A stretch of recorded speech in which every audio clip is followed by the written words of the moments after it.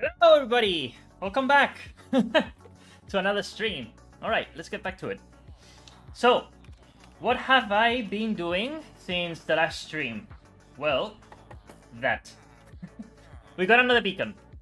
So I went to the nether, I started... Honestly, I just needed one more skull. And I accumulated a little bit of gold just to get a beacon. So why did I need gold? Let me turn the music down just a little bit. There we go. So why did I need gold and why did I get another beacon? Well, mainly because it is super easy to remove. And I don't have any space. Hold on. There we go. I can... Yeah, it's activated. There we go. So I can move it around really easily. That's really the main reason why I have it. So, today we're just gonna be mining. So, why do I have this little things over here? This grid. So I can basically mine chunk by chunk.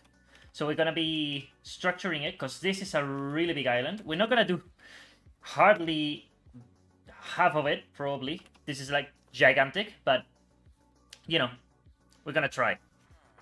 Because I wanna have everything flat, but for now, you know, we're just gonna be doing the best we can. So I'm just gonna put all of these over here, this as well, this too. Yeah, we can do that. Work, my minions, work! Alright, so I also put a cartographer. For now, because eventually I want to map out the entire island, so that will be cool. So now we no longer need to craft any maps. We got that guy over there, so that's awesome. And he will eventually also sell us item frames, so we will be able to place it somewhere. It will be kind of cool. So let me hide. Well, put the crap that I have on somewhere. So let me just do this here for now. These two. There we go. I'm missing one, aren't I? I had to... Ah, yeah, over there. There we go. Awesome. Did this one have stuff? Yes, it did. What about this one? Dirt and more dirt. Let me take this out.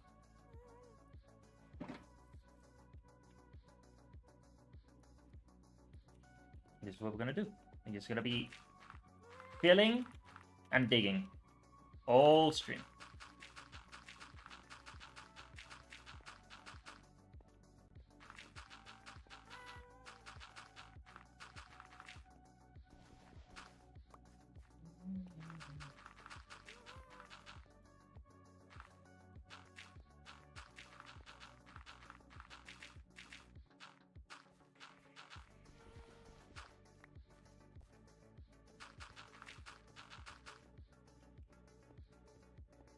There we go.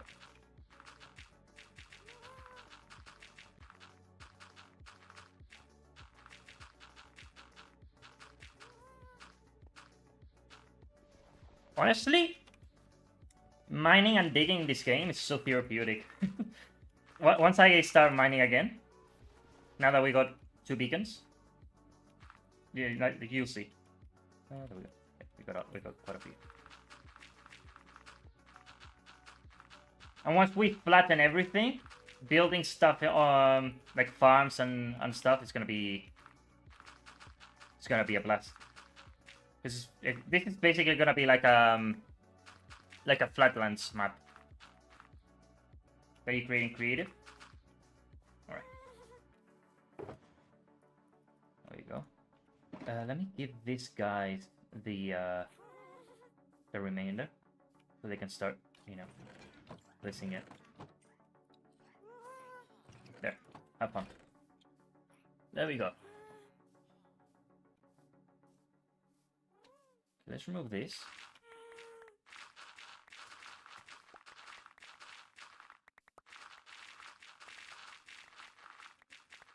I might need to go up to properly remove this. So let me do that.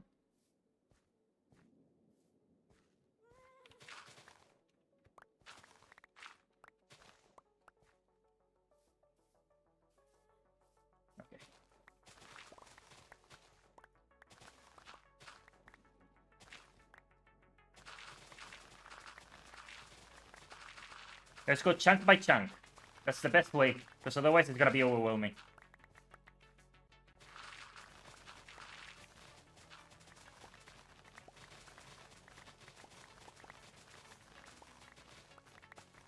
Honestly, I don't know how much we're gonna do today, but it's gonna be interesting. So let's dig all the way.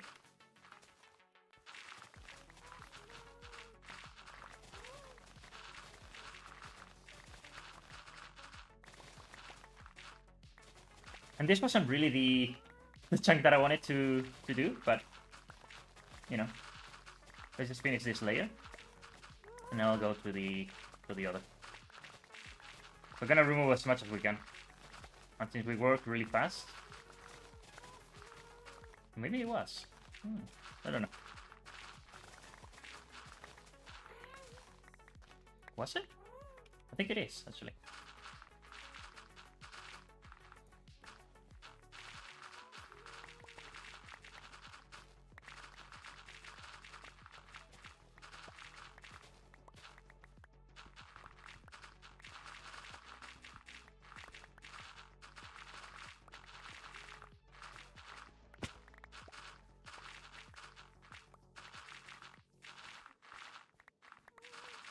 Yeah, it was. Awesome.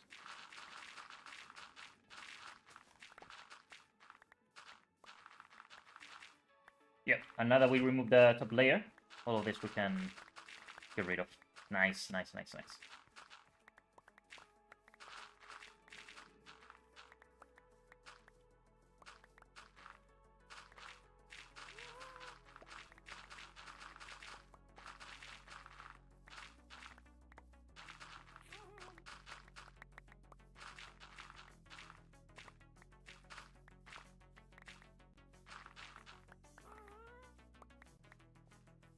So, are you guys excited for Age of Imprisonment?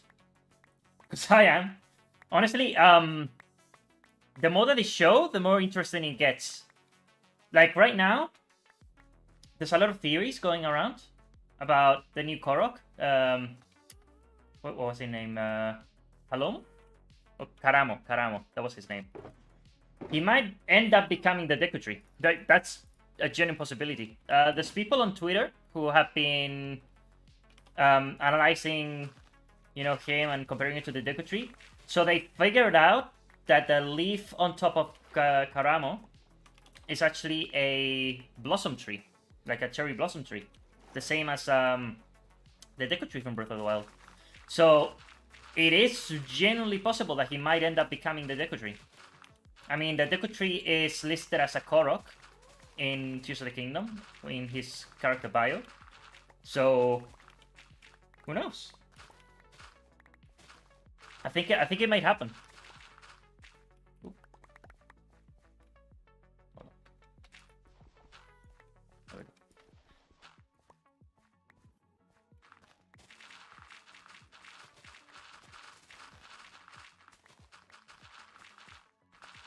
What I do want to see is Twinrova, because we've only seen glimpses of them, and I genuinely think that they are gonna be they're gonna have a big role in the game, and they're just hiding it from us until the game releases. Because what I noticed in both, well, in every single Hyrule Warriors game that Koei Tecmo has made, whenever there's like a main antagonist, it doesn't have to be like the final one, but whenever there's like a main antagonist, there's always two secondary antagonists that follow him or her. You know? In the original Hyrule Warriors, in the first half of the game, we had Sia, and then she was followed by Volga and Wizrow. And then the second half, when it introduced Ganondorf as the main antagonist, then he had Girahim and Sant as his lackeys, you know? Then in Age of Calamity, we had Aster, and he had, you know, Suga and Koga as his lackeys. And then Age of Imprisonment will have Ganondorf and Twinrova, you know? Well, Kome and Kotake. Which will, I'm pretty sure that if they, I mean, they are in the game, but they will likely also be a boss, and potentially they might merge to become Toon Rover, which it's gonna be exciting to see.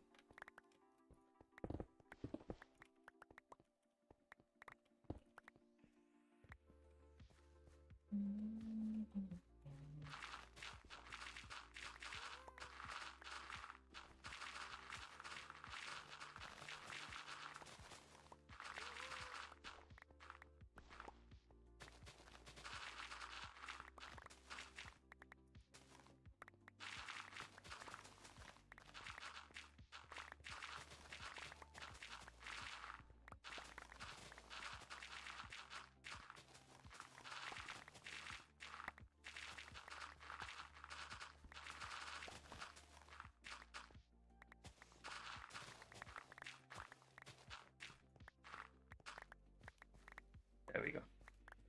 It's so satisfying. It is so satisfying to do this. Oh man, I love it. I love it. Because you can honestly you can just turn off your brain while doing this. It's great. It's so great. I love this game so much. Why is this turning into this? It shouldn't be. There we go. Alright. Yeah, we got space.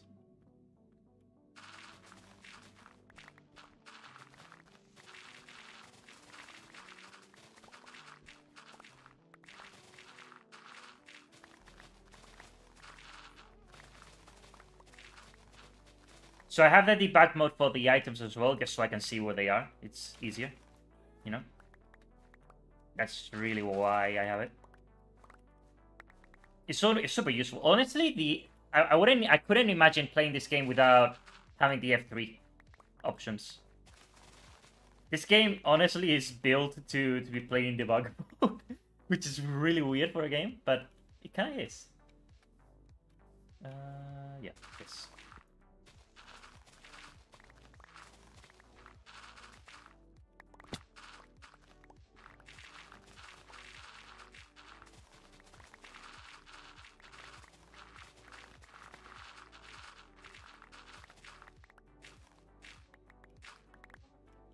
And there we go, another chunk.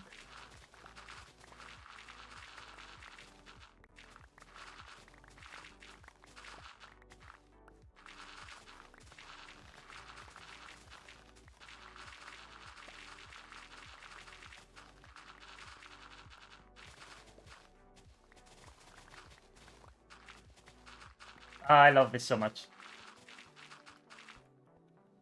Alright, we need to start to pick up some of this, otherwise we are just gonna... Yeah, we need it. Okay, okay. Alright. Then we can pick up some of this at least.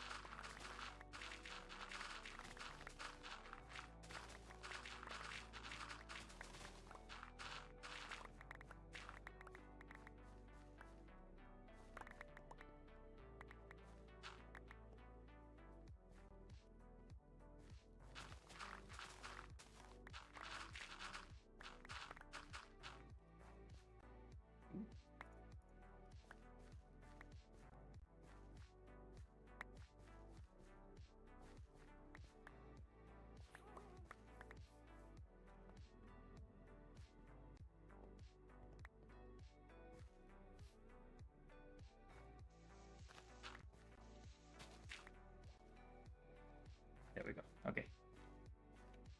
Let's go to the chest.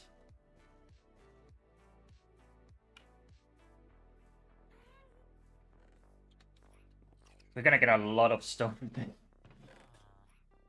gonna be crazy. Alright. I'm gonna give you this. And we are gonna put this over here. Let's keep it a little bit organized. So otherwise it's gonna be a pain get all this fixed. Okay. Next.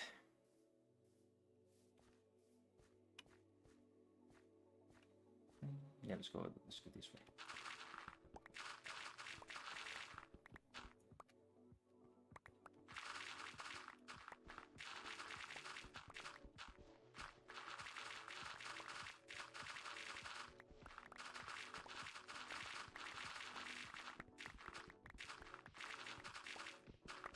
I gotta make sure that I don't break the tools.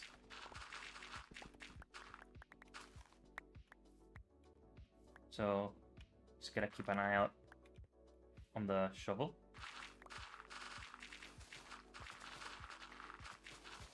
Even though remaking it doesn't take too long, but you know, it's just the pain. And I should honestly, maybe I could make several, you know. But I don't think that's needed. At least for now.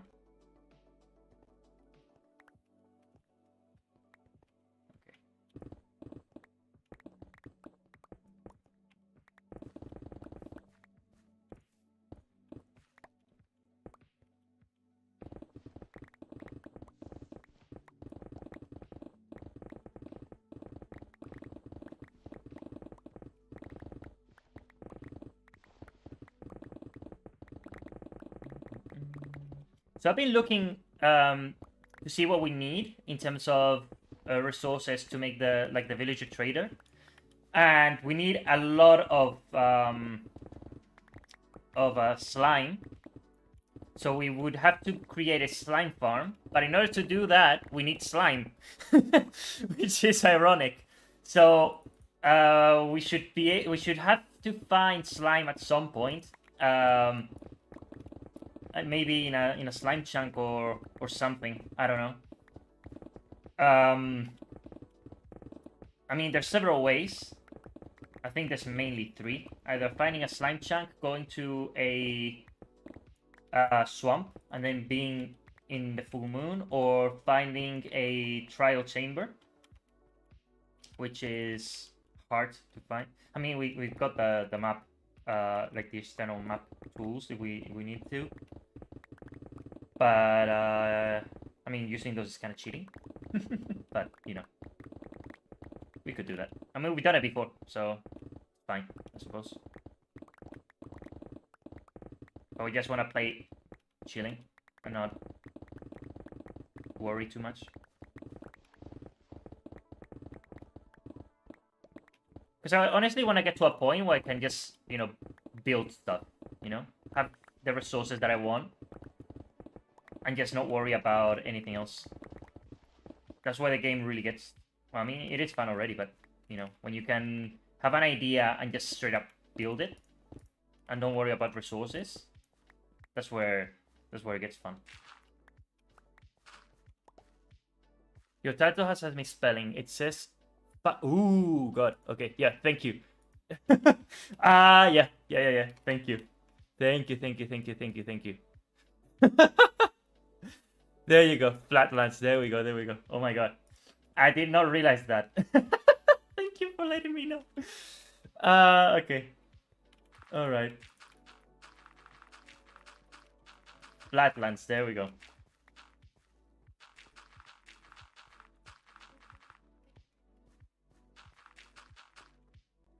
There we go.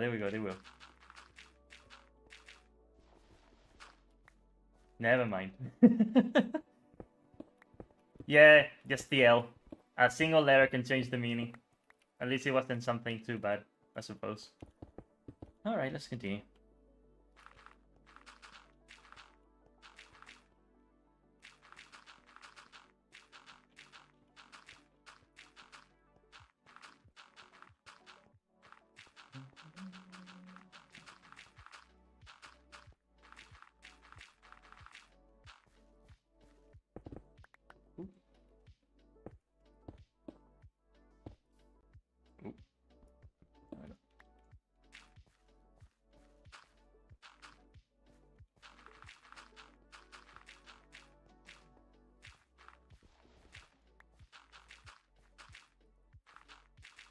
I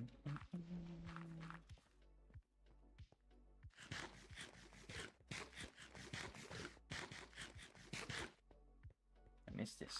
There you go.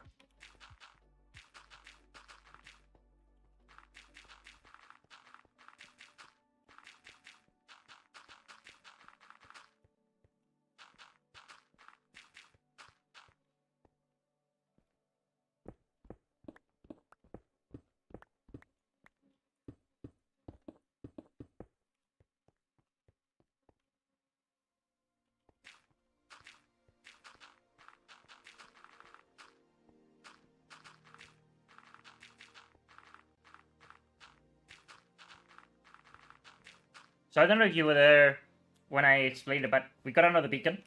I got it earlier, and all this gold is from the gold farm. I killed the wither in the end, so no issues there.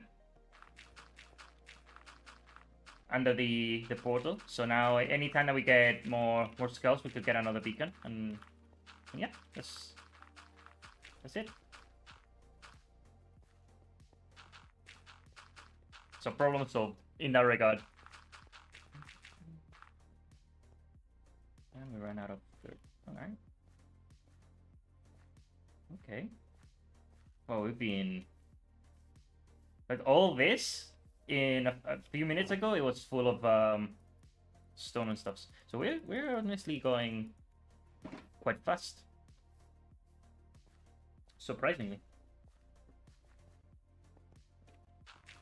I should probably fix the shovel soon.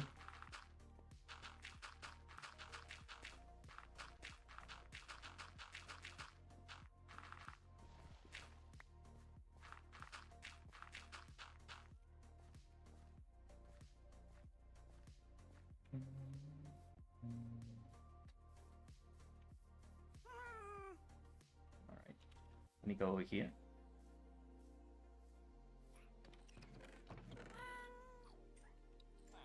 Why are they placing that there? That shouldn't be there.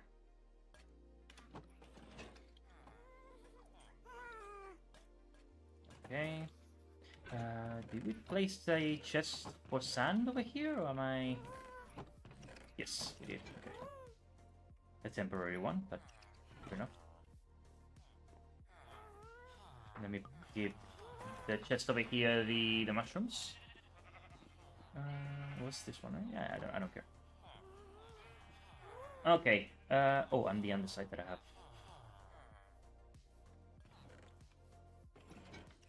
There you go. Awesome. Let's continue. Maybe I should go up, remove the layer first, and then remove the stone. That will probably be the smartest thing.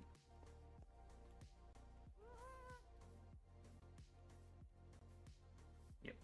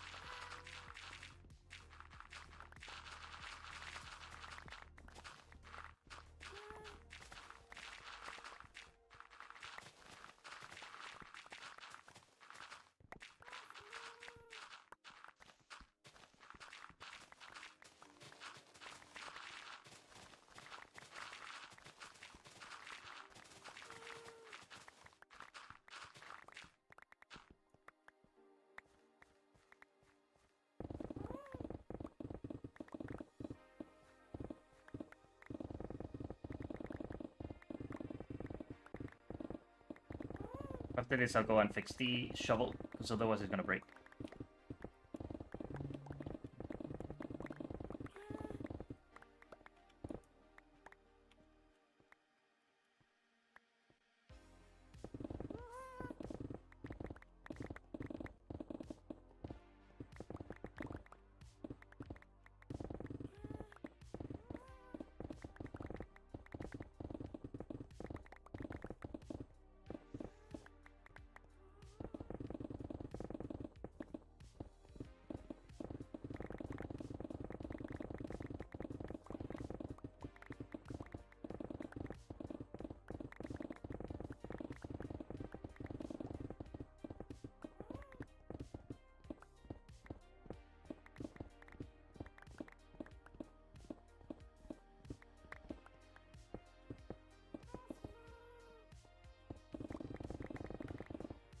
So once you clear some more room, what farms are you thinking of building next? I would like to build a slime farm, but that's the thing. We need slimes, and it isn't a hard farm to make either. But the thing is, it requires a slime block to be able to create the using potion, and then after that I can get infinite slimes. Because once I have slimes, then I can create sticky pistons, and I can move all the villagers to the future trading hall. And that's something that I want to do soon.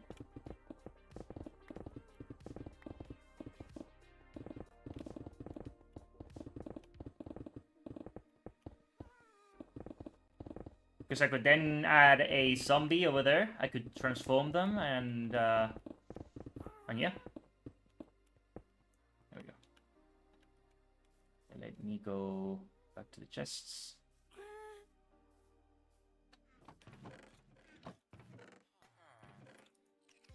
There's also a creeper farm that I want to make. I actually need that urgently for my elytra, which I got on in the chest right now.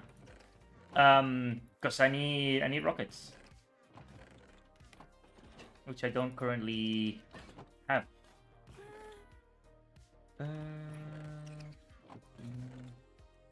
And we got a couple of pets, you know, roaming around here, so we could breed them and then use those for the farm. I don't think it's that hard to make the farm actually, and then we can sync it up with you know, the candy cane farm. Create an auto crafter and have basically a rocket farm. I don't even have to, you know, craft them. Honestly, the auto crafter is one of the best things that they've added to the game in years. All we need to do now is add filters, and we're good to go. Because the golems are not enough. I mean, they do their job for a single chest, but we need an actual filter. Let me get some dirt. Actually, I got it in the boxes.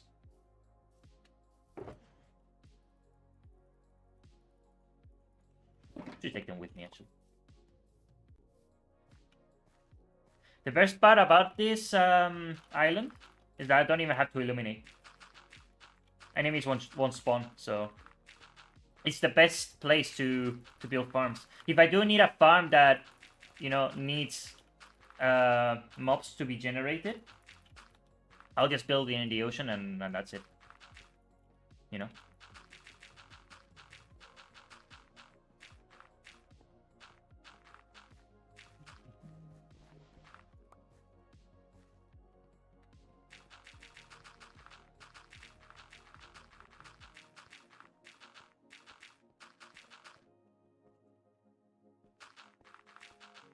And I have an idea also for the trading, for the villager trading. I might create an artificial island.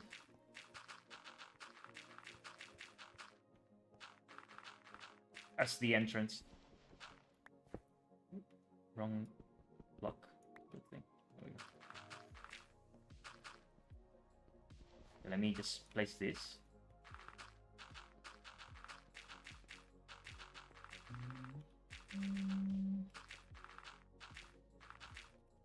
Awesome. Okay, let me go and fix the shovel. Let me also place the rocks over here. There we go. I'm so inventory because it's getting crazy. I mean, the good thing is we got shulker, so it's fine. Let me sleep first because we need it to be daytime. You could visit a swamp tomorrow night to gather slimes. During the next moon phase, slime spawn rates will be the highest. The thing is, I don't know where there is a swamp. That's the only issue. If I did, I would go, but honestly. And I don't even have rockets to be able to fly with the Elytra. So exploration is going to be a little bit tricky. Yeah. I mean, there's no rush.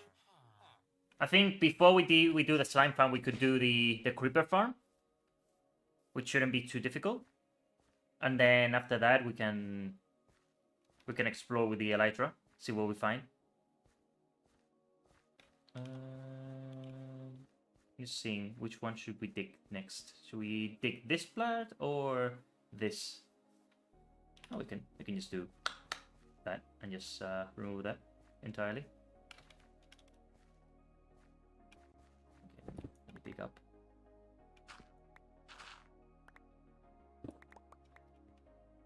What is it, like 4 chunks? Maybe 6?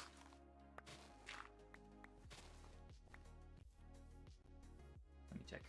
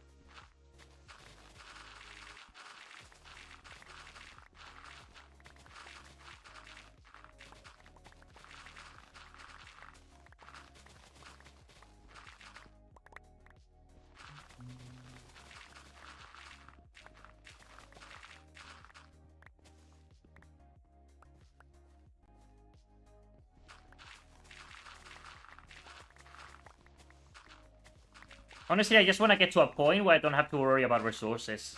Because that's the main thing, you know?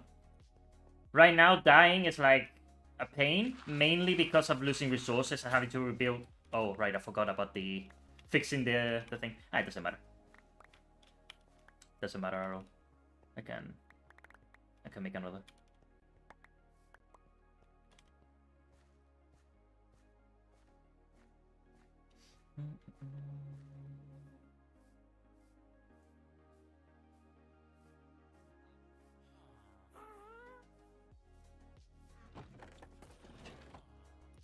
Let me give these guys this, and this, and that. There you go. And let's get another shovel. But before we do, let's go down to the iron farm. Let's get some iron, because we're gonna need to sell it. And then we get more. Let me remove this for now. I removed it though. Advanced tooltips shown, and then that should be it. Honestly, I should check. Yeah, I should craft these. I should create an auto crafter for this at some point, because honestly, it's getting. I mean, it's not too bad. You know, the generation. And since I'm not usually around, I'm usually around here. It just keeps on generating. But at some point, I think an auto crafter for the blocks would be good. There you go.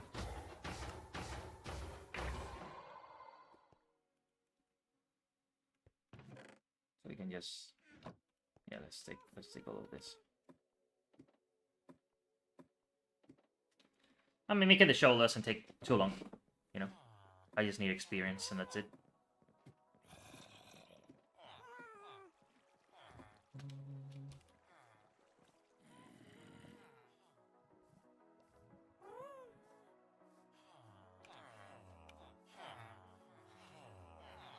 All right.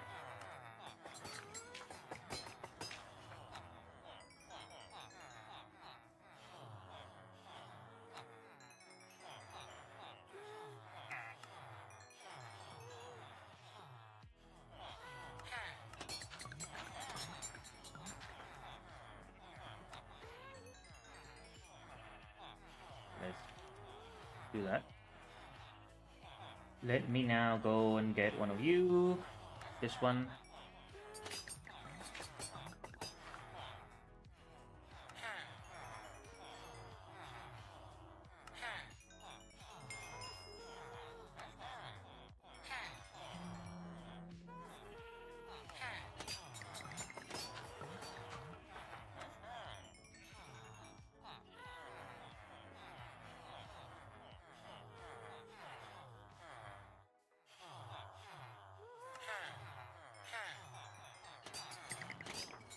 Honestly, we could make several shovels if we wanted to.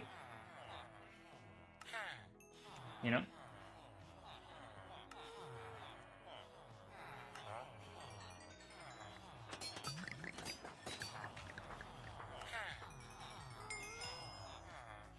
Just in case.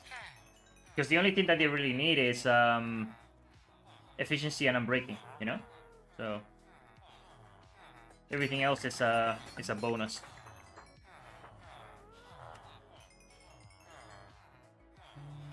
Alright, let's buy some bottles from you.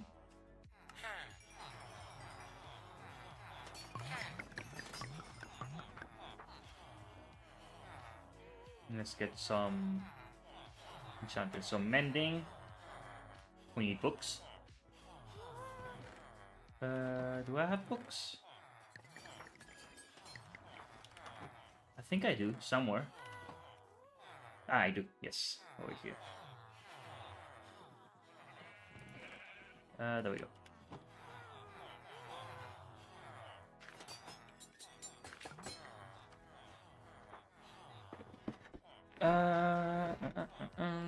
Okay. So we need 4 of these. So 4 and 5. Ooh, don't throw that. Hold on. Let's do this for now. Let me get mending. Some silk touch.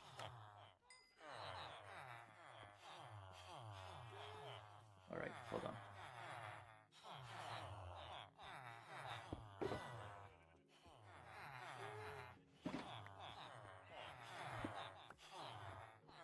And now we need unbreaking, but before we do unbreaking, let's fuse together some of them, because otherwise we're not gonna have space. Efficiency 4, efficiency 4, efficiency 5, mending, still touch, and we need unbreaking 3.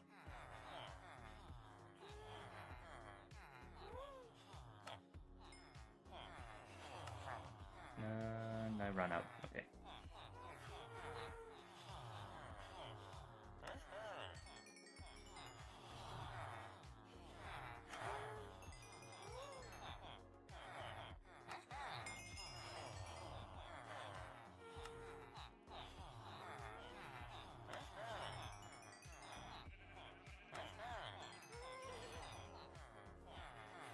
We need a better experience farm though. That's something we need urgently. And when we eventually do the gold farm, that's gonna be it. But or we could do an Enderman farm as well. That might work.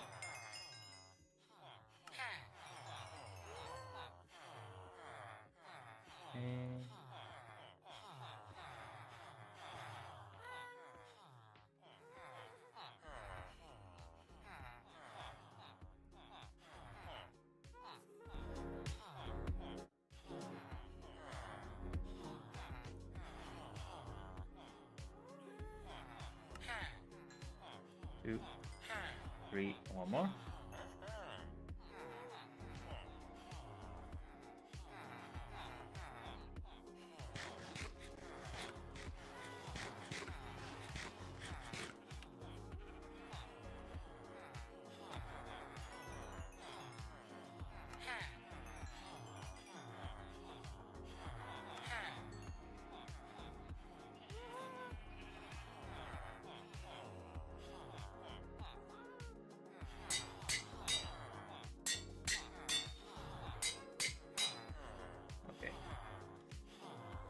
Now the question is, if I remove the enchantment from this, is it gonna be less expensive?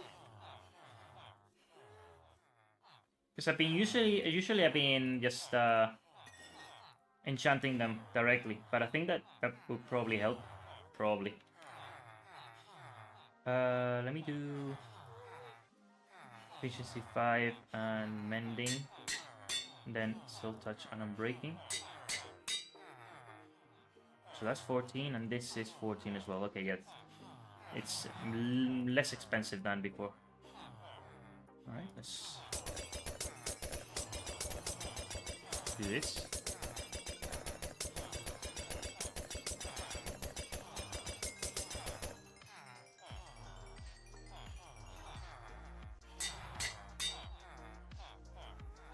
And then we need 29. All right.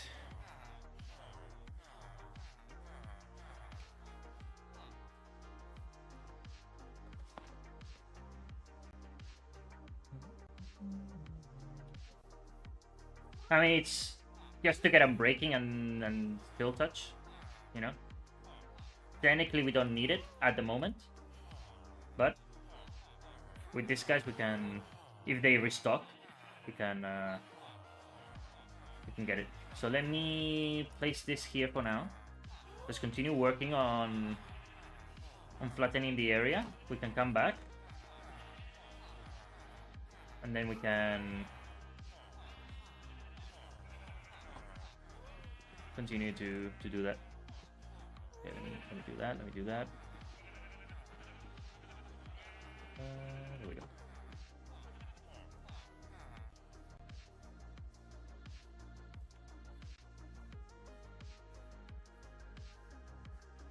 Okay, let's continue.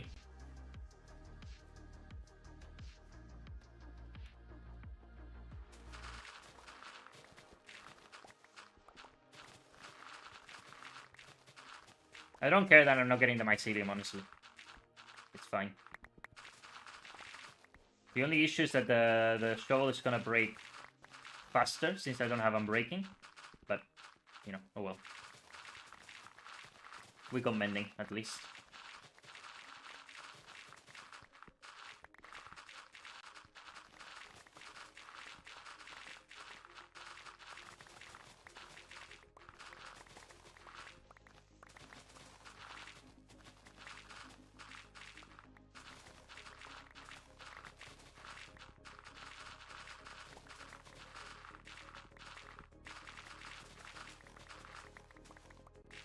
Let's just remove the layer of dirt, and then we can go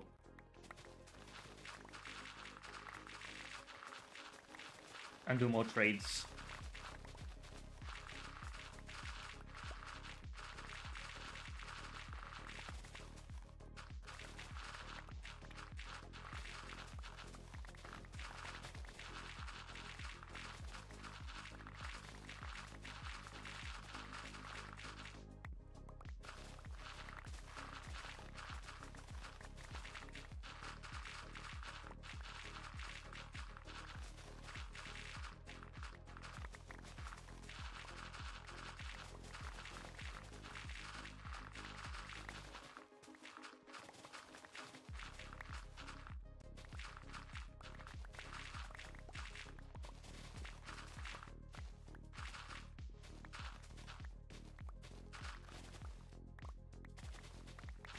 Just gotta be careful not to break it again.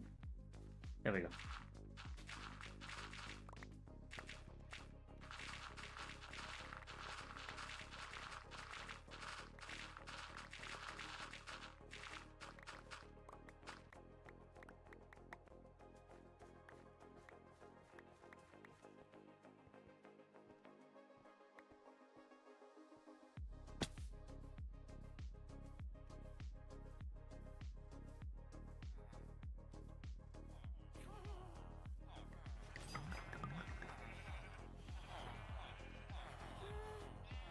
Let's go over here. Let's place them on the...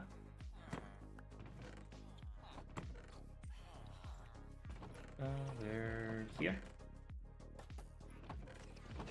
I'm gonna need another chest. Like right now.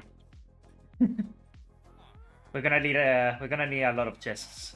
Do I have chests though? I think I do in the ender chest. Let me check. Yes. Which honestly I had an ender chest on me, so I didn't have to do this long trip, but okay. Let's get down.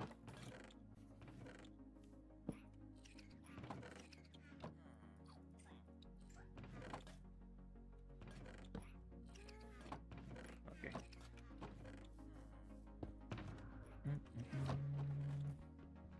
Oop. Awesome.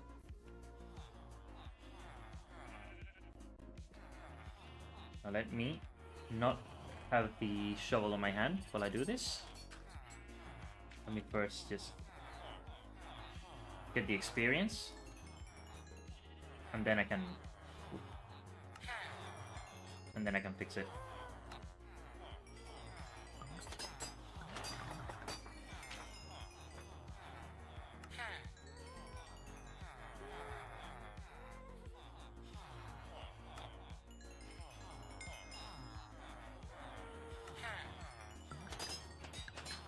We can also go to the Nether and use the piglin mini farm that we have to get a little bit of experience.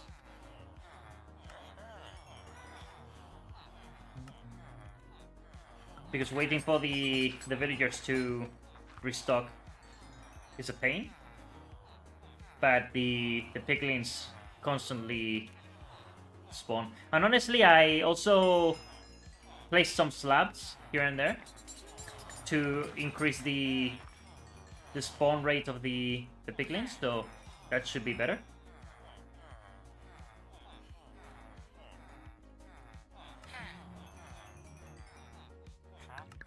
Because before they were spawning far away. It's neat that the floating mushrooms show how high the ground was before transforming. Yes. Yes, that is that's why I'm keeping them for now, just to see.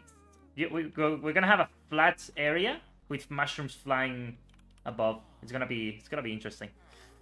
Now we should get more. Yes, it's 29, so it's fine. Plus we got this guy, so see, it doesn't take too long.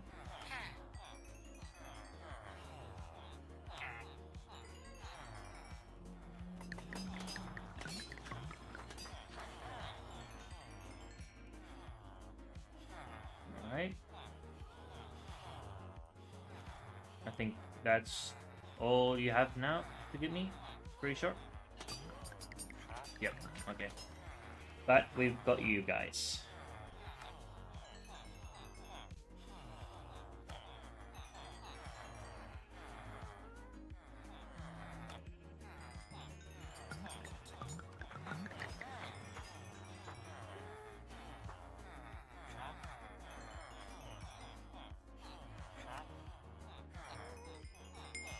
There we go. Done. So, now we got this to actually fix it, which is great. Let me actually go and get the book. I got it over here. No, other chest. There we go. There we go. Fixed again. And now we got this, we got this. I'm gonna place it here on my other hand, and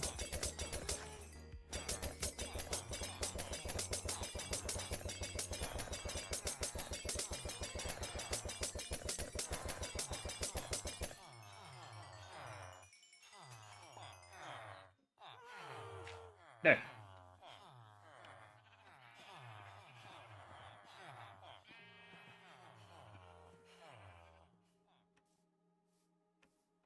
See? Didn't take too long. And besides, we don't really need it that much for this little piece, since we're gonna be mining with the stone.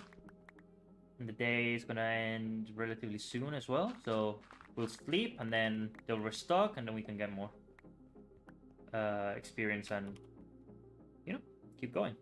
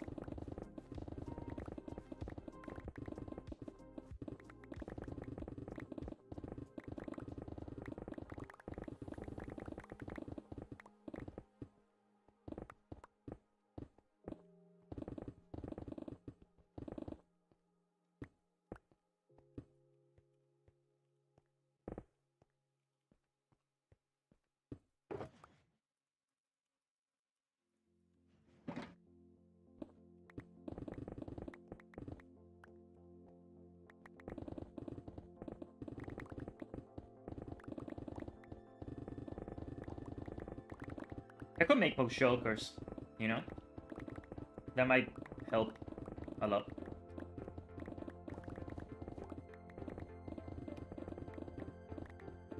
I got quite a few, so the return trips to the chests are always a pain. Having them in shulkers, it will be very helpful, honestly. So I might do that. I might just make several.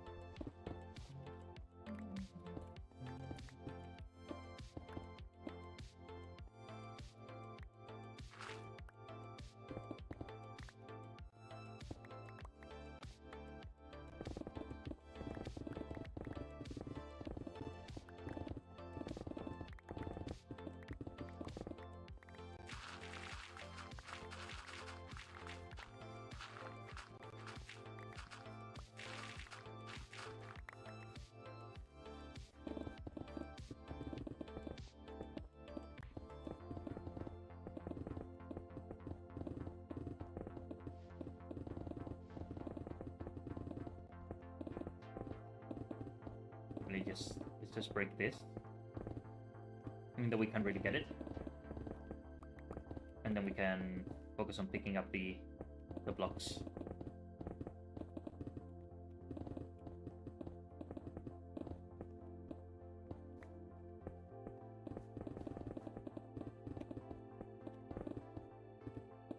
We got 5 minutes to get everything, so it's fine. And if they did spawn, no problem. The smallest stone in the world. It's fine.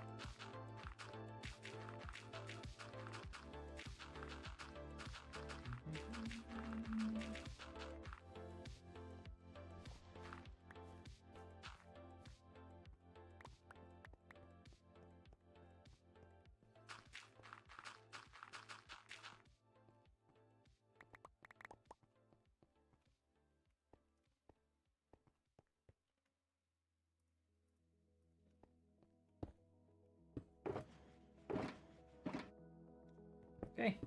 We need more shulkers. Urgently. I had an idea on how you can play music on stream without dealing with the YouTube ads. Oh no, I solved that issue. You could listen to a fan-made radio station dedicated to Zelda music or Radio Hyrule. I can check it out, but honestly, I fixed it. I got a Chrome extension. No more ads, so don't worry about it. It's fixed. Honestly, it was just a pain, you know, the having to deal with the ads, and my friends as well. They were complaining about it before we were talking, and just said, one of them said, "Oh, just have an ad block for it." And I was under the impression that honestly the ad blocks, because YouTube was went pretty hard on the add-ons and made it so that if you had one, you couldn't really watch videos and stuff. But you know, people being people, they found workarounds. So there we go.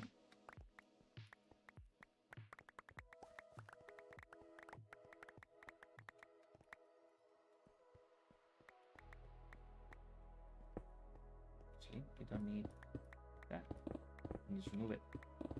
Let me just get this out of the way. And we need more shulkers, so let me just quickly make some.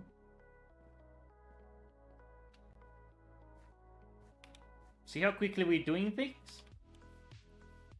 Like all of this. How long did it take? Like 10 minutes? Tops? Maybe less? We don't have food. Oh, wait, we do, but very little.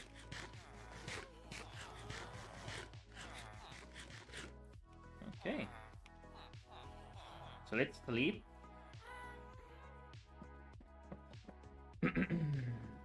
Have you had much experience using allays? They could help with terraforming, terraforming by collecting everything as you mine. I haven't actually used them ever. In all the time that I've played since they had them. So, wow, okay. Hello. So yeah, I wanna check them out because I know they pick up objects. I'm not entirely sure how they know where to drop them. I think it was with the jukebox or something along those lines. But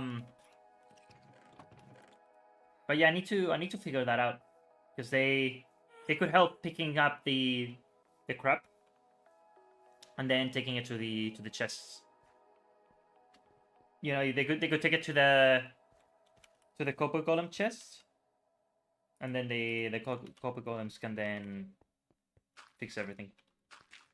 I'm sure someone has done like a storage system like that, you know, where they utilize both. I should check and see how efficient it is. Because I don't know if it's worth it to do one with the copper golems and the allays, or do the traditional one with the hoppers. I know the hoppers have lag issues, but I want something that's efficient. You know what I mean? We need filters. I'm gonna keep saying it. We need filters in this game. A simple block that filters stuff. We need it urgently.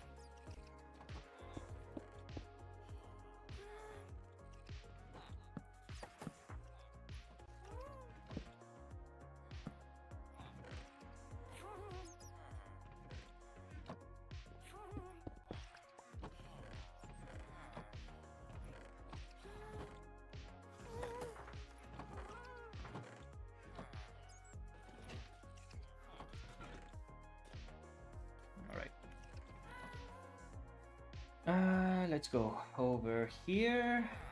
What did I want to do? I want to create more shulkers. So we got this. Let's make, I think, 2 more for now. Will be good.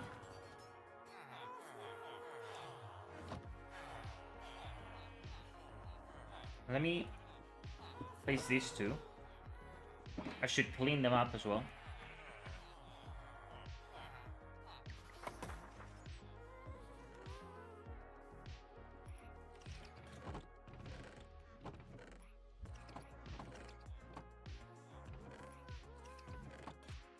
I mean, they're gonna place it here anyway.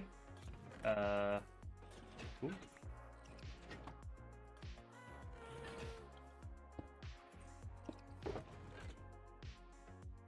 Do copper golems open shulkers? I don't know if they do.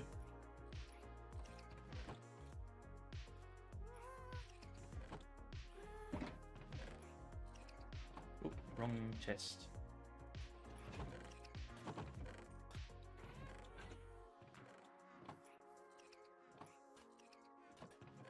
Okay. I was gonna say, where's this? Let me just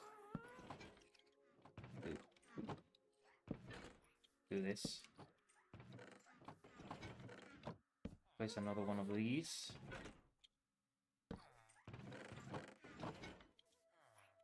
For now. Okay, this one's empty. And empty. Now we just need to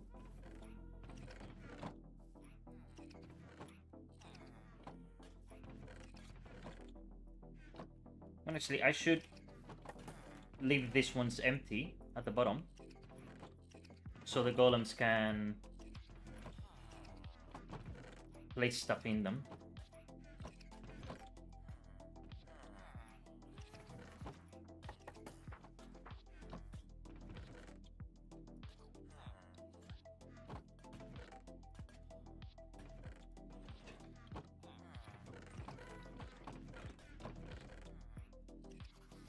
I just leave one there.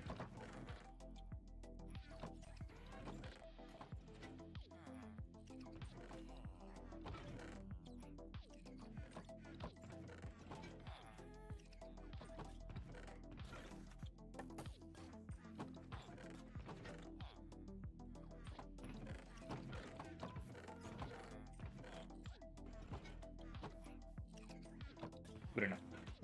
They're all empty, right? Dirt. And stone. Right. Let me just place this. Why aren't you? There you go. And the same for this. And then for the nether rack, I don't know where to place it though.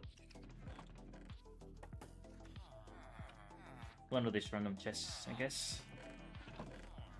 No. Maybe.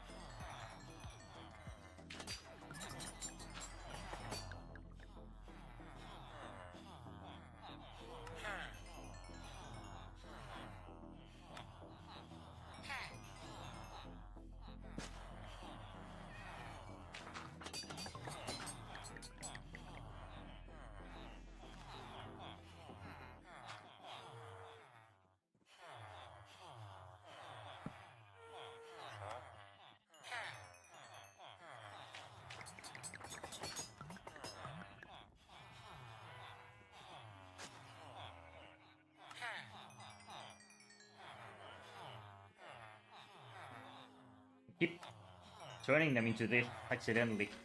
I mean, it's the pain of dealing with dirt. But you know, this symbolizes that we're poor. Oh no. Eventually, I'll move them to a better place, and it will be much prettier. But for now, it does the job. All right, good.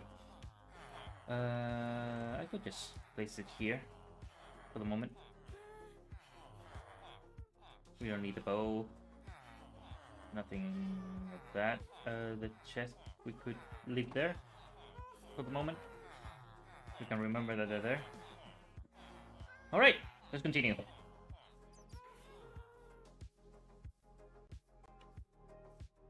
We could work on this area. What's over there? I think this was the... Ooh. Right, okay, so this was a quarry at some point. Look at this. I stumbled upon this because I was mining diorite and the other rock types, and accidentally I completely came to this area. We could look around. I don't have any torches, but we could see what's over here.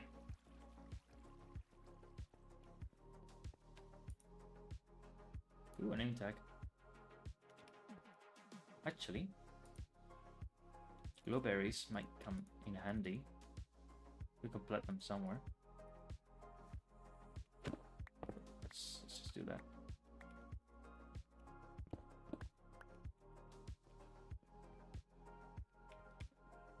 Nothing over here.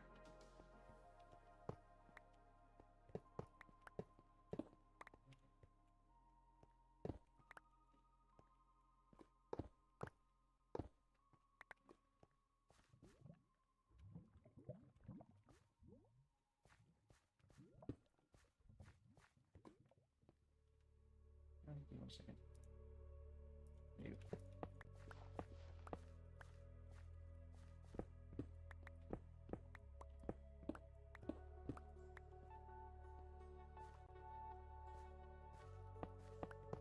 go. Without enemies, this is a completely different experience. Ooh! This actually might come in really handy, because we don't have any...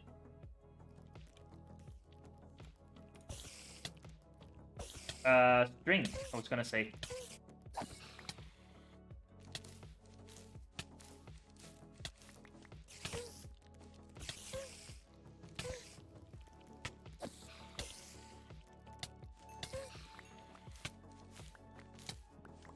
I don't have any... Can I actually plant this? Okay, I shouldn't do that.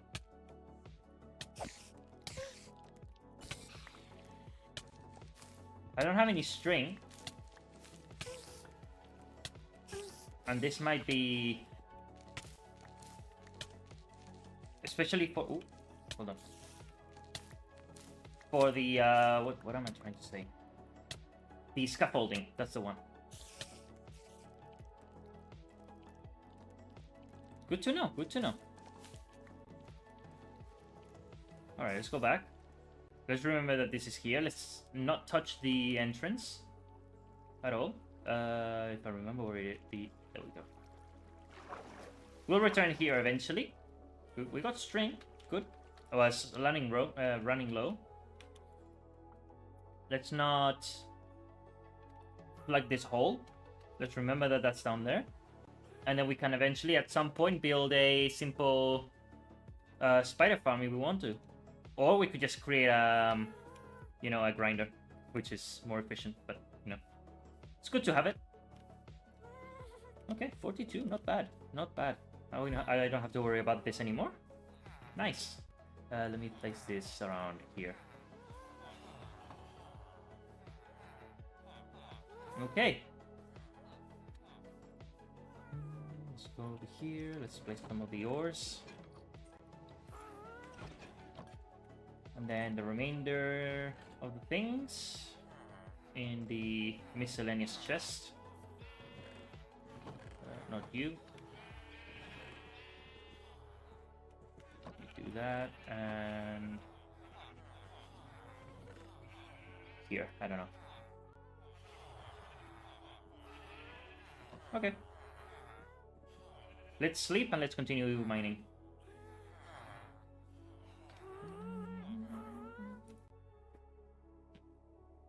Allies can always be contained within a location such as a farm by using a node block that's set to loop. Always, allies will toss items towards the node block, and I hope I can collect them. I'll need to experiment with them. Let me actually buy some food, because I might end up dying. I've never used them, so some experimentation will come in handy. This chest. There we go.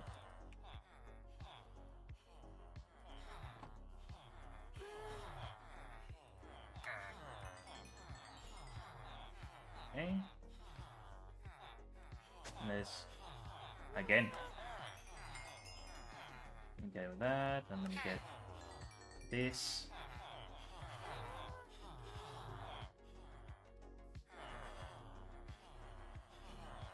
Honestly, you know what I could do?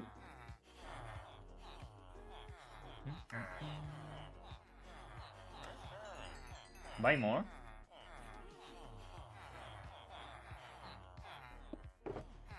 And just place the remainder in a shulker. That's it. In other maps that I played, I usually have like a golden shulker with golden carrots and just carry that around. It's the best thing. Ooh, I should. Okay. Let me do this.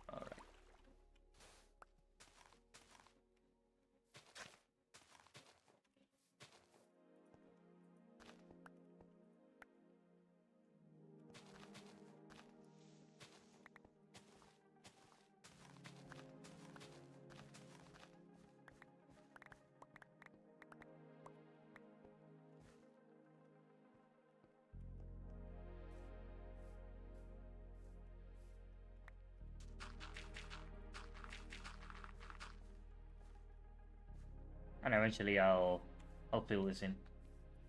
But I don't want the mycelium to start spreading. That's the issue.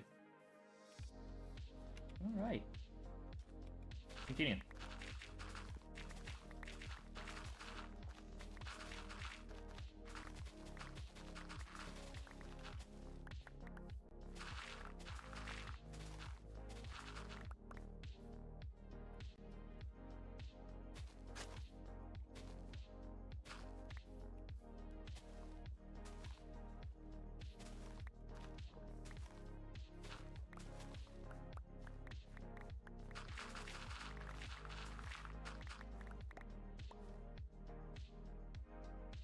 Let me just do it with my hand.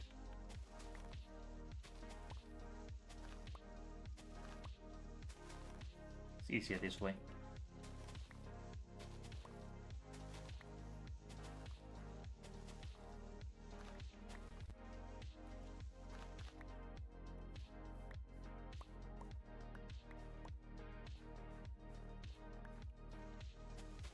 It's just on the shorelines, you know, that this is a problem.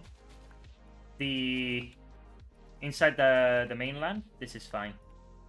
Like there's mostly stone, so I don't have to deal with replacing the border.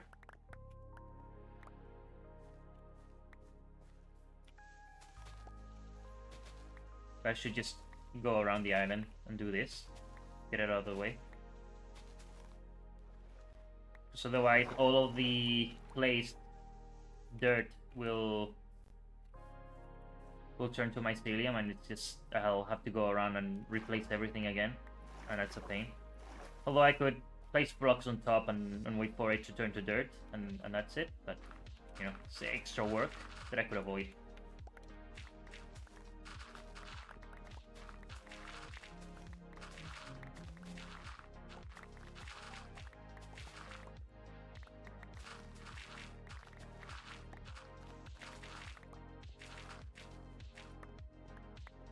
Oh.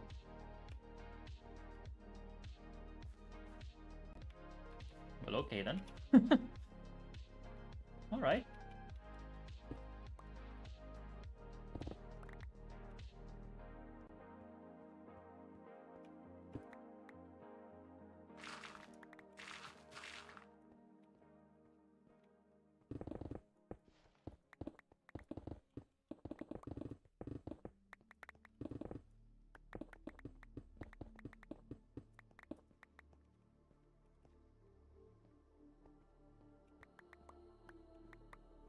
Let's dig.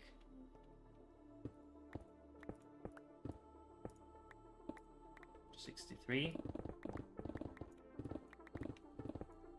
Technically 62.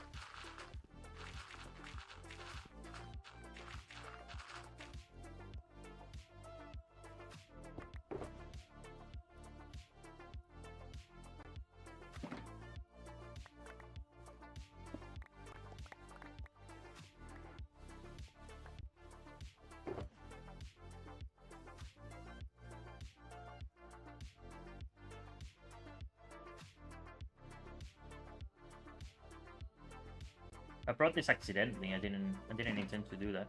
It's fine.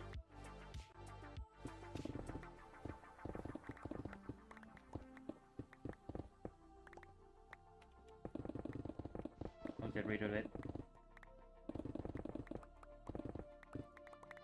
Just wanna make mark the area that I wanna mine, and then we can go layer by layer that we've been doing before. Good, right? Yep. I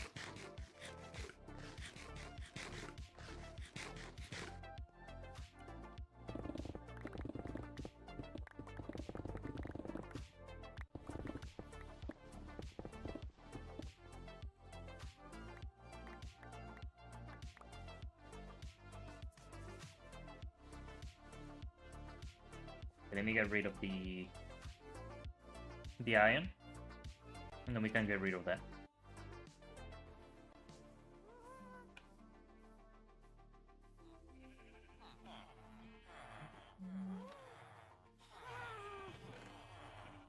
Let's place it here.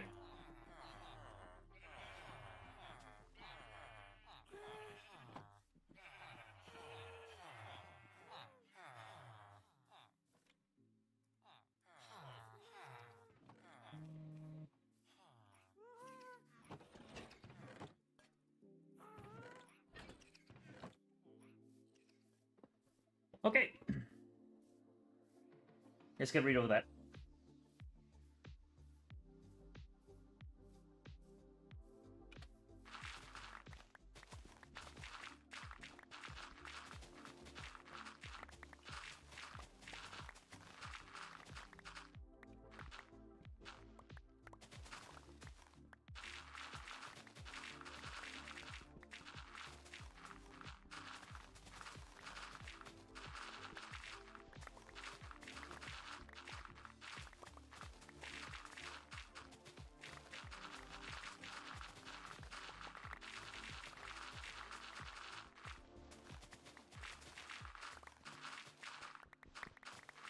It is so fast.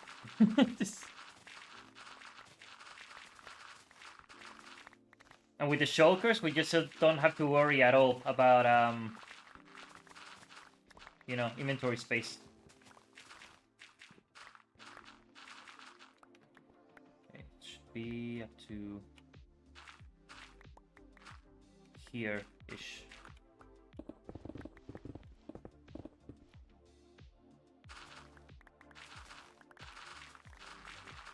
Let me go a little bit up.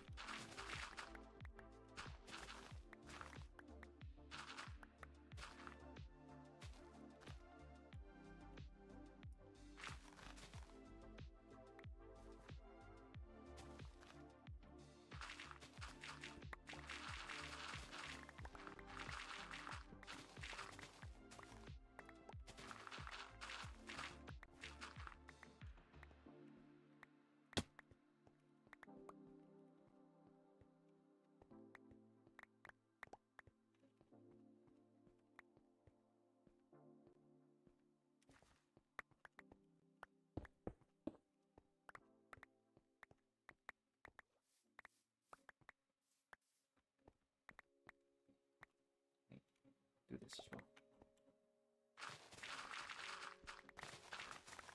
Just so we can see where they are.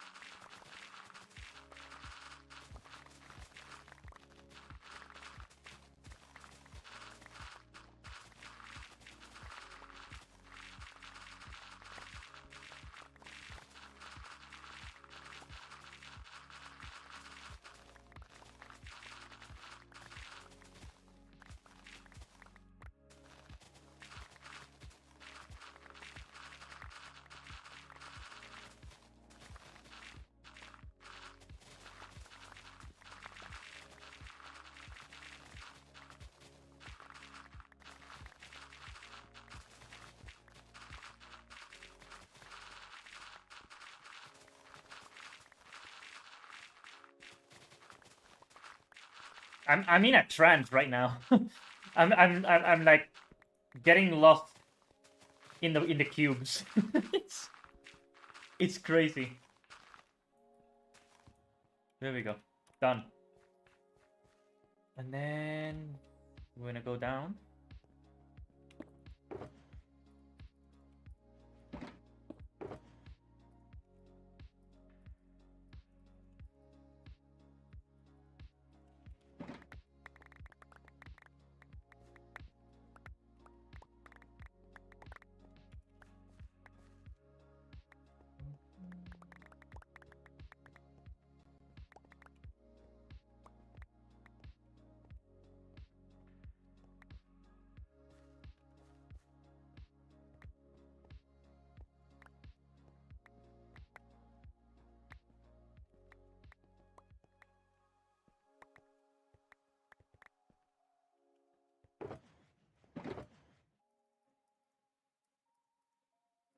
Just do that for now.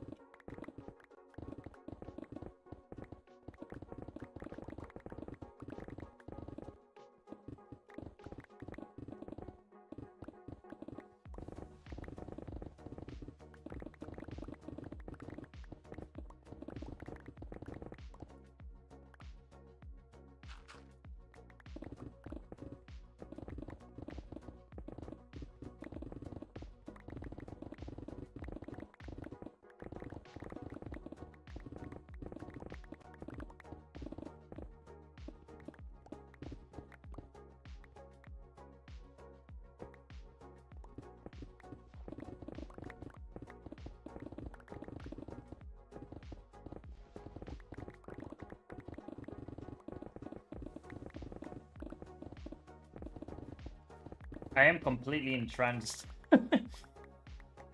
I mean, this is honestly, this is a really great feeling, you know, just being here, just mining.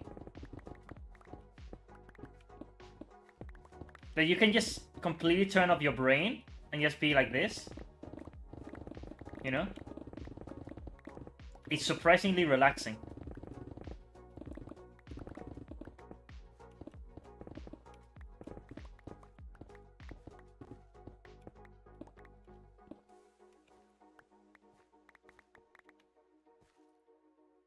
Yeah, it's not stressful, you're not fighting any withers, anything like that. It's completely chill.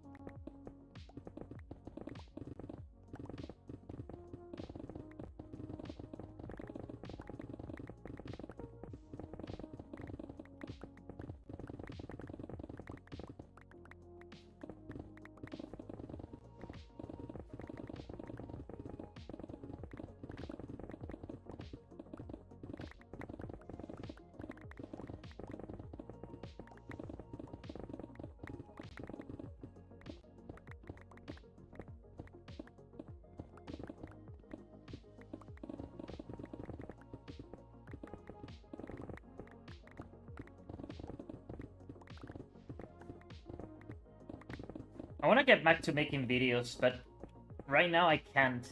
That's the only downside. I'm working on stuff not related to the channel. I want to get them done, and then I'm traveling as well, so I won't be able to do anything then. But when I get back, I'd like to try and get something done for the, you know, get back in the groove of things. It's been a while since I've made videos. Honestly, I kind of miss it.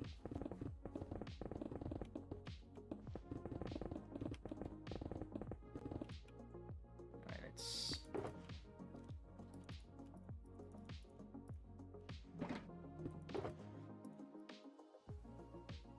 Honestly, I've noticed that a lot of Zelda content creators haven't been uploading much in general. It's interesting.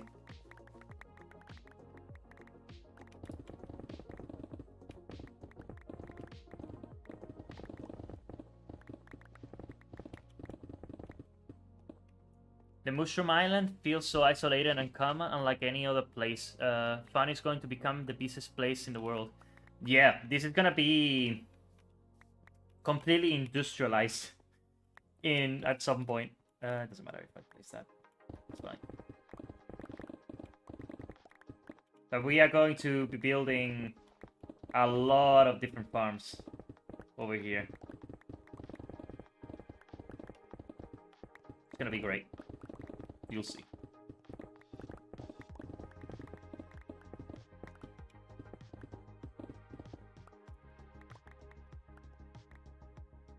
And you know, eventually we'll decorate it too. It's not gonna be entirely flat either.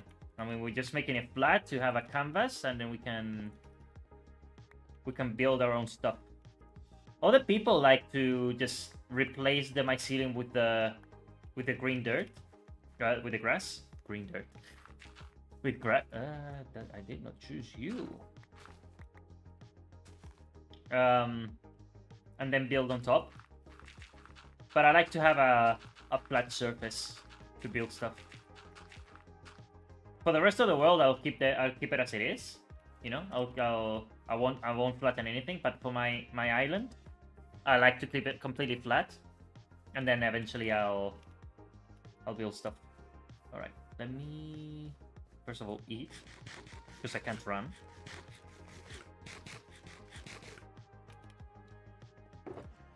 Let me get some dirt. Let me start filling in the holes that are left.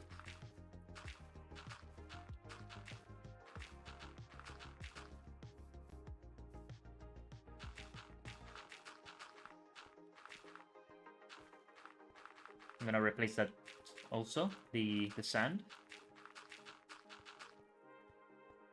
It's gonna look super trippy when it's completely flat, because this island is massive. So we're gonna look in the horizon and it's just gonna be absolutely flat. We're gonna be in survival, but it's gonna be like a flat world, you know?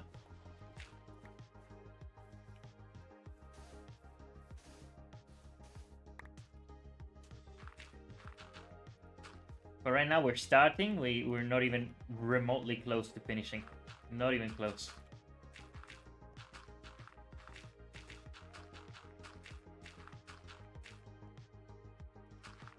Alright, let's do this chunk first.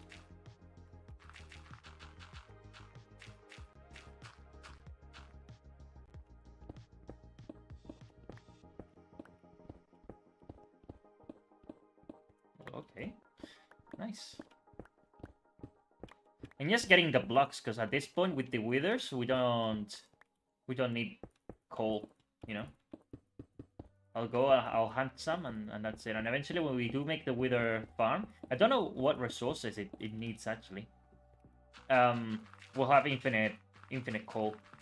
Although we could also do a we could get kelp, make dried kelp, and then go from there. I'm not entirely sure how that becomes auto-renewable, if it does, but I've heard a lot of people say that it's the best thing. We also got lava, and we could expand that too, and have that as a fuel source at some point.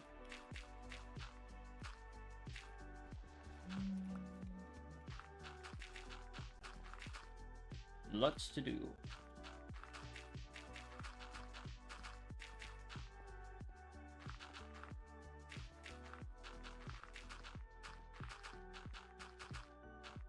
But honestly, with a lot of the open air area that we're gonna have now, we're gonna have a lot of room to start building, even if it's small farms, you know.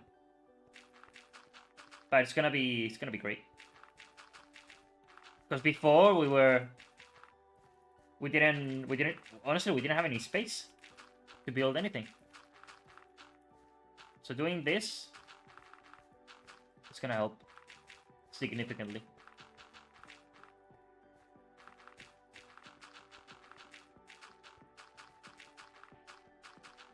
I mean, now that we're opening this up, we can look for for some slimes eventually, and build a simple slime farm. The creeper farm will build in the ocean, because we need them to actually spawn, and they can't in this island. And then, you know, continue building stuff from there.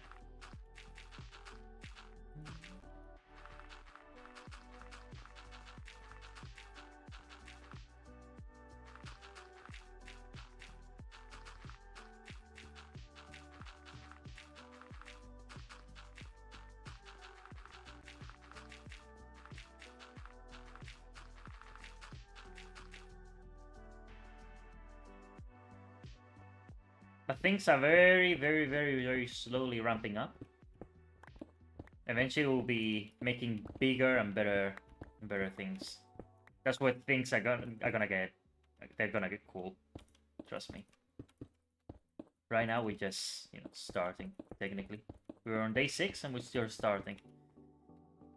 This is nothing yet. Look at this.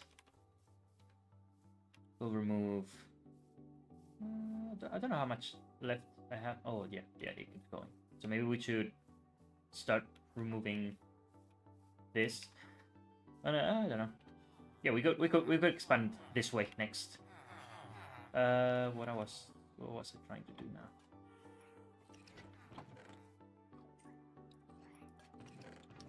Give you some of these. Sure. The stone, keep it. Yeah, I ran out of dirt. I can get more dirt. Even though I think no, I do have dirt.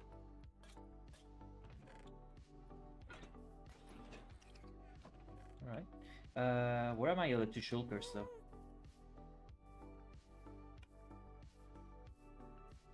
Did I leave them around here somewhere? Yeah, down there.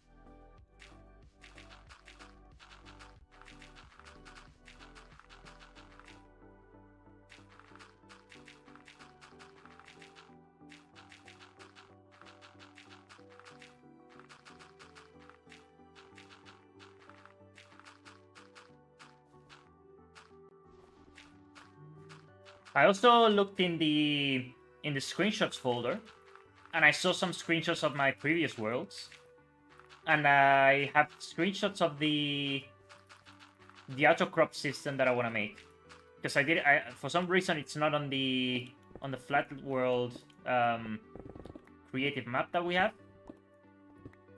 but I have screenshots of it, so I can rebuild it, which is great. This is something that I designed, I think. I'm not entirely sure. Maybe. Honestly, I don't know if I designed it or if it was someone else and I then somewhat modified it. I don't know. Honestly, it's been ages. But it's a very efficient farm. Because it's they're basically towers for each crop. And then you place in each, it has like different layers for the villagers, and then it has minecarts going around at the bottom, and when they pick up any item, because they saturate their inventory, when they pick up any item, they then take it to the hoppers. It unloads it. There's a row of chests, and then they go to the bottom one. And it's a super efficient system. And the more you have of the villagers, the more crops you get, basically. It's great. Let me get some stone.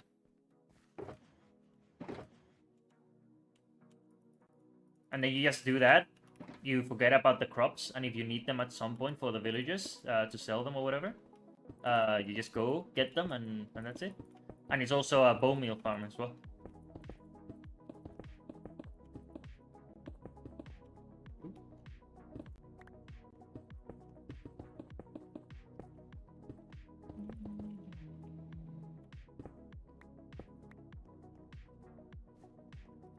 With hostile mobs spawning in the biome, I bet the creeper spawn rates will be insane. Well, I mean, yes, but in the ocean there's also the drowned and squid. So, and then take into account also that there's gonna be caves underground probably under the ocean. So, but no, it's gonna be great. It's gonna be. I mean, it spawns a lot. It spawns a lot of creatures. of creepers, so we'll build it soon, I think, because it doesn't need a lot of resources. I'm pretty sure it just needs cats and tinted. Oh, it needs. I mean, tinted glass. I mean, it's cool to have it with tinted glass because you can actually see them inside. It's not really needed though. But, you know, to make it look cool, I think we should look for a geode at some point. There should be around somewhere. Ooh, no. No. No. Okay, let me do this.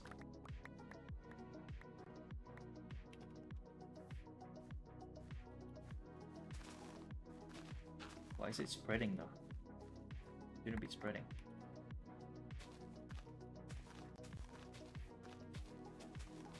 There we go.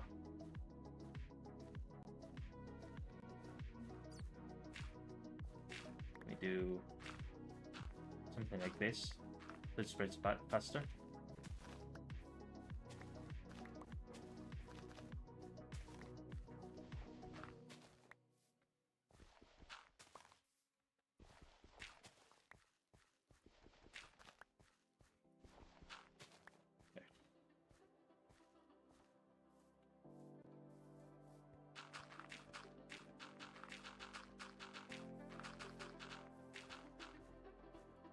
Nice.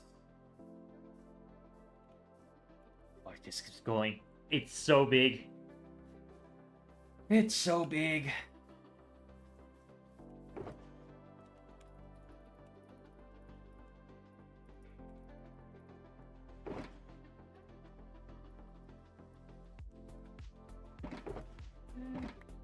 Yeah, let's do that. We might need to move the beacon soon, actually.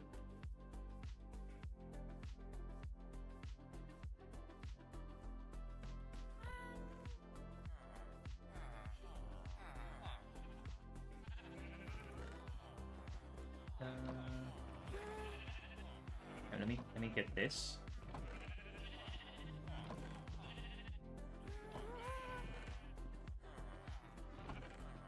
Sure, let's put it there. Okay, let's go to sleep.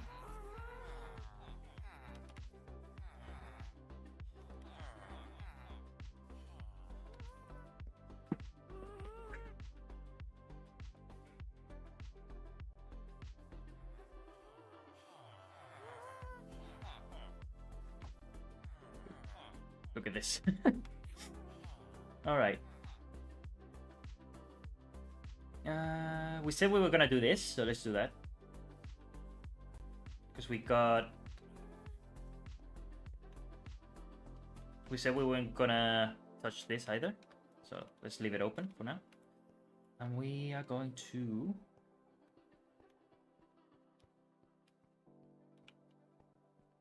Why don't we do this line first and clean up the really broken chunks, and then we can just go in lines, you know?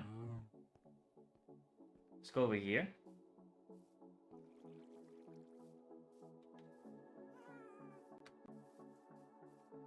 And let's keep things organized. There we go.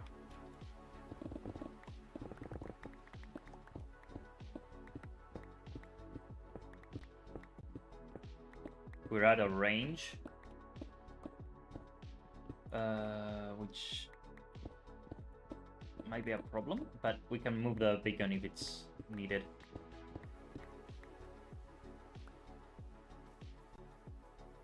How far is it? I mean, it's not too far.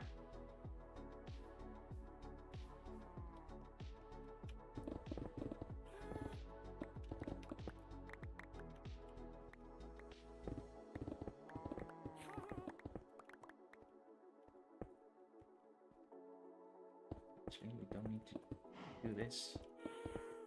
Not this layer.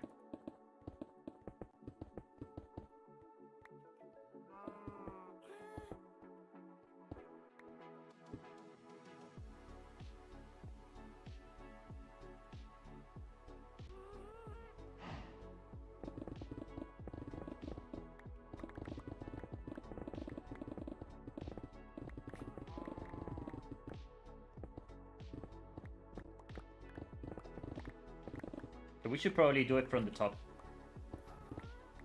instead. Might be easier. Let's go up.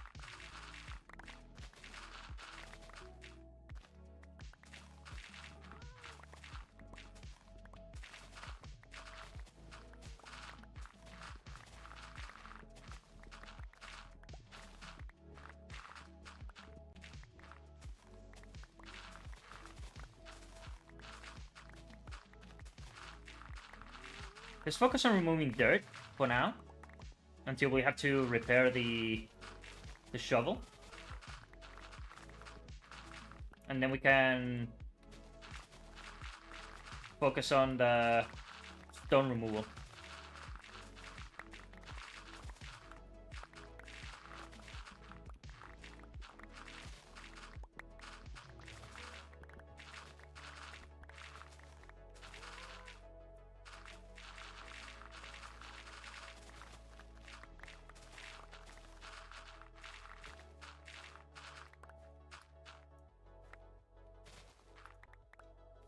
There we go.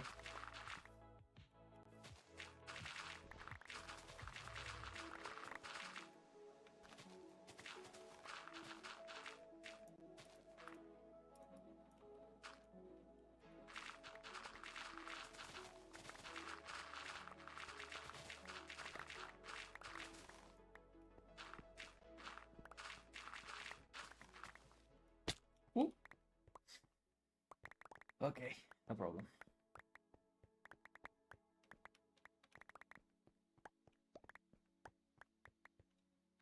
Let's go back up.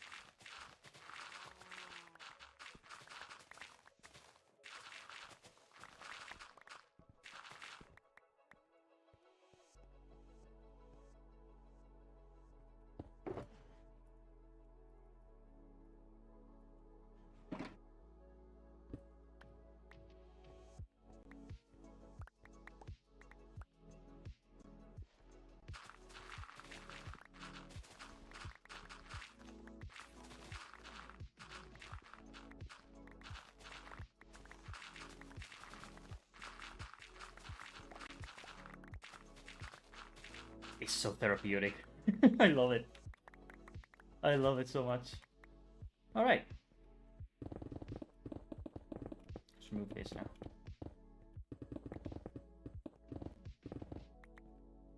Oh, don't fall.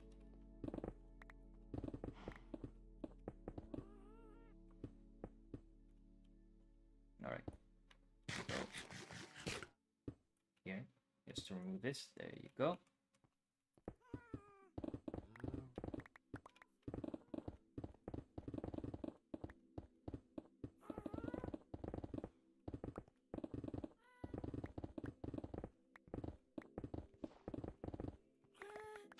Missed you.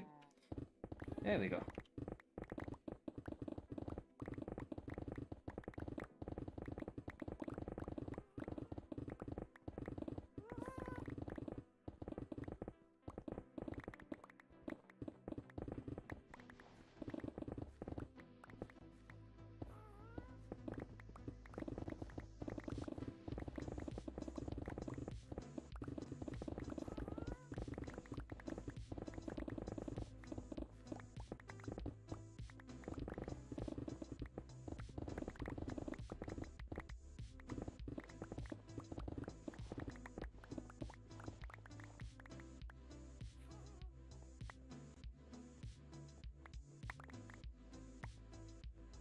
Let's jump down. Let's get all this.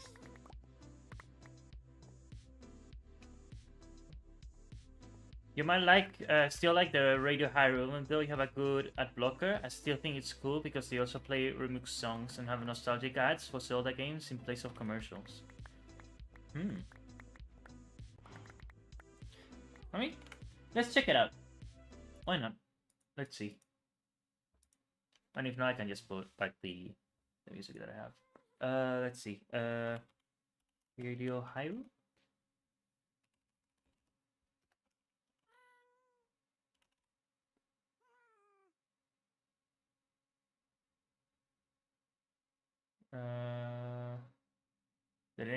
The Loki of Zelda 24/7 I found. Is it this? Is it this one? From Lofi Cody.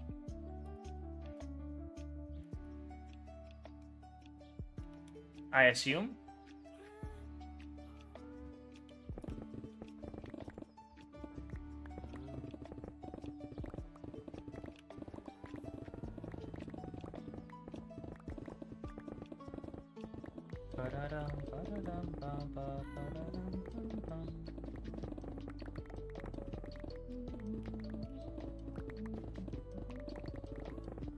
Not a bad suggestion, actually.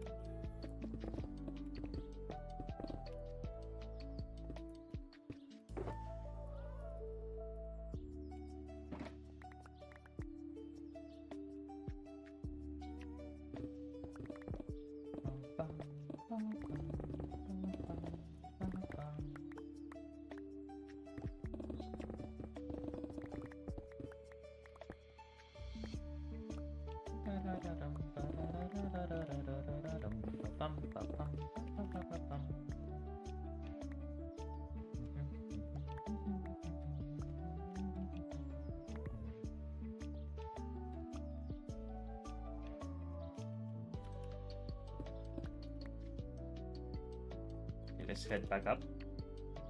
Before we do that, let's sleep, just so we see better.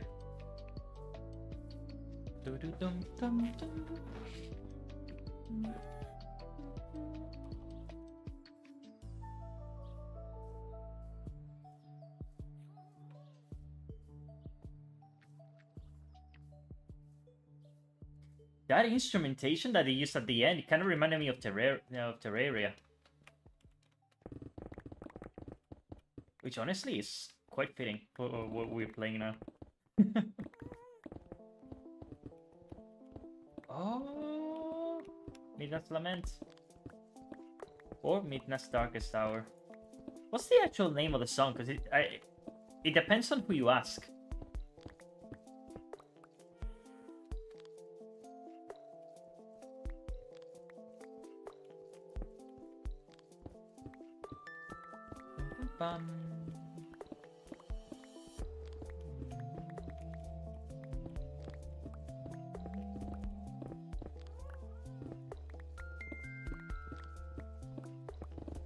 I should replay Twilight Princess on stream at some point.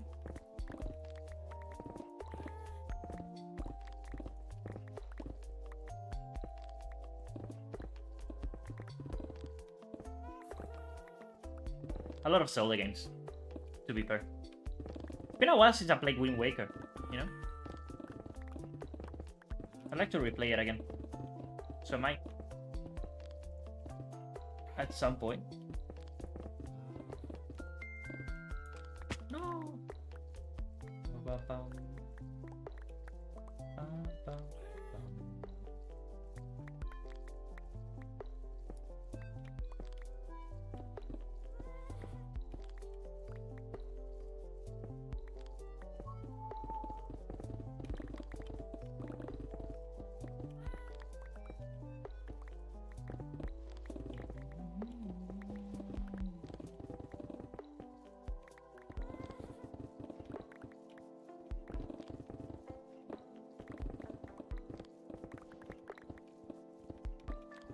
Wouldn't it be interesting to have the next big open Zelda game have the Wind Waker art style? Because I've been thinking about it for a while. It would be really cool. The thing is, we almost had it. Breath of the Wild was almost gonna be in the style of the Wind Waker. They chose it. They were considering between the art style of Twilight Princess or the Wind Waker, and then they chose the Wind Waker. But then some along the lines they said, "Oh well, there's a lot of different things that we can't really do in terms of the gameplay with the Wind Waker style, like maybe riding horses and things like that." So they went for a more realistic style, like an in-between between the Twilight Princess and Wind Waker style, and that's what we go with Breath of the Wild. But it would be interesting to see if they could pull it off. Generally speaking, it's an open world game. It's just most of it is covered in water. So, yeah, I would like to see that, honestly. And the same with a Twilight Princess art style. Like, imagine if we got like a more realistic Zelda, akin to Twilight Princess, but fully open world. Like no cell shading, like darker in tone, darker visually. That would be cool, like really cool.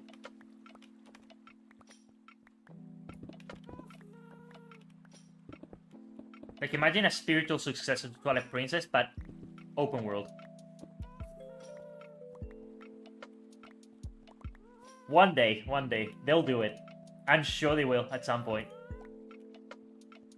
It will probably take time, but we'll get it.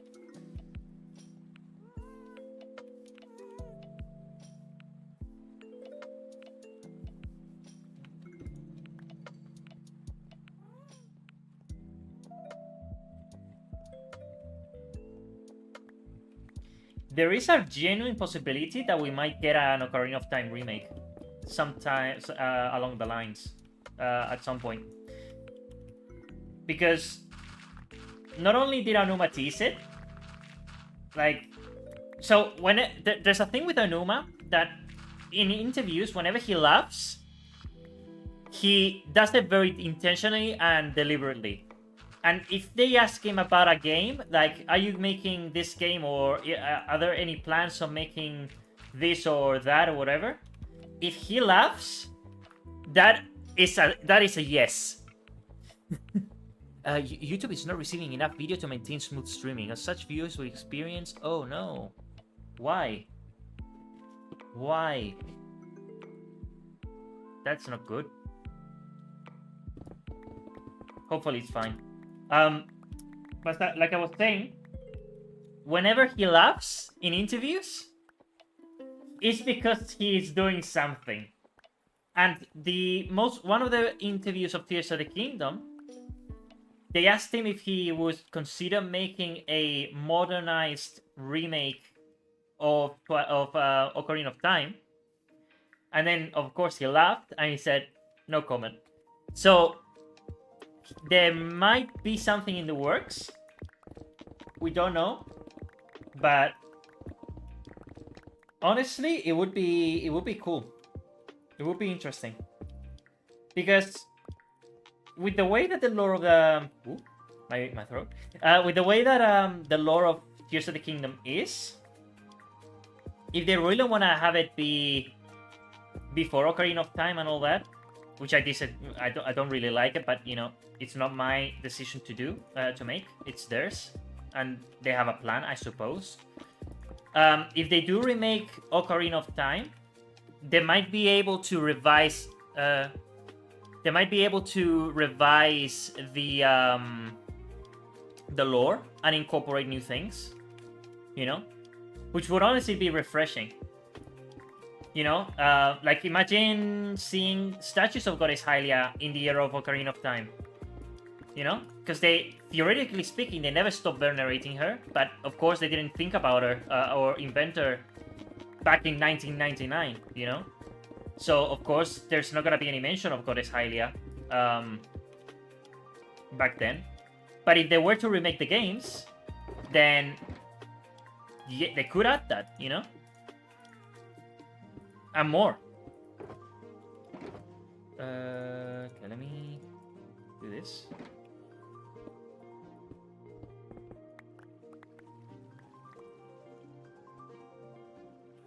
Your enthusiasm for the series is so nice. Well, I mean, I try, but Tears of the Kingdom broke me in a way. It kinda left me a bit sour in terms of the lore, depending on how you look at it. I mean, you know my stance already, that I don't believe that the establishment of the Kingdom of Hyrule presented in Tears of the Kingdom is the original one. I think it's a re-establishment. And honestly, I've talked about this on Twitter, but if Karamo, the new Korok, becomes the Deku Tree from Breath of the Wild, that would confirm that this is a new kingdom. Because there's no... The Deku Tree we see in Breath of the Wild is not the same Deku Tree we see in the games that the Deku Tree does appear, like Ocarina, the Wind Waker, which is the Deku Tree sprout from Ocarina of Time, just grown. And then Echoes of Wisdom, which is a completely different Deku Tree as well. And none of them are the Cherry Blossom Tree Deku Tree, you know? So, if they do end up doing that, where he eventually becomes the Deku Tree we see in Breath of the Wild, that would solidify the placement for the timeline. That it's after all the games. So, we'll see. There's just a lot of different little things that just point to that, you know, to that placement. The Koroks existing in the era, the Rito as well, and we know that both of them are from the Wind Waker, which is a very big part of the story. They evolved from the Korok, from the Kokiri and the Sora, you know. Then we see the whole deal with the Gerudo and their biology, you know. They're not having pointed ears. Well, them having pointed ears and green eyes instead of the yellow eyes and round ears from the era of Ocarina of Time. But it's only Ganondorf specifically that has them. But not even Kome and Kotake do, which is very interesting. And I want to see them in the game in in Age of Imprisonment without their mask, because I'm pretty sure they're gonna have green eyes. And even if they don't, the fact that they have pointed ears is very significant, because they don't have it. They don't have that in Ocarina of Time. They have them, you know, round. So, and there's little things like that, you know, like the more you look at it, the more it points in one direction, not the other. Like if you go blind into the series, let's say that you're a newcomer, right? And then you play Tears of the Kingdom, and they say that, you know, oh, this is Rauru's the first king of Hyrule, and all that. Of course, the first thing that you're gonna think of is, well, of course, this is the Kingdom of Hyrule before Ocarina of Time and all that, right? But here's the thing: when Fujibayashi was asked by an interviewer, and the interviewer didn't really know much, the interviewer basically asked if Tears of the Kingdom retconned Skyward Sword, because he was under the impression that Skyward Sword created the Kingdom of Hyrule, right? Which wasn't the case. It was a story preceding the creation of the Kingdom of Hyrule, right? So Fujibayashi then went out of his way to propose the idea, out of nowhere, that there might have been a kingdom that was destroyed prior to the kingdom of Hyrule that we see, right? Out of nowhere. So the fact that he went out of the way to do that is significant. He didn't outright give you an answer, but he was like giving a hint of saying, if we're speaking out of possibilities, this might be one of them, right? And why would he do that if there wasn't that possibility to begin with, you know? Because if it were just clear from the get-go that, oh, this is the kingdom of Hyrule before Ocarina of Time, then he wouldn't even be suggesting that at all. But the fact that he did is very significant. And there's a lot of little different things. And honestly, if you consider the fact that they don't want to be tied to the timeline in terms of, because it restricts them, if they just create a soft reboot of the series and have Hyrule basically be reborn, right? Not only do they have complete freedom to do whatever they want story-wise, and, you know, have callbacks and everything, they also respect the past by not completely erasing it. So they have the best of both worlds. And I think that's what they're doing. They basically are remaking Hyrule. It's obviously the same landmarks, the same geography and everything, but it's starting fresh. So they have the history of, oh look, Limex thing. So they have the history from all past Zelda games, and they just treat it as myth, right? But they also have their own unique new history that they can build, you know? So they have both. And I think that would be really smart if that's the way that they're doing it. You know what I mean? We're out of the reach of the beacon, but it's fine. It's not much. And we could technically run, get the thing, and then just mine it like that. Should be, there we go.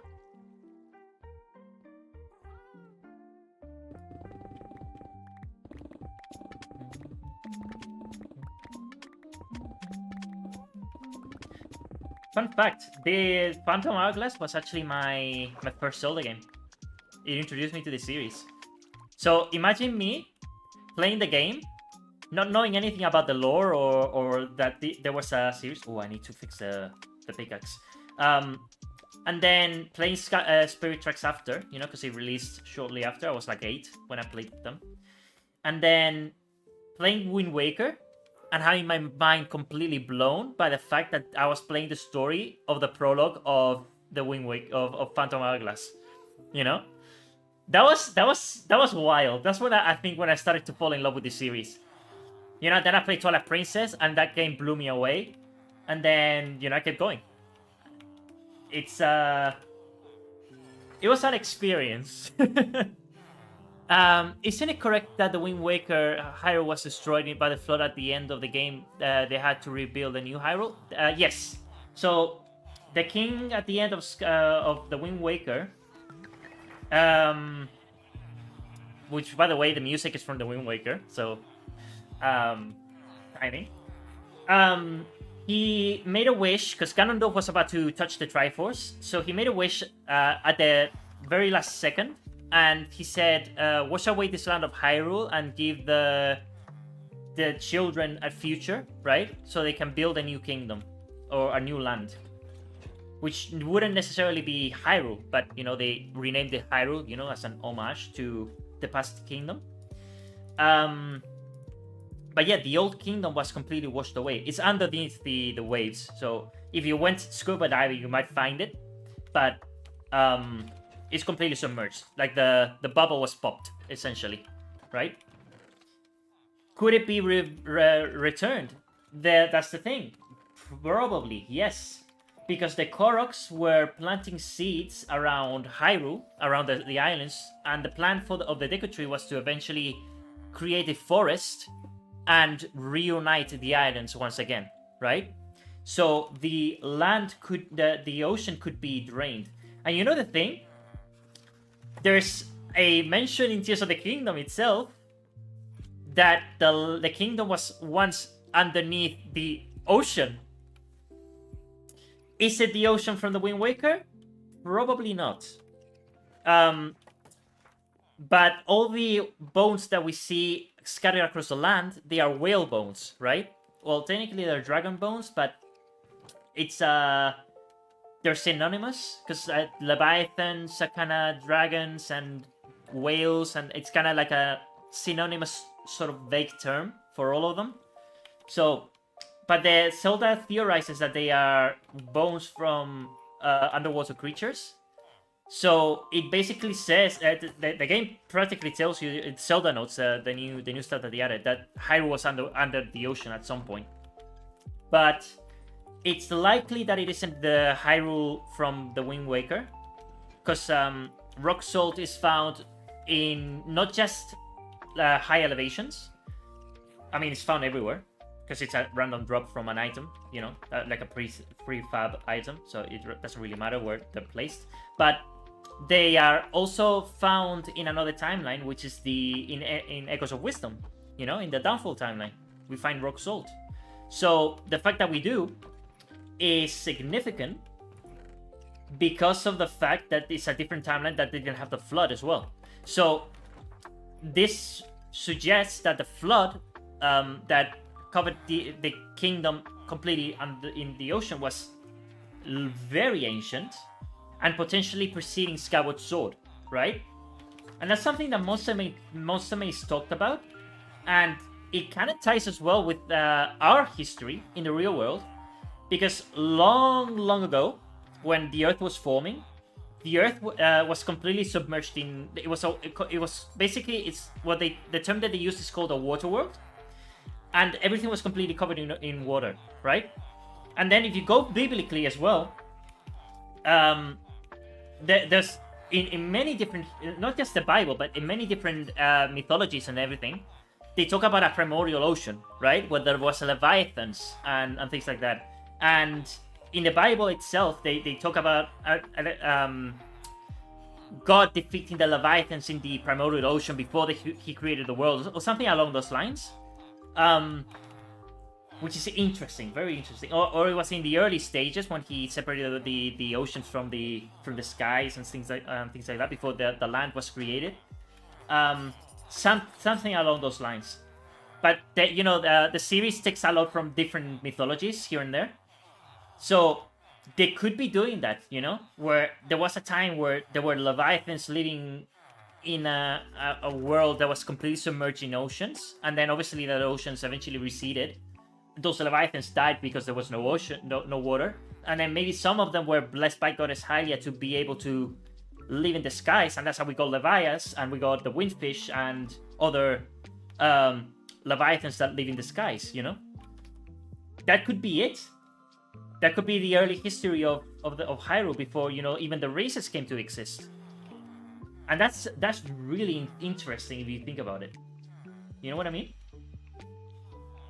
That it could be going really far back in time in terms of establishing the mythos and the mythology and everything.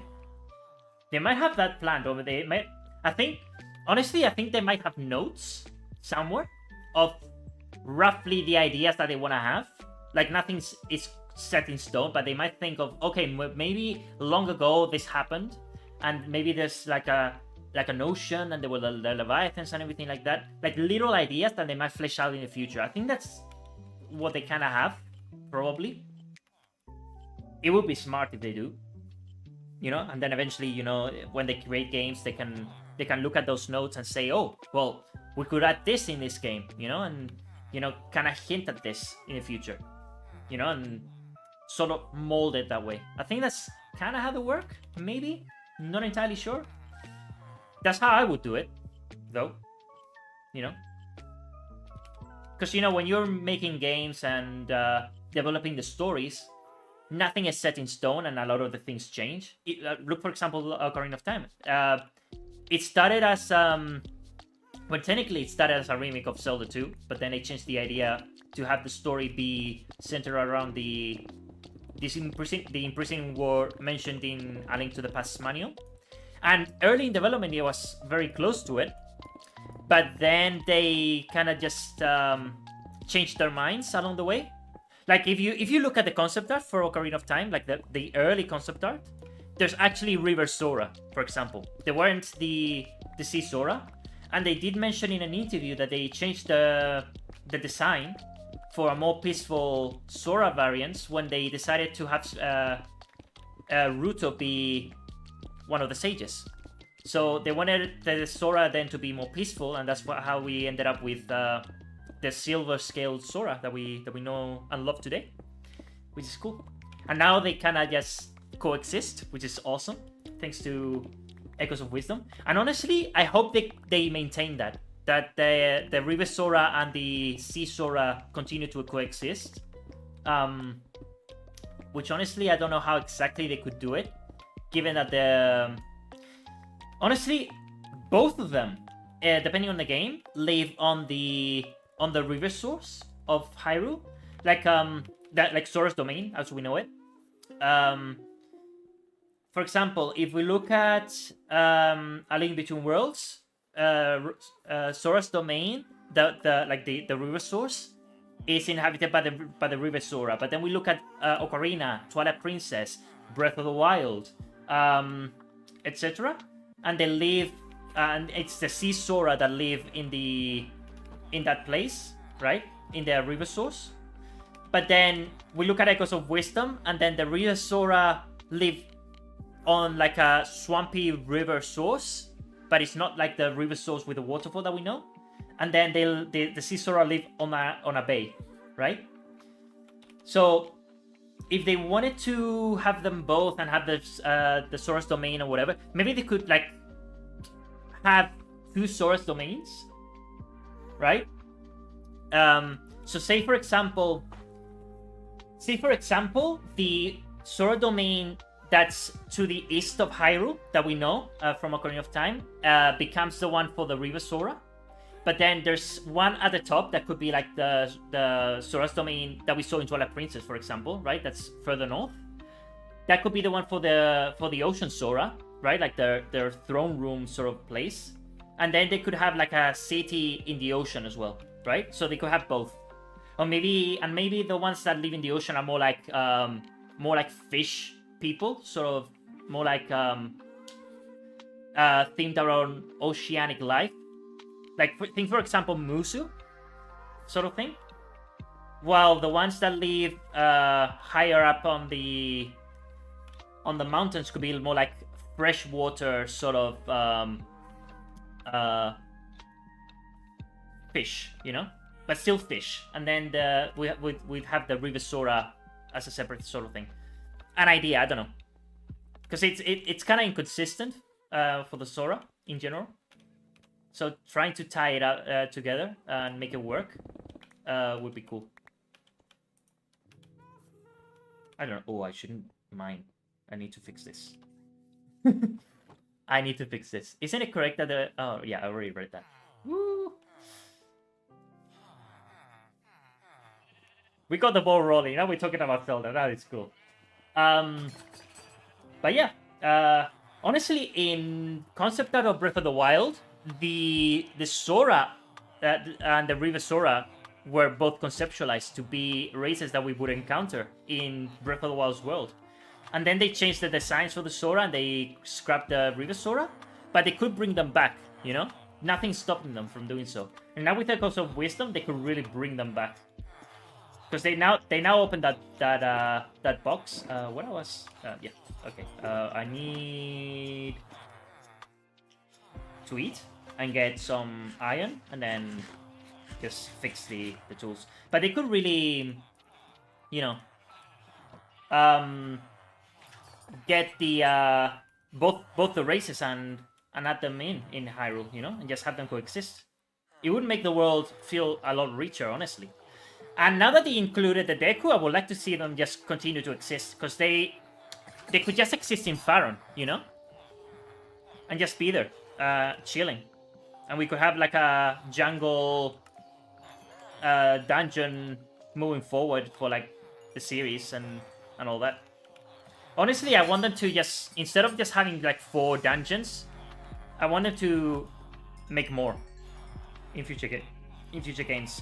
If that means reducing the number of shrines, the better. You know, better. That would be great. Because they could simply split the shrines and the dungeon aspect into two, and if they need a lot of teleportation areas, they could just do something different.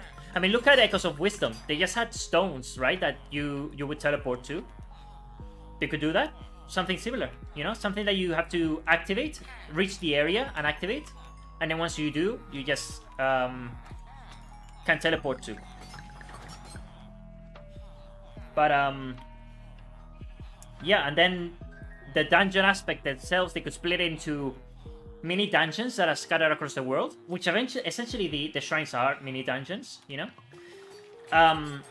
But then have more of those puzzle elements be integrated into bigger dungeons. If you look at the actual files of Breath of the Wild and Tears of the Kingdom, the way that they label the shrines and the dungeons is like big dungeon, small dungeon, right? That's basically what they are. And then with the caves, the wells and the chasms, it's the same sort of principle. It's like a big cave, medium cave, and small cave, you know, that sort of thing. So they could continue doing that, but you know, scale it down in terms of how many shrines there are in the world, and just apply to more dungeons, and then just have more story tied to it. You know what I mean? Because all the games, for example, let's say Twilight Princess and A Link to the Past, which are the ones that have the most dungeons. They have like, I think there are like 13 or so dungeons per game, roughly speaking. I mean, they could do that for the open world games if they structure them correctly. Because I know if they try to do what they've been doing now, with a lot of shrines, and then on top of that adding a lot of dungeons, it wouldn't work. You know, because it's thinking about how to allocate resources and time. That's how they should think about it. So if they have to cut down on shrines to add more dungeons, each of them being unique, of course, in terms of theming and bosses and everything, I think that would be way better. Because having just 4 dungeons, it's too small of a number for a big world. You know what I mean? So they could do something really cool if they wanted. But it's a matter of changing the philosophy a bit, which I think they will. I think they will try something different. Because if they just continue making games with like every time it's just 4 dungeons constantly, it's gonna become very stale very fast. And I think it already did. Fewer shrines and better dungeons does sound like a great direction for them. It definitely would, for sure. I think Echoes of Wisdom did it really well, where you have like 2 sets of dungeons in sets of like the first arc of the story and the second arc, which is basically what a lot of Zelda games did. But then they had like mini dungeons in the sense of the rifts. You would go in and then find the tries and whatever, and there's like little puzzles or whatever. But then the rest of the things that you find are like for teleportation, I mean, are the waypoints, right? And you actually have to find them first in order to teleport and activate them. That's a really solid system, and if they apply that to the 3D games, it would work really well.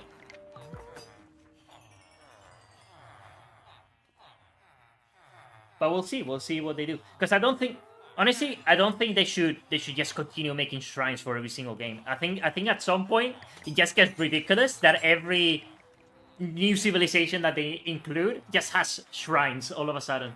It was ridiculous for the Sonai already. I didn't expect them to copy the shrine motif again and just change it to green, you know? Honestly, when I was looking at before Tears of the Kingdom released, when they were showing the trailers, I genuinely expected the shrine elements, you know, like the puzzle aspect, because of course they were gonna add them. but I was expecting them to be allocated to the Sky Islands, and that the Sky Islands were basically gonna be like open air shrines. But then they added shrines in the world, and it was kind of like, okay, you know, like a lot of it was just like getting what Breath of the Wild did and just doing a reskin essentially, and that's not something that I vibe with. You know what I mean? Ooh, what did I draw? Okay, nothing. Okay.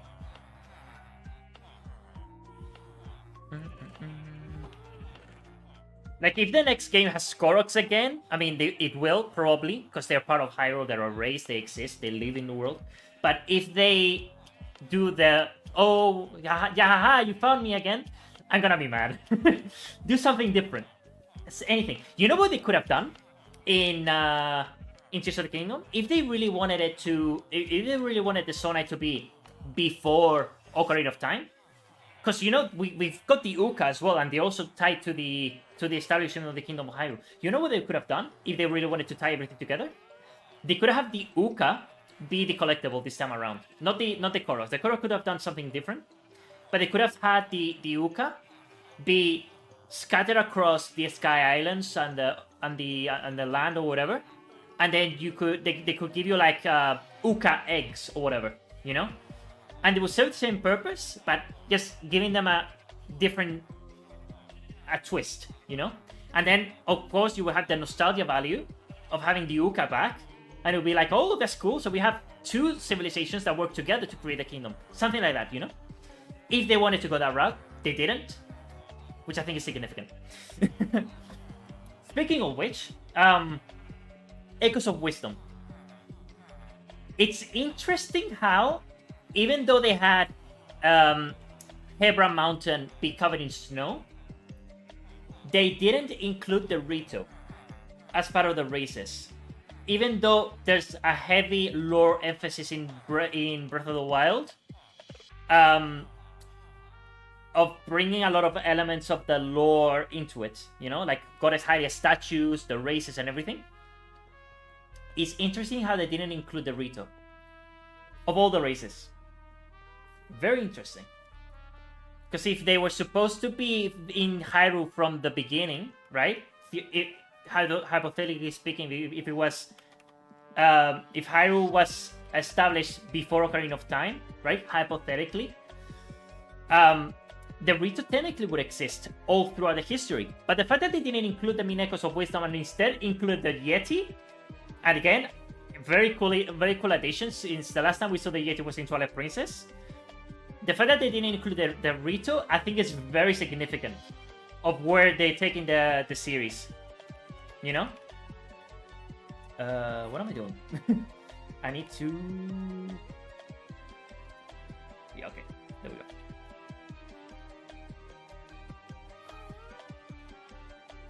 Here.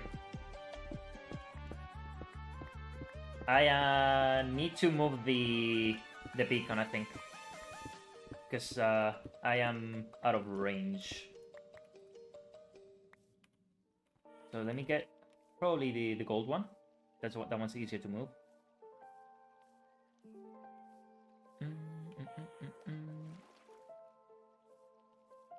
Although maybe I could move this one as well. Let me move this one, even though it takes a little bit more time to mine this, but I think it's worth it, because at this point we just need to be moving it that way, and it will get to a point where I'll have to move it eventually. I want to see the Yeti as a reoccurring race too. You know what they could do? Kind of blend them together with the Anuki. And just say that they were the same race all along, you know? Because Yeti is like a generic term, but they don't have a name. And the interesting thing is that Conde, for example, has antlers, which is something that the Anuki have. But we didn't really see that for the Yeti in Twilight Princess, even though they're clearly the same race. Because they have the you know, the white fur and the gray skin. But the fact that they added antlers too to them, I think it's quite cool, and it could be retconned in a way, that the Anuki were also Yetis, you know. And you could have them back, essentially, like officially. And you know, you could just say that it's a reinterpretation of them or whatever, you know, visually. I mean, look at the Rito. Look how much they changed visually from the Wind Waker to Breath of the Wild. Did anybody have a problem with them? No. In fact, I think a lot of people prefer the new design. So they could do something like that. Have the Yeti be the Anuki, right? And have that be the actual name of the race, and then just go from there, you know? Or they could be separate and the Anuki simply don't exist in Hyrule. Either works. But the point is, I want to see the Yeti continue to be a part of Hyrule. Living in the Hebra Mountains, which is essentially Snow Peak, you know? Which is cool. I think Echoes of Wisdom pretty much confirmed that Snow Peak is Hebra, which is pretty neat, I think. Okay, so we need to build this, but maybe we should go up and place it. Or no, actually, we could place it here. This seems like a really perfect spot, actually. Let's do it here. Actually, let's do it there. Right, let's build this around there. Let's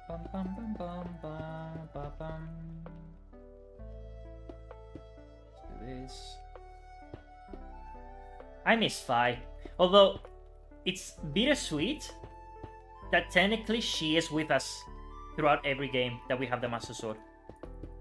And alive and well and active, and technically, theoretically, she does speak to the heroes, even though we don't really see that in the games, because again, she wasn't thought of at the time. Not true, actually.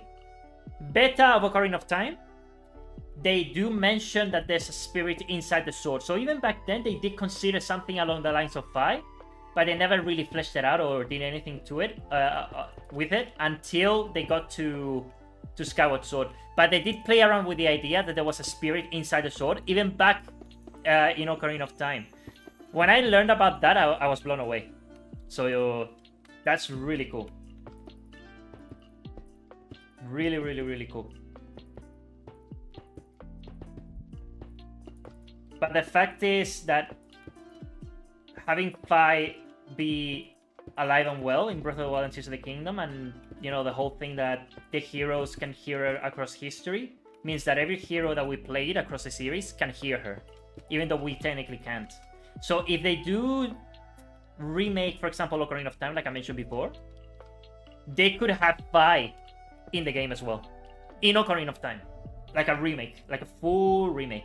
Like Goddess Hylia references, Fi, Skyward Sword, you know, the cultures of the Gorons, Sora, etc., that we see in Breath of the Wild, kind of integrated into it as well. They could do so much. Like they could really revise Hyrule, still in the Ocarina of Time era, you know, maintain the story as it is, but really expand it. I think that would be really, really, really, really cool, you know. Because if you play Ocarina, at least it happens to me, it does feel a little bit outdated, which is a shame. It doesn't happen with all the games, but it does happen with Ocarina, and I think they could do something really cool if they reimagined it,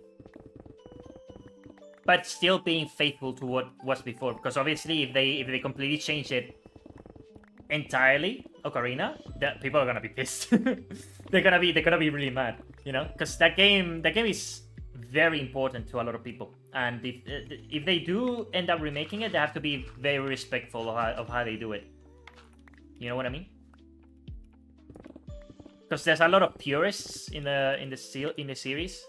The story of Ocarina of Time is so classic that I think a lot of people would appreciate playing a remake of it. It definitely would. A lot of people would be very happy, myself included. It's a central aspect of the series, you know, and even the movie, when it releases, it's 100% gonna be based on Ocarina of Time. It's not gonna be 1-to-1, but there's gonna be a lot of aspects that are gonna be tied to Ocarina of Time in terms of the structure of the story, you know, how they introduce Ganon, the lore that they bring in, and everything. It's gonna be Ocarina of Time heavy.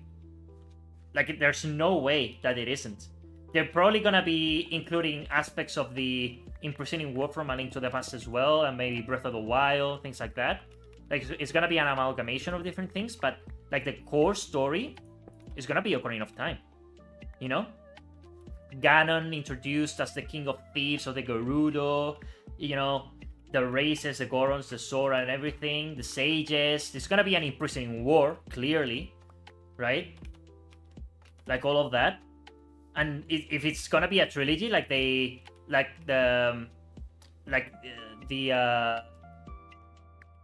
it theoretically is. They might set up future sequels with Ganon, you know, being sealed and everything. Like, I don't know how faithful they're gonna be to the games. Like, I don't think that they will be faithful to the games. I don't think it's gonna be like a recreation of the games or whatever. I think it's gonna be like its own story based on the games, but not exactly 1-to-1. But it's definitely gonna be like, you're gonna see the story. It's gonna be you're gonna see the heavy influence to Ocarina of Time, especially.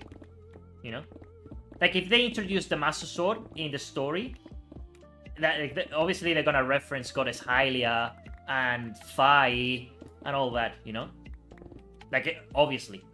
So it's gonna be like a mix. Like maybe the Sonai appear too, or are mentioned, or we see ruins of the Sonai or whatever if they want to. You know. They could do whatever they want with the story of the movie. You know what I mean? Like they could go crazy with it. With a movie, they have no restrictions, honestly, because they're basically creating a new universe, so they can go nuts. Because I think that the movies and the games are gonna be like separate universes, and it's gonna be, you know, its own continuity and whatever. It's probably gonna be close to the lore of the games, you know. Like if in the grand scheme of the movie history of the history of Hyrule in the movie, Skyloft probably existed, you know. Goddess Hylia, the mice, all of that. They probably all existed, you know. But it's not gonna be 1-to-1. Probably they're probably gonna change elements. Or maybe they keep it faithful, which would be super cool, you know? Seeing like a really faithful adaptation of the games in live action. That would be crazy if they do that, you know? Like if they were canon. Can you imagine that? But yeah. Which would kind of go against what they say about the timeline, you know, being tied up to the timeline or whatever. You know, because if they make a canon movie and then they have to maintain themselves to what that movie made or whatever, I think that would be counterintuitive. I don't know the word that I'm looking for, but you know what I mean, right? That if they don't want to get restricted by a timeline and then they make a movie that's canon and then part of the timeline or whatever, and they have to respect that for games as well, it's probably gonna be like a big thing and challenge for the Zelda team in general. But, you know. Ooh, what the fuck?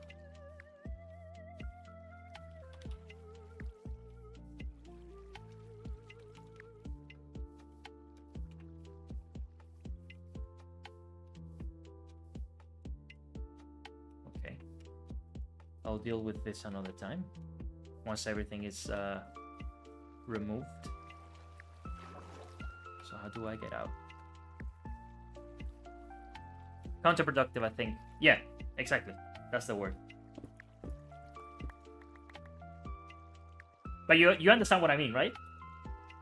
Like, I don't think the movie is gonna be based 100% on the book, on the books. Can you imagine? On the games, it's gonna be more based on the like it's gonna be based on the games, but not 100% faithful. You know what I mean? It's gonna do its own thing. Like, they're gonna have creative freedom to do what they want, basically. Let me plug this up.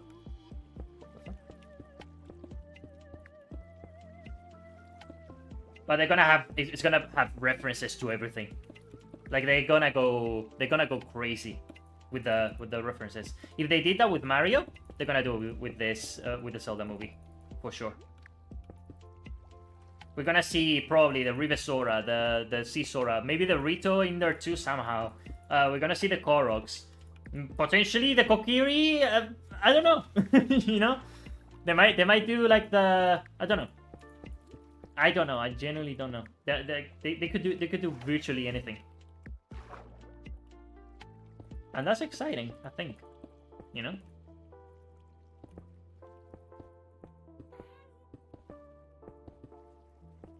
So we'll see. We'll see. Pretty funny that your GUI changes your red bubbles to square. Yeah, honestly, it's unique. It's quite unique. I like it.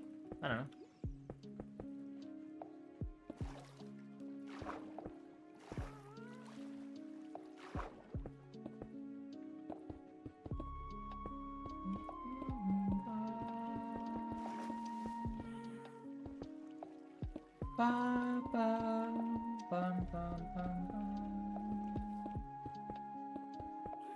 Do the sugarcane eventually break if there's no water? Because right now there's no water feeding them. I mean, it's raining, but would they just break on their own eventually? That's something I never tried. Oh, let's leave them see. Let's leave them there and see what happens.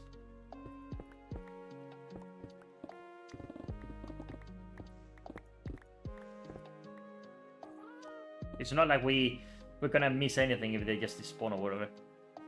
I would expect if they grew, they would break, but since they are 3 tall, I don't know. Right? I don't know. Weird. Like, for example, if they were planted on cropland, obviously, eventually the cropland will become dirt and then this will break. But given that this is not cropland, would they just remain there? You know what I mean? Like, let's say we planted sugarcane, right? And then we removed the water, we kept the sugarcane, and we just created lines and lines and lines and lines of sugarcane, right? But they didn't leave, and then we just went in. Oh, right, look. There you go. Well, that explains it. If you try to break it, then it doesn't do this, right? But if you keep it, then technically you could create like an entire field of sugarcane. Technically speaking. I don't think it breaks. Maybe we could do something with that. You know? Transform a biome into a sugarcane forest or something like that. Maybe we could do that.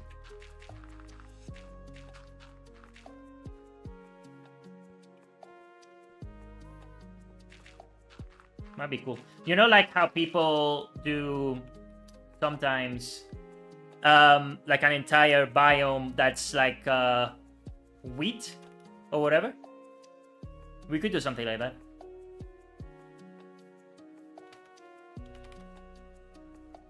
But with the sugarcane, for example.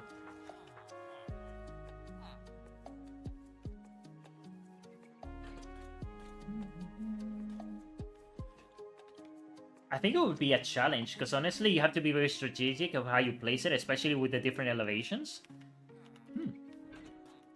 I'll think about it, I'll think about it. What?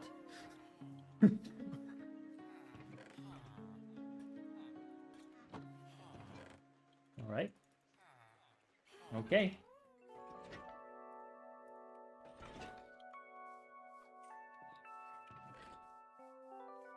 Alright, let's continue.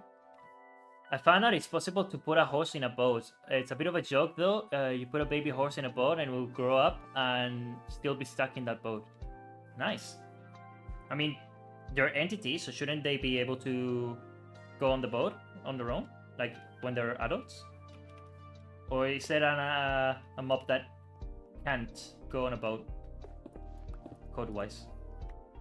I think it should, no?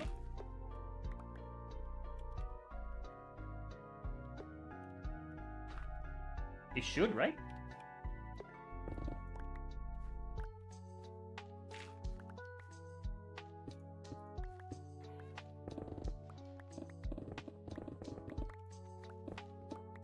Bum, bum, bum.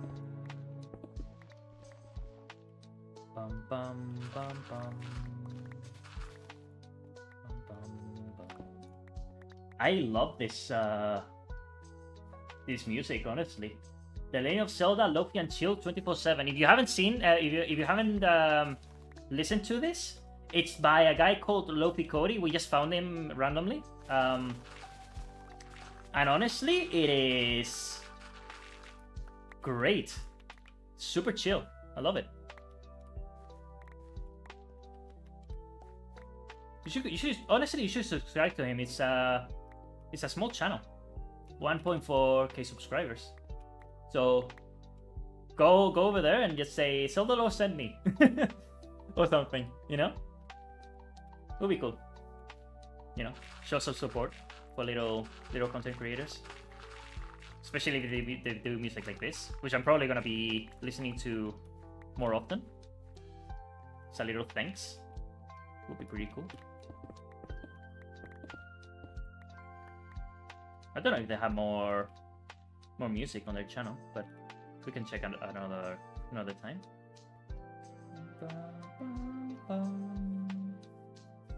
I think that they composed it themselves, the music.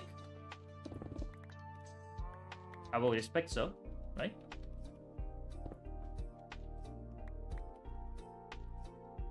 I see no reason why they wouldn't.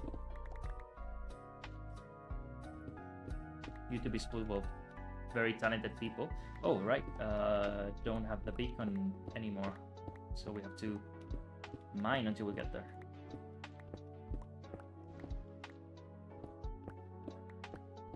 Honestly, I should just go to the top and get the dirt out of the way first, like we've been doing. And you know what I should do also? Right, but we don't have rockets. That's why we need to do the creeper farm. That's like a very big priority. So maybe in the next stream we will do that. So I can fly, you know?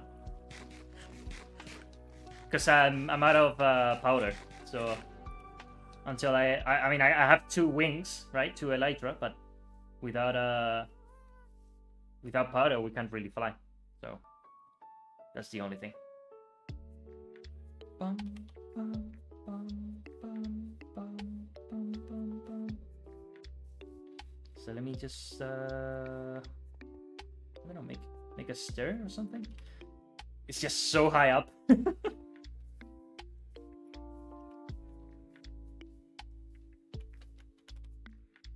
Let's go over here and then walk back. No, horses sadly can't be put in boats. I think it's because their model is so big and so Mojang restricts them from doing so. Interesting. Maybe they could do bigger boats. No?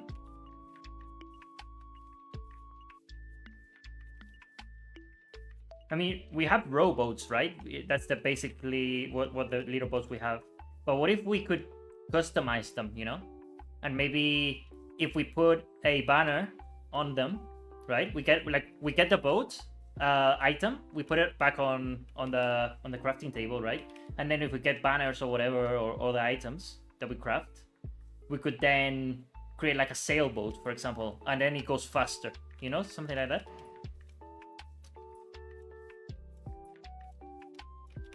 I think they could do something cool like that. if they want it. No. We should create like a stairway around here, and that's it.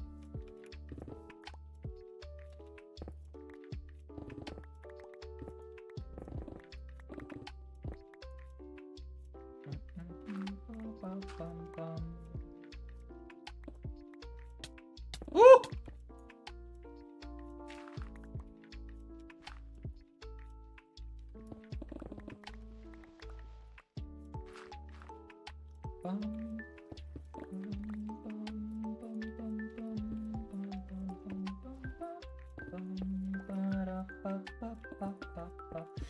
I'm just gonna put this here, even though I'll eventually remove it.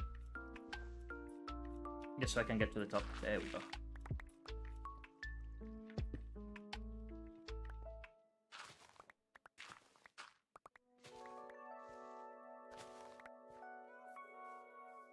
A glass bottom boat would be cool too. Yeah.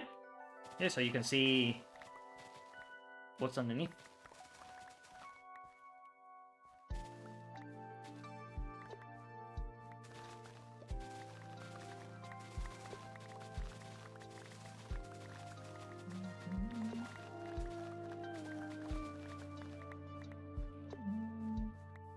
Which honestly is something that I've done in real life. Where I've had like little, it was like one of those inflatable boats, right? And the bottom of it would be transparent, so you would look down and it would be crystal clear, and you could see the bottom, and you would see the fish flying, swimming, and everything. It was super cool.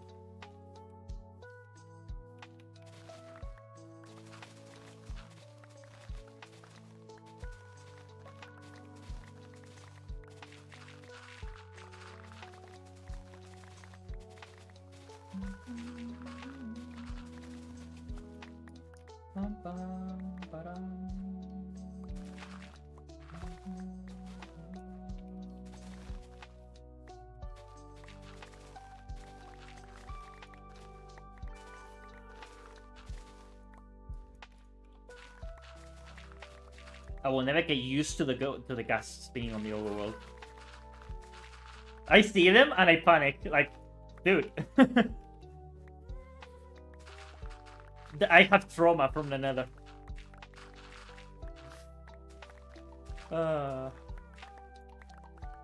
You know what we could do also?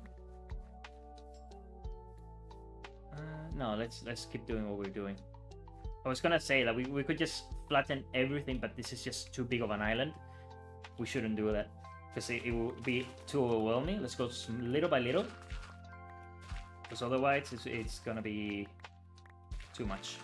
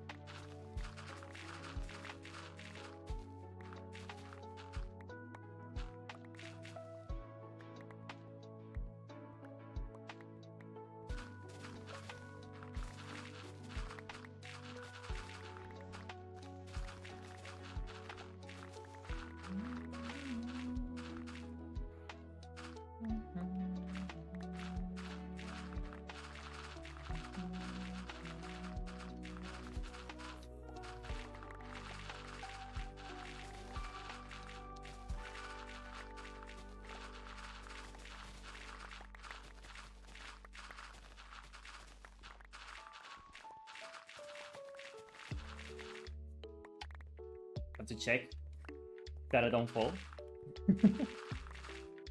All right. Yeah, I'm running out of space. Use the shulkers.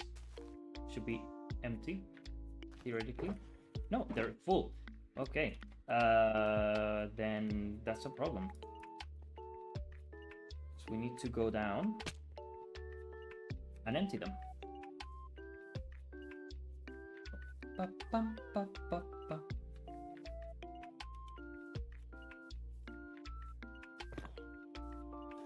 Yep.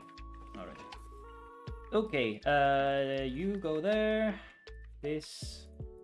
All of this as well. Have fun. I mean, they're good for that, at least, you know? But like I said, we need better filters. Eventually, I'll build a storage system, like a proper one. Because honestly, this is not good. And I don't know, maybe the storage system could be underground, but we could have like the, you know, the water river things at the surface of the land or whatever. I don't know. We'll figure it out.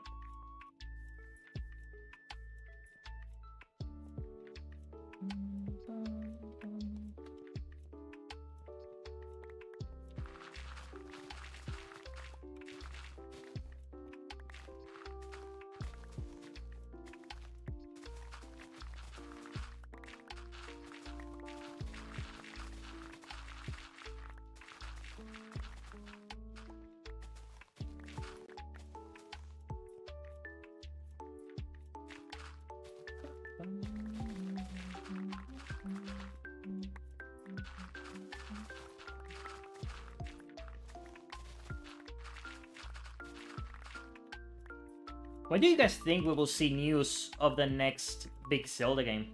Because honestly, they wouldn't do it this year because of Echoes of Wisdom, in the Age of Imprisonment. But after it, they'll have to announce something, right? And it wouldn't come out for a couple years, right? But an announcement of some kind might be in the horizon. I think next year might be when they show something. Because honestly, since they haven't been doing any deals, they won't do any DLC for Tears of the Kingdom. They must have started development immediately after, right? Tears of the Kingdom released in 2023. We are nearing 2026, so there would have been 3 years in development almost. When they showed the teaser for Tears of the Kingdom, the first one, well, Breath of the Wild 2 at the time, they were 2 years into development. So it's been longer than that, right? So, and also, if you remember, there were some reports that Nintendo wanted to cut down on development time as well. So that might influence also the next Zelda game and how big it is and all that. So who knows? But I think it might be close to being announced at some point. Okay, let me go out this way. There you go. And I'm very excited to see what they do with the next Zelda game. Because that's gonna be, I think it's gonna be very different. Because I don't see them doing what they did with Breath of the Wild and Tears of the Kingdom again. Obviously, it's gonna be open world, but what I mean is, it's not gonna be the same structure. You know what I mean? The dungeons are gonna be different. They're not gonna be another Divine Beast sort of find 5 terminals sort of thing. Or, you know, I hope that they don't do like you can go to the boss at the start of the game. I think they're gonna spice things up. I don't think they're gonna do shrines either. I'd be shocked if they do. Like shocked, genuinely, because they could do something very unique and original, and not do shrines 3.0. Even if, I mean, they could just get the core idea and just split it and do something else. Anything. Just don't name it shrine. Do something else. Integrate it into the world, for example, you know? Anything. But it's gonna be interesting because we're gonna be seeing a new hero, right? New art style probably as well. It's gonna be very, very, very, very interesting. What do you guys think is gonna be the art style? What direction do you think they will take it? Will they maintain it as it is, and this being the definitive art style? Will they take it more to the cartoony Wind Waker art style? You know? Or will they take it more to the realistic Twilight Princess side? Because they could do so many different things. I don't know, honestly. I think, personally, they might take it to the Twilight Princess side. Mainly because they could simply reuse a lot of things that they've already done for Breath of the Wild Tears of the Kingdom in terms of systems that they've programmed specifically for like the body shapes and things like that for Link and other NPCs and whatever. But if they do it with the Wind Waker art style, I think it'll also be very interesting. I don't know. Or they could do something completely different. Who knows? That's what I mean. It's exciting. It's exciting to see what they will come up with. Because it's gonna be completely new. Will it be set in Hyrule? Who knows? Because they told us already that they're gonna move on from this iteration of Hyrule. Doesn't mean that they won't be in Hyrule again. How much will they change the world? You know, because with the Age of Imprisonment, it's gonna be 4 games now that we've been in this same Hyrule. You know, and that's spanning thousands upon thousands of years between games in some cases, right? Like we've seen many different eras of this iteration of Hyrule. So if they vastly change it, wouldn't it be jarring if it's like we see Tears of the Kingdom, the next Zelda game, and it's completely different, and then we go back to to the Breath of the Wild Tears of the Kingdom world again in the timeline wise? Wouldn't it be very weird, right? If they set a game in between, wouldn't you expect Hyrule to remain somewhat consistent throughout history? That's what I mean. Like, I don't know. Maybe they will just move on from Hyrule, go to a completely different kingdom, and just start building the world outside of Hyrule from there. I think honestly that would be quite cool. If every game moving forward just moves away from Hyrule, and we slowly get the map, you know? Like we have the map of Hyrule. Imagine it like a square, right? And let's say the next Zelda game, it's the land above it, right? North of Hyrule. And then we get that map, and then we can piece them together. And each game is like a different piece of the puzzle, and we kind of like grid the map, and we get the whole mappa mundi, essentially, of the Zelda series. I think that would be pretty cool if they do that. And we just kind of move on from Hyrule for a while, because we've been in Hyrule for too long, I think. But we haven't really explored what's outside of Hyrule, and I think that has a lot of potential, because they could do whatever they want. They could come up with new races, new history. They don't have to be tied to the timeline, because it could be a new timeline that they could come up with, you know? Like the timeline that we have is specific to Hyrule, right? Let's say let's say that we return to Holodrum, for example, right? The new timeline would have Oracle of Seasons and whatever new game they come up with, right? For example. Or it could be Termina, right? And we have Majora's Mask and whatever new game that they come up with. Or whatever, you know? Or it could be completely new different places, right? That we've never seen. And they don't have to be tied to the history of the series at all, you know? They don't have to place them in the timeline. They could create a new timeline. They could do whatever they want, honestly. Whatever they want. Like, we don't even have to see the Gorons or the Sora or whatever. They could come up with new races. I mean, in other places of other countries that we've explored in the series, we've seen some very cool, unique races that are up here in Hyrule. Look, for example, like the Tokai, right? The lizard people. The Anuki, right? We've seen the Subrosians, right? The Kobold tribe, you know, and many others that I'm probably not remembering, but you know, that they could do. I went to place this and I didn't. Actually, I think I did, but for other shulkers, I think. No, all of them are full. Wasn't there another shulker box? Yes. Okay, let me go down here. And let's fix this. The Zelda team has such talented and creative people that all I can bet on is they will likely want to challenge themselves. Yes. Yep. They're very creative. And they honestly, they have so many different ideas. The issue is that they restrict them. Which is ironic, isn't it?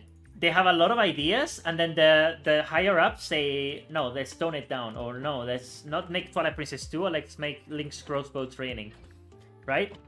Kind of thing.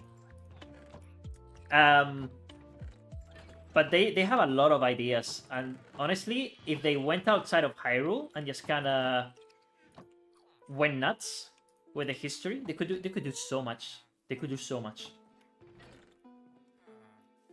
I think, for example, look how interesting the world of the Ocean King is, for example, right?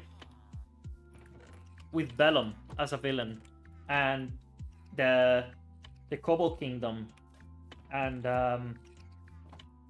you know, all that. It's quite cool, you know? It's a completely different world. You have the spirits, and they venerate the Ocean King and all that. Or Termina, even though it's more like it has the same race as a Hyrule and all that. It has the giants, for example, right? Which are like the guardian deities of the land, and that's very unique because it's something that Hyrule doesn't really have. In that sense, like 4 cardinal giants that are guarding each region, and the world is divided and all that. They could do so much. Honestly, they could do whatever they want.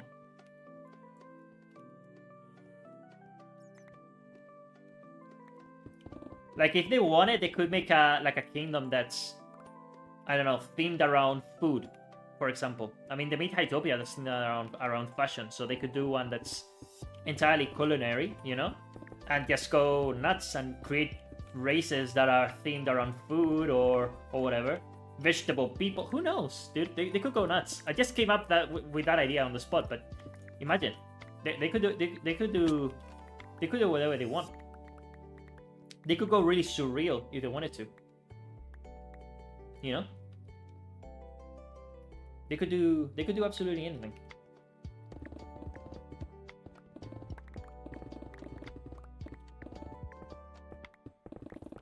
Because Hytopia, technically speaking, in Japanese, its name, it's literally just the Dressed Kingdom, right?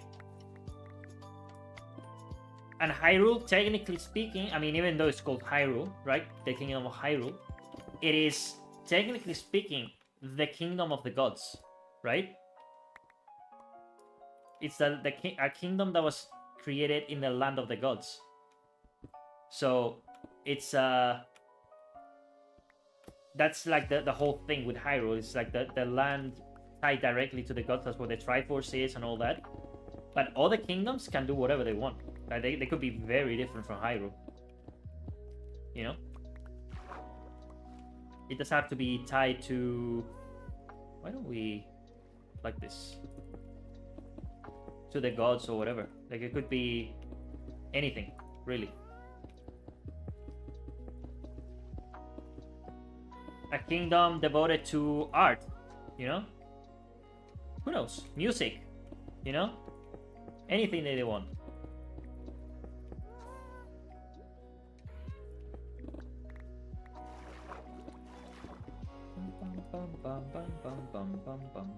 Which kinda they did with the Oracle games, you know, in a way.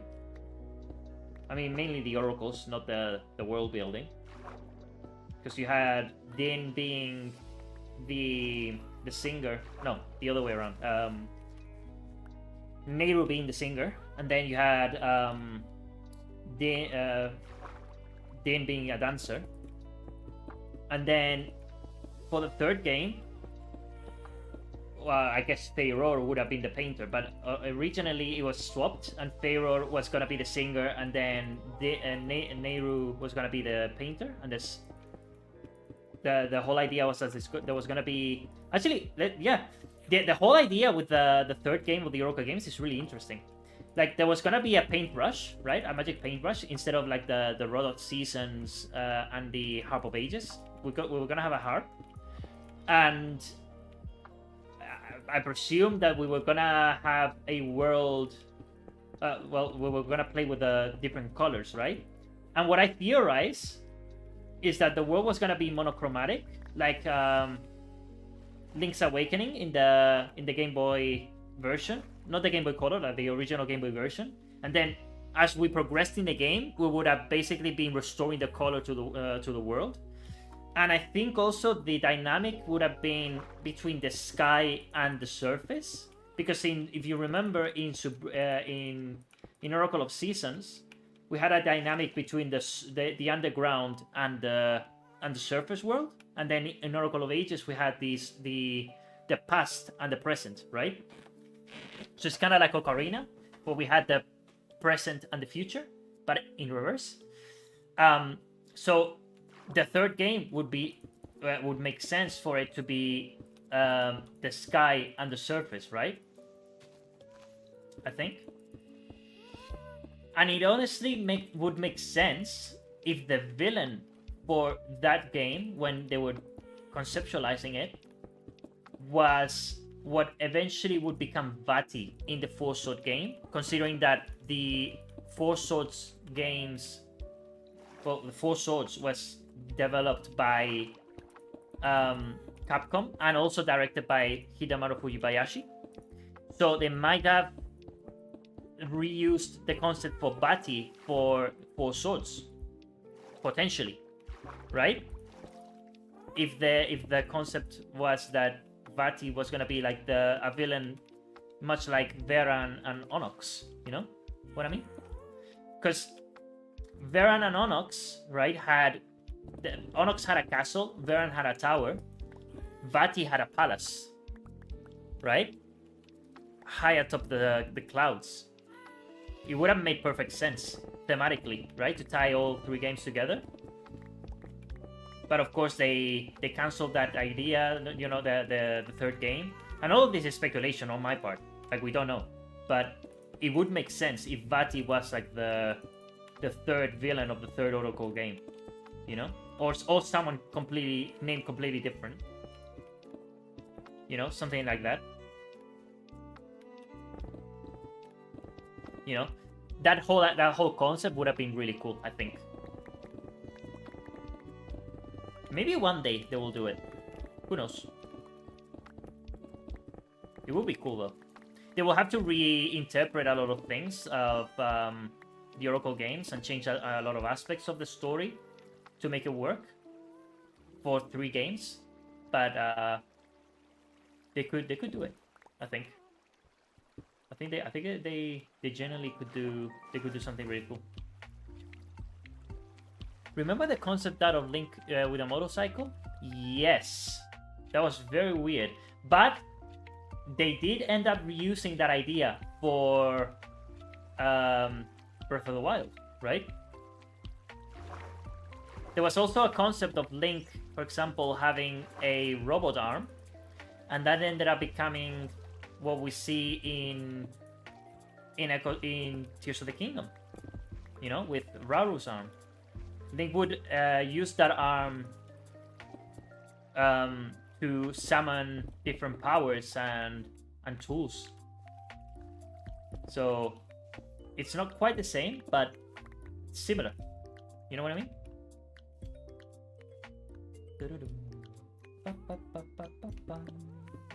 In fact, there's a lot of concept art from Breath of the Wild that ended up being used in Tears of the Kingdom. There was a concept art of Ganon actually on a sky island, which is interesting. to say the least. Of course, they didn't use that in Breath of the Wild, but they considered something like that. So that's something that they do a lot. That any idea that they cut, eventually they will repurpose it in a later game somehow.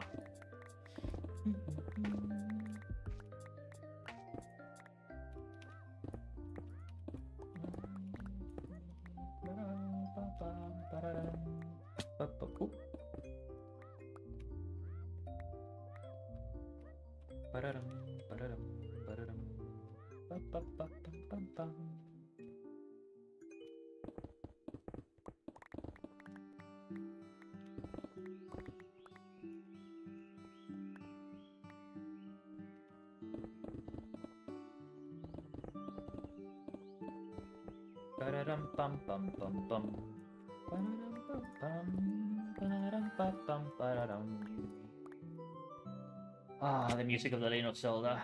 It's the best. It's the best. It's absolutely the best. Bum, bum, bum, bum, ba-da-dum, bum, bum, bum, bum, ba-da-dum, bum, bum, bum, bum, bum, ba-da-dum. I love Link's Awakening. It's such a great game. There's something about its simplicity that is so charming in a way. Like it nails down everything. Like it removes anything that's not necessary and just keeps the core essential parts of the design of Zelda, and it perfects it. You know, at least for the time. Like it's such a small little neat game that makes it's great. It's amazing. I love it. I love it. You don't have to have a lot in a game to make it good, and that's a design philosophy that's honestly used for a lot of games. That honestly, a lot of well, not a lot. I would say more some developers decide to go and add a lot to games, when in reality you don't need to add a lot to a game to make it good, you know? Sometimes cutting back and focusing on the core aspect of the game and making that really good is all that you need to make a really great game. There's a game, actually, as a good example, called Cocoon. It's a puzzle game. I haven't played it, but I've seen people play it. It basically got this idea, right, of minimizing the core design to the absolute minimum, and it basically made a game that utilized one button, just one, and of course you could move with the joystick, but the whole game is built around just one input, and the gameplay itself, the puzzles are the most unique puzzles I've ever seen in a video game. Period. Like, it's nuts. And it just uses one button. And it proves that you don't need to have like a lot of systems and complex ideas and NPCs and whatever to make a really interesting game. That game, just by using that concept of one button and creating a really interesting puzzle idea, became really memorable. You know what I mean? So if you haven't checked it out, play it. Trust me, you're gonna love it. It's called Cocoon. You know? I won't say what the puzzle is, because I think it's cooler if you don't know what it is. Because it's very unique. It's really there's no better way to say it. It's a complete mindfuck when you first see it, especially when it ramps up in terms of combining the puzzles. But it's really cool, really cool.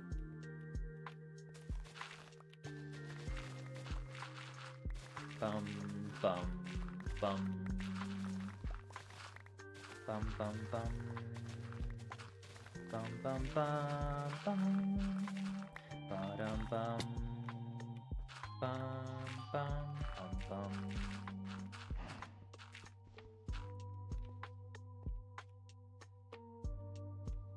Okay, that was a cow. I was like, wait, what is that? It's a cow. All right. I didn't actually empty the shulkers. I said I was gonna do that, and in the end, I didn't do it.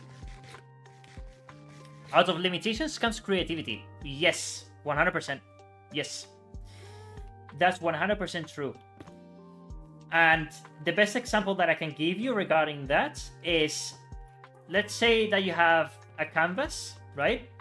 An empty canvas. And then you give someone a paintbrush and you say paint. What will they paint, right? You give them complete freedom, right? What are they gonna paint? Who knows, right? They'll paint something eventually, but with that amount of freedom, they will get locked, right? They will be like, what do I do? But if you tell them paint, but you can't use this colors, and you have to use only these kinds of brush strokes, and you can't paint anything that's built by humans or whatever, right? You start any restrictions, and then they start to think, okay, I can't do that, but what can I do? And then they start to think, okay, maybe I can do this, maybe I can do that. And that's where creativity really starts to come into play. You know? But if you give a lot of freedom to someone, ironically, they will be very restricted in what they can do and what they can think about. It's ironic.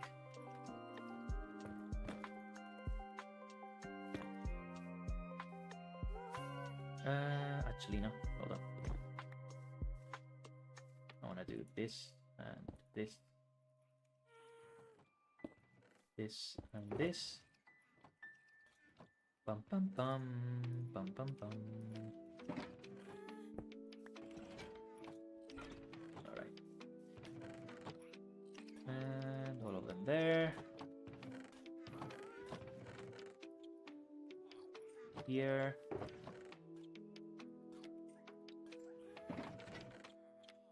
Give them the stones to do that.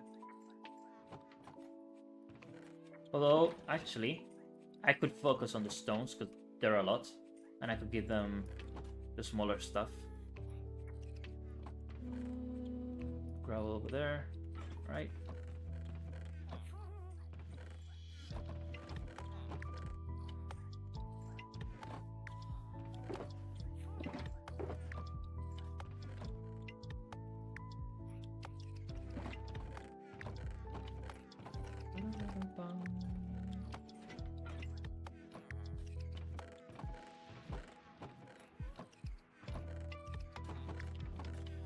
Oh, okay. I ran out of chests. So I would need to get more chests from the ender chest. Here we go. Oh no, they're not there. Okay, I added them over here. Somewhere. There we go. Bum bum bum bum bum bum bum.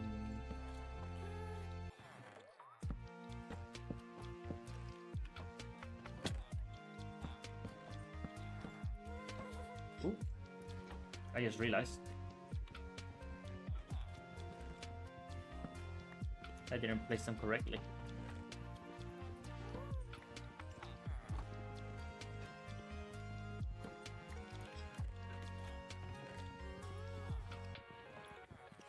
I didn't need to go up like that. Just need to do this.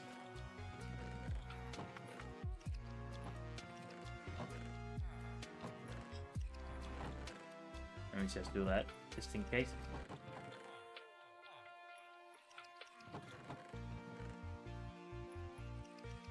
There we go. Okay. And now I think we can empty this here. Actually, no. Let's not do that. Let's do this. And let's handle the stones ourselves. There we go.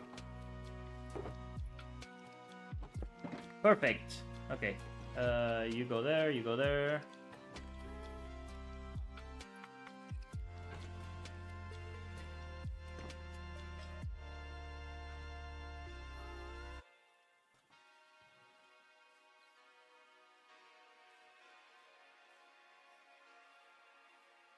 There we go.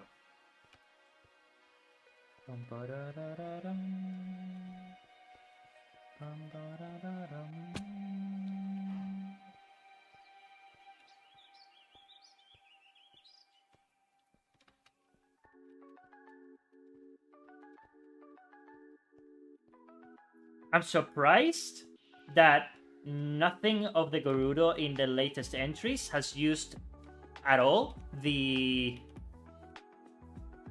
this theme, the Gerudo Valley theme. Oh, the things that spawn. It's fine. So like I'm gonna, you know, miss any stone. I'm just trying to save it up, you know, because you never know when you might need a lot of it. I'm gonna actually, because I'm hungry. Maybe I'll order something, you know, because I'm a little bit hungry.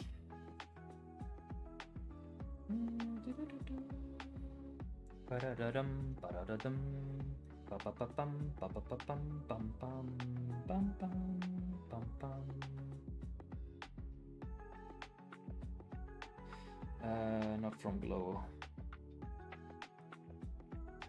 Do you guys have Globo where you live? Because I assume you do. That you might have Globo and Just Eat where you live. Because we do have here in Spain. And I assume it's something that's all around the world, potentially. I think it would make sense, right?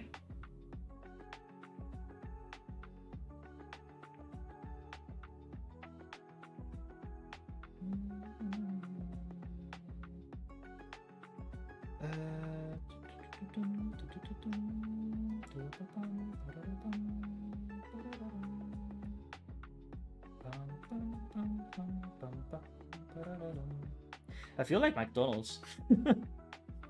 I might just order McDonald's. Sorry to be mean. You mean Grubhub? I haven't heard of Grubhub, but I assume it's similar to that. Where you order food. I mean, here in Spain we have Just Eat, and something called Glovo as well. But I assume, and we got Uber Eats as well. So I assume you got something along the lines of that as well.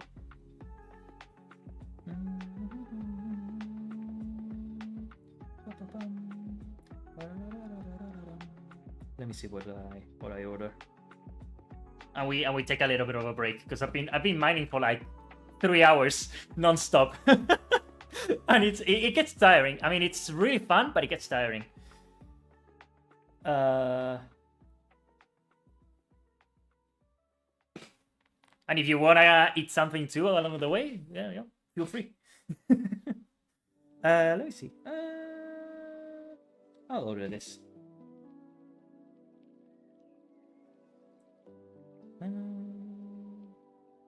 With Coca-Cola. Actually, no.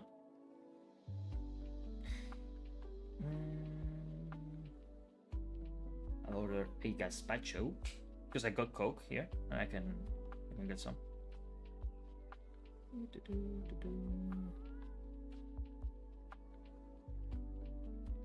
I'm not sponsored, by the way. Just so you know. I'm just hungry. That's all it is. And it will arrive and all that, you know, while we wait. And I think that's good enough. There we go. Go to checkout. Give me food, please. I'm hungry.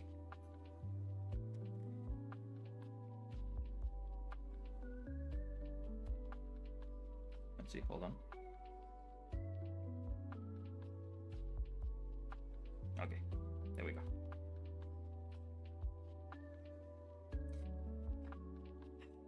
Okay, 1 second. Give me 1 second.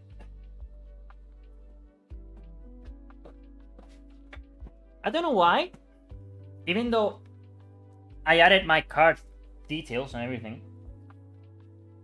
you know, which you're not gonna see. It doesn't save it for some reason.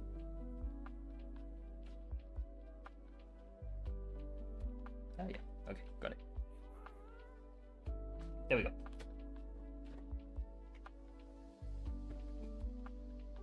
In 40 minutes or so, you should arrive. Alright, a YouTuber who designed Copper Golem item sorters recommends them for most players that they work better for a variety of items than the old chest sorters, but he still loves the old sorters too. You wanna see the problem with the golems? Let me go here. Let me show you the problem.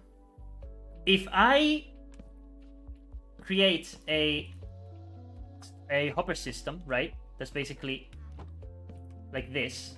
Wait, hold on. Where I have a bunch of chests going up, right? And let's say that I have then chests going here or whatever, and we have the copper chest, right? Leading into it. Let's say that we want something like this, because we want a lot of items in a straight line, right? For like a really big storage system. If you add any item here, it's just gonna get sucked up. So the golem will never know what's on the chest. So it will just add random items, so it will defeat the purpose of being a filter. You see what I mean? It's completely broken. Like the golems for something like this are completely useless. So that's why you need to have the hopper filter that we've been using for all this time to be able to do something like this. But what we should have is an actual filter, something that we put on top of the hoppers that we say you can either filter this many items or not any or ignore them or something like that, you know? Because right now with this system, if we add any item to here and say, oh golem, add gold, wait, hold on, it's being sucked up, oh no, and then eventually it will be empty and he will just add any random items, and then it will defeat the purpose of the golem being a filter. So the golem works for, like, if you want to sort individual chests, you know, but if you want to make a more complex system, it doesn't work. That's the thing. You know what I mean?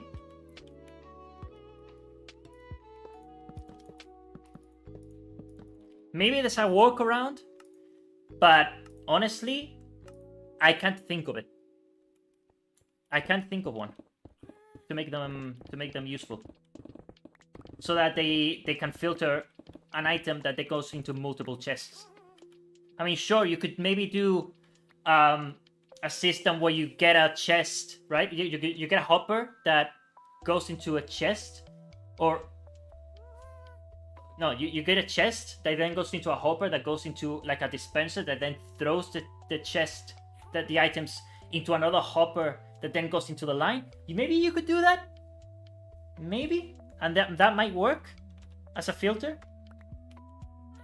But then you have to consider how fast the golems are in sorting compared to the hoppers, right? Now you might need to cram a lot of golems into one spot to make it work. Maybe we could design something in creative and figure it out. When we get to it, we can think about doing something like that.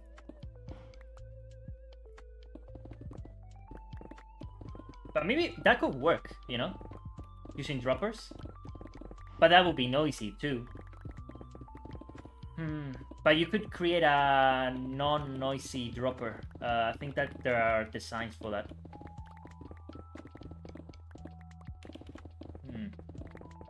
We'll figure it out. eventually.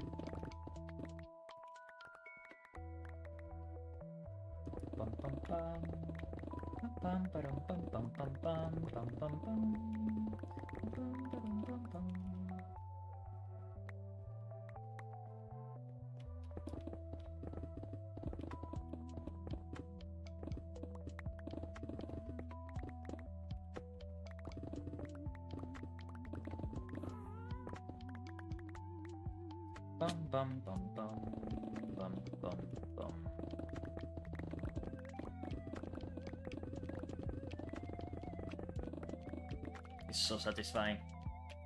From what I recall from these videos, he monitored the contents from the filter chest, and when it went over a number of items, it would start to make it out of the chest. Mumbo jump? No, I mean Mumbo is well known for making really crazy stuff. I'll have to check.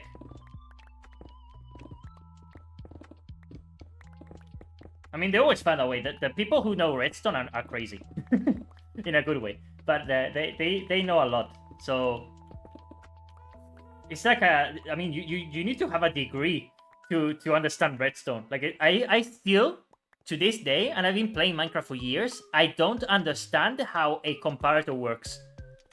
I don't get it. I genuinely do not understand. It's something that's beyond me. Like it's a completely alien concept to me. And I use it, you know, when I copy farms or whatever, or designs. Like I understand that it needs to be there. I just don't understand the why. You know? It's kind of there. It exists.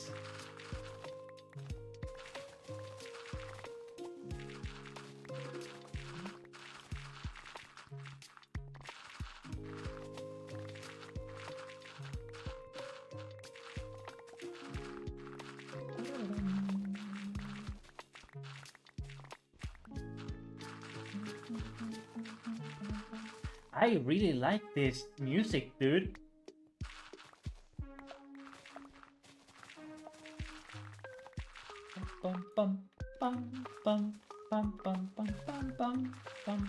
So if you don't, for the people who are joining, if you don't know who the music is from, I just found it randomly. It's called Lofi Cody, and he has like a Lofi chill radio that's 24/7. It's surprisingly good. It's really, really good. So that's what we're listening to right now. So it's a small channel. So check him out and subscribe if you like what you're hearing, because it's I think he deserves it, honestly. It's super, super, super chill, and I might use it from now on, because it's I really like it.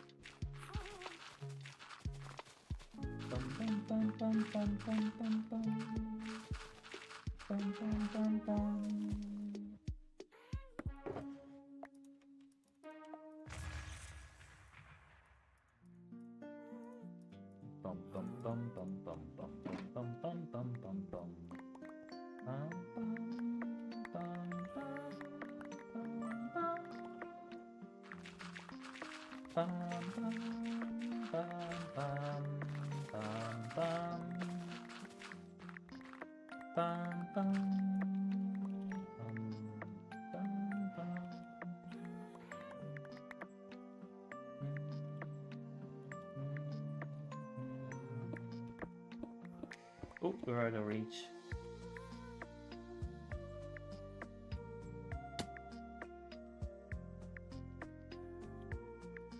Really? Ah, there we go. Bam, bam. Oh.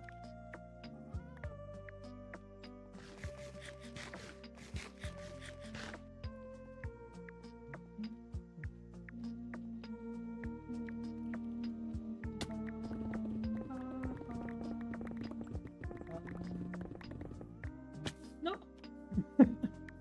There's so many holes everywhere. Help. It's fine. We need to make a creeper farm though. We need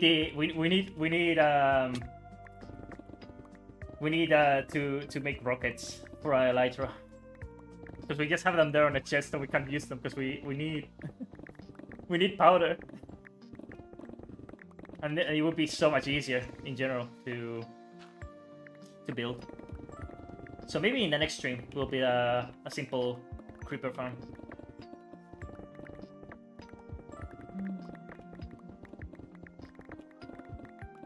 I mean, we got a lot of cats just roaming around, which right now I'm not seeing, but trust me, they are. They exist. I'm not crazy. I'm not crazy.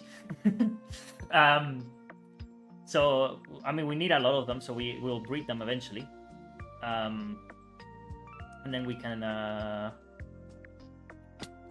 get a lot of rockets. Because we can then use a crafter. I can't remember what the crafting recipe for it was, but we'll figure it out. And then, yeah, we will be flying.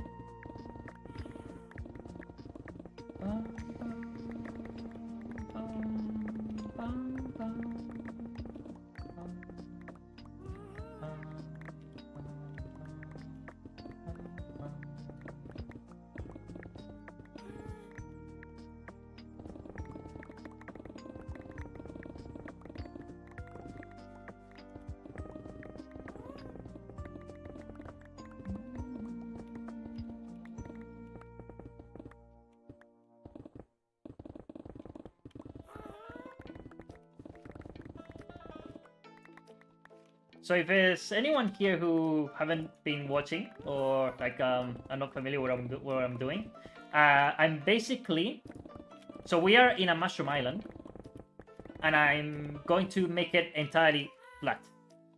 So that way, anything that we want to build in terms of farms or whatever, we'll have a very clean slate, and then we can have fun. Basically, it's gonna be very trippy to have a completely flat world. But honestly, it's the best thing in the world to have. Trust me, I know. There's a YouTuber slash streamer called Elrichemete who actually his entire base is also flat. So I'm kind of copying him in a way. Well, more like inspired, because his is like 10 times bigger.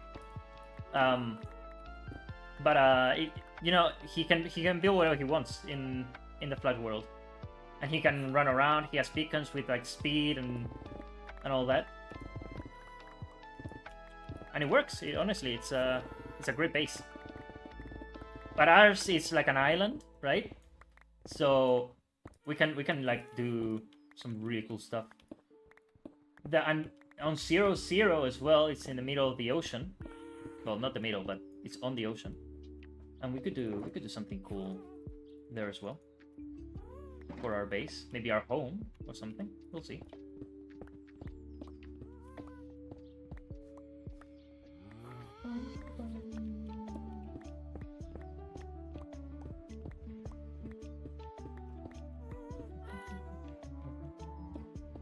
I think comparators compare the signal that go into the sides of it, and right-clicking it either makes it subtract or compare, I think. Yeah, but even then, I don't understand, right? It's such a weird alien concept to me. I will never get it. I will never get it.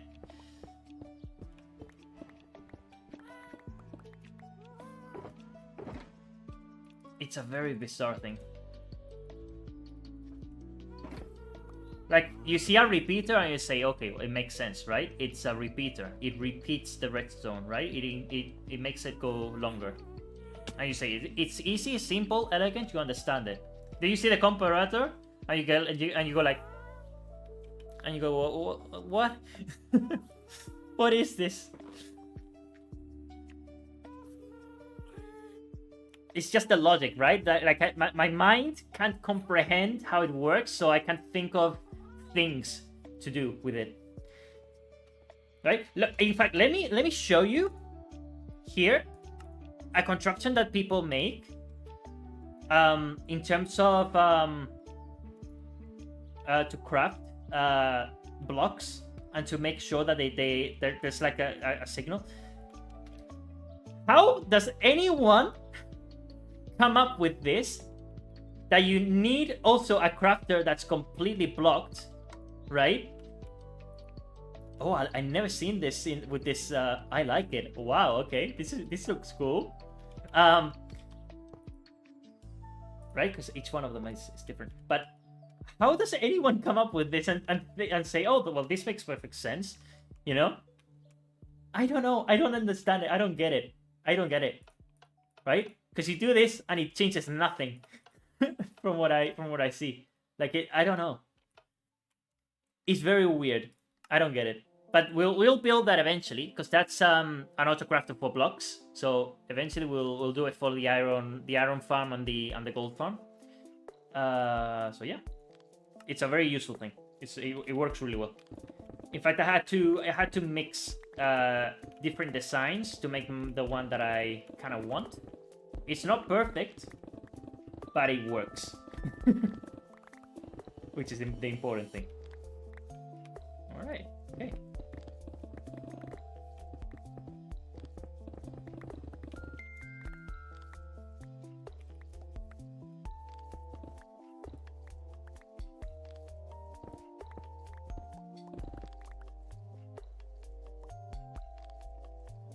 We need to plug this in, I think.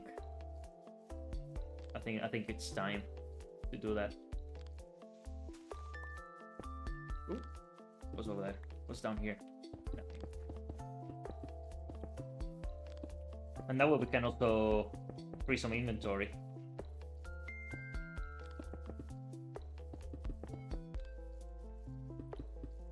Bum, bum, bum.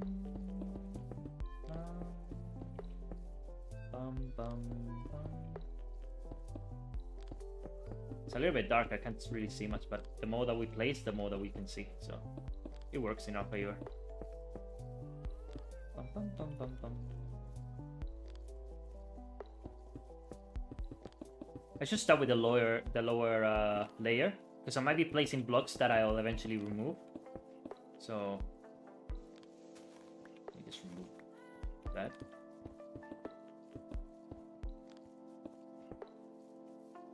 Let me go over here.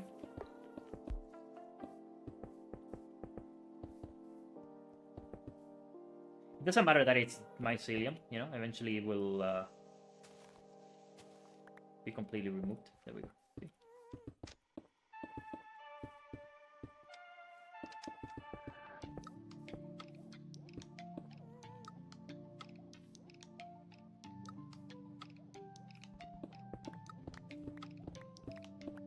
The layer that we are going to be in is 63. It's the ocean layer.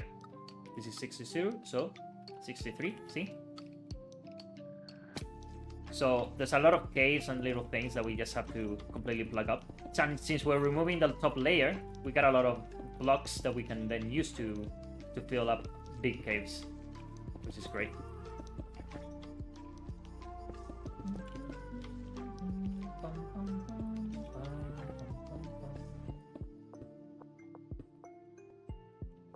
A little fun fact about me: before I made YouTube, the Zelda channel, right, that I have now, I used to essentially just make Minecraft content. Like I used to do Let's Plays and stuff like that. I used to have a channel that, well, several actually, that I would play different games and stuff. And you know, it would be a case of me playing, abandoning, you know, creating another channel, trying different things, until eventually I landed here on Zelda. You know, and I would like to, you know, eventually expand my horizons a bit.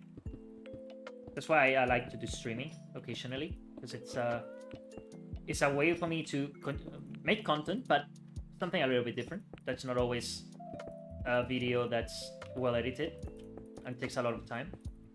So I still bring something to the channel.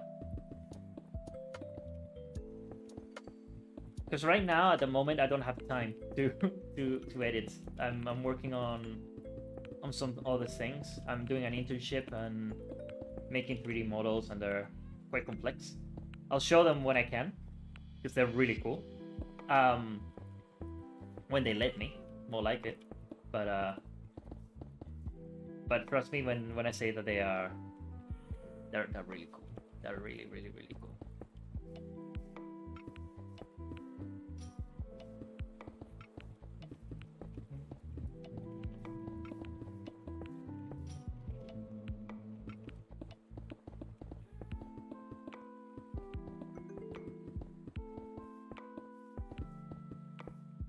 But you know, the thing that I've been thinking about mostly is like, this is mostly a Zelda channel, so I understand like people don't generally watch the content that I stream, you know, if it's a game that's not specifically Zelda and all that.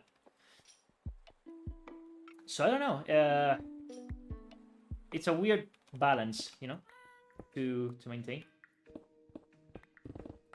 Because I wanna be able to play and stream essentially what I want, right? I mean, it's my channel at the end of the day. No, I know. I'm keeping a close eye on it. Like, I got the 62 blocks left. But you know, it's an interesting. Like, I've considered also like maybe moving to Twitch, but the problem with Twitch is that it's incredibly hard to be seen over there. And I've tried in the past to stream over there. But if you're starting fresh, it's nearly impossible to grow. In fact, I don't know if you guys know Ludwig. It's a popular streamer. What's down here? Probably nothing.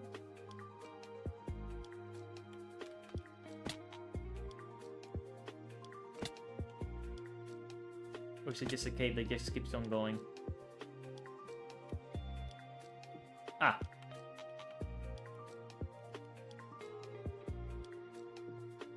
Okay, well, I know where we are. I think.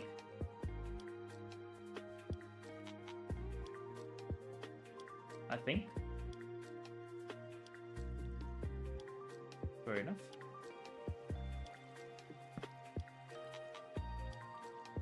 I mean, this is the same one that we have found before earlier in the stream. The question is,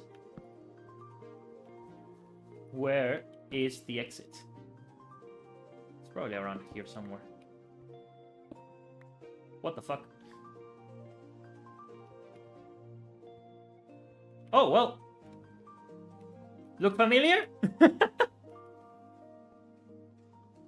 We're back here. Okay. We know how to get back up over there. Oh, this cave gives me PTSD from when we were killed thousands of times by the Wither. All right, let's go up. Let's go up and let's fix the pickaxe. All right. Okay. But yeah, we have like a really big cave system below us. And yeah, we can get out maybe around here.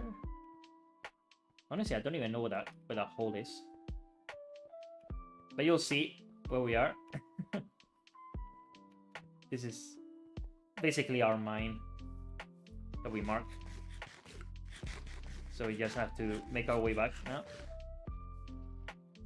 That should tell you how big that cave system is, actually. Look at that.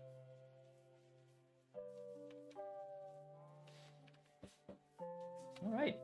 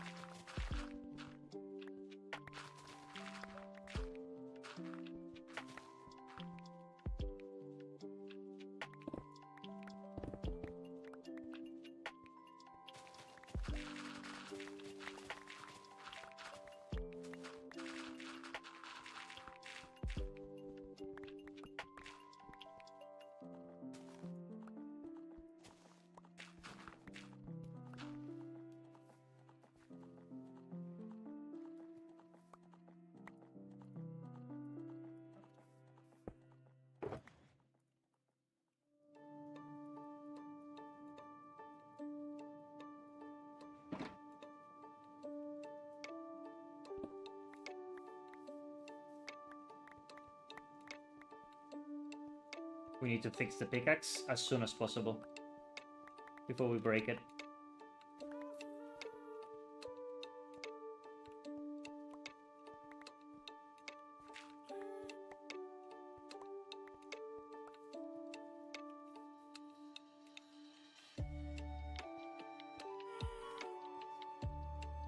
It's a tricky situation with your channel. Zelda channel seems to be going the same as Halo channels did after Halo 5 came out. In what way? In terms of views and... or...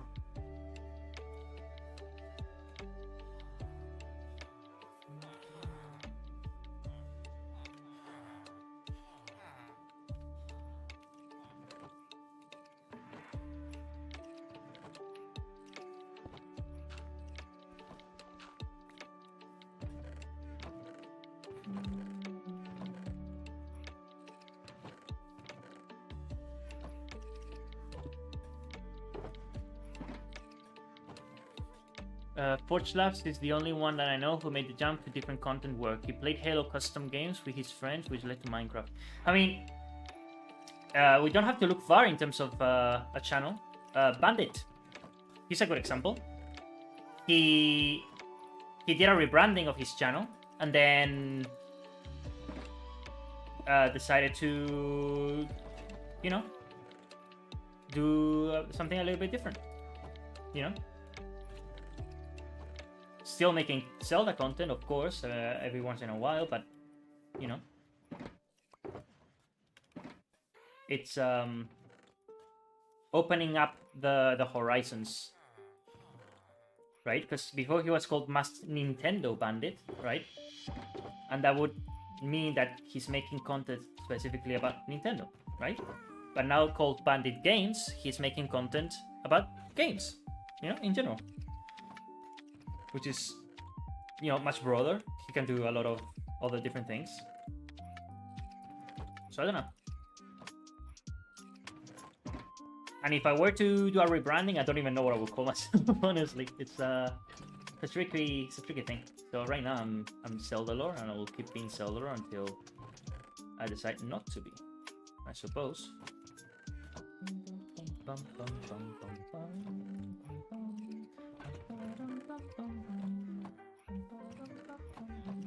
need to...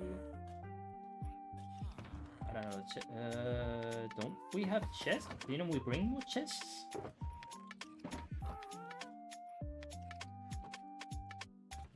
And we can always make more, but could have sworn.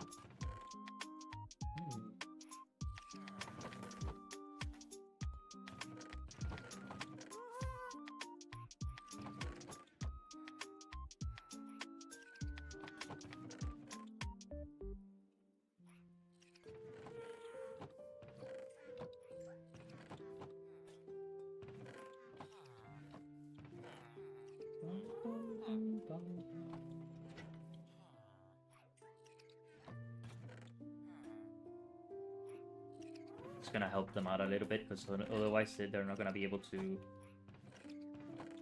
do anything. I thought I had more chests, but oh, maybe I placed them all. That's probably what it was. Okay, I can make more.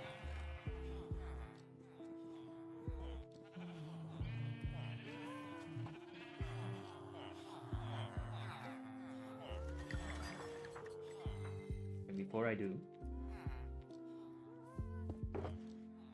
let's just do this. Let me fix the pickaxe.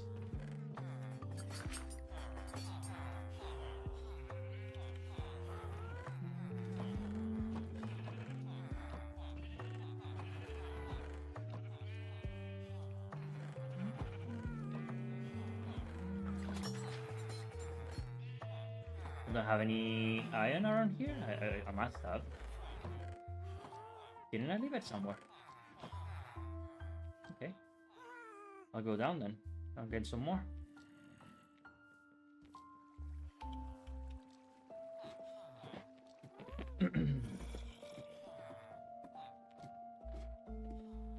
Yeah, with views. Halo 5 released with less content than expected, and players didn't stick around. How about rebranding it to a single letter, like I said, and then afterwards say formerly known as Solar, or it would work for Twitter, I mean, X? Nah. Because I would want the name to be more general, so that people would know me specifically for that name, regardless of what I did. You know what I mean? That would just be me. Does that make sense? Because I would essentially what I would like to be able to do is content about anything at all, absolutely anything. For example, maybe I would like to do streams. Where am I going? 3D modeling, for example. That's something that I do. But if I'm just a channel dedicated to Zelda, it's like people are not gonna watch it, right? Because they expect one type of content. But I need to find a way to be able to still be known as Zelda lore, right? Because that's me, right? People have been knowing me like Zelda lore for years, but be named something different. Still be able to make Zelda content if I want to, right? Not delete the channel, obviously I'm not going anywhere. But still be able to make more content on top of it that I want to do, right? You know what I mean?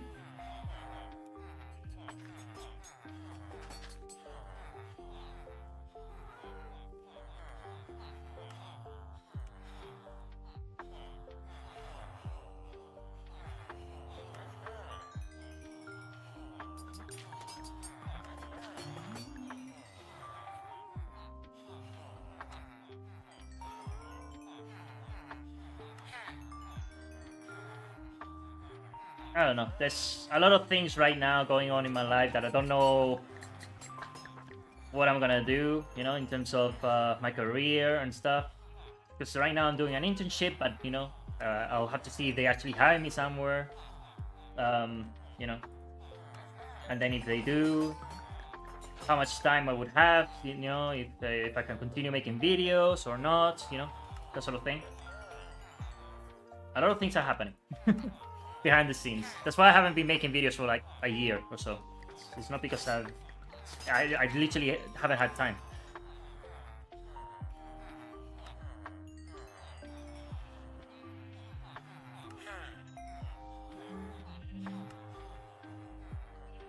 What?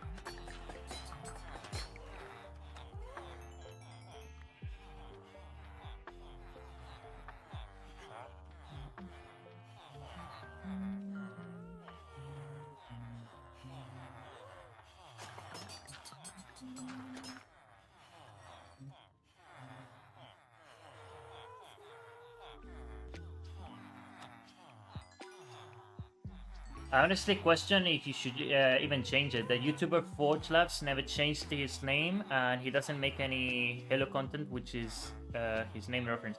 But Forge Labs, it works for anything. Honestly, it's a name that could work for literally anything. I don't know anything about Halo, and I hear Forge Labs, and it's like, cool name, you know? But I don't associate it with Halo, right? If he were called Halo Labs, for example, that would be different, right? But me, I'm specifically called Zelda Lore, right? It's a very specific name. So it's different. It's very different.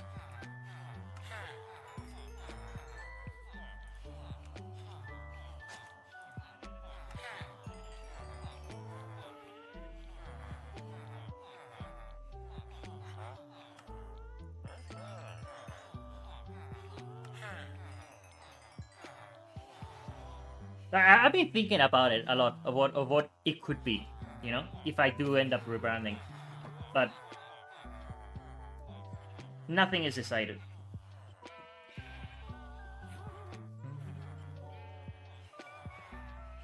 Because honestly, it will be a big change, you know. But I need to know exactly what I want to do and everything.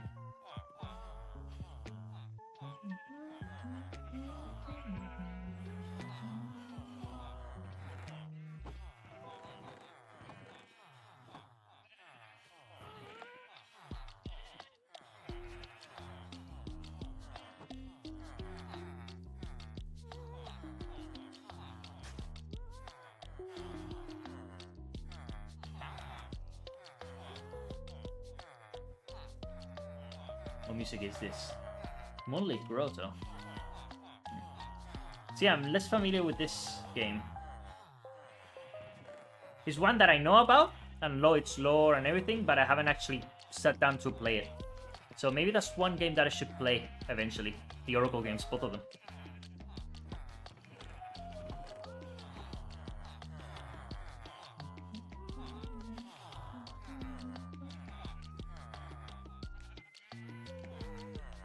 Where's the food, by the way? Shouldn't it have arrived already? I know, 13 minutes. Okay. I was shocked. Alright. See, good thing that I ordered when I did. Because it still hasn't arrived. See what I mean?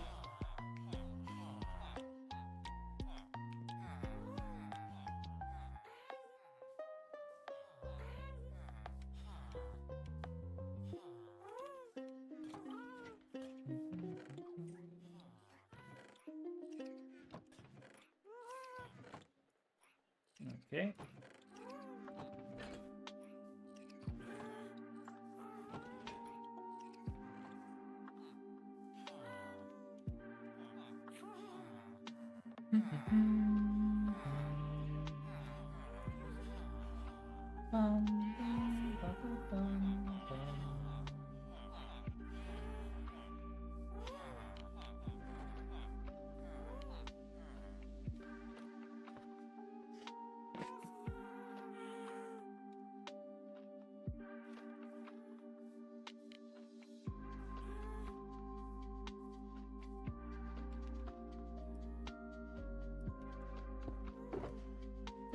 Keep this one out there, because we'll use it to fill this in eventually.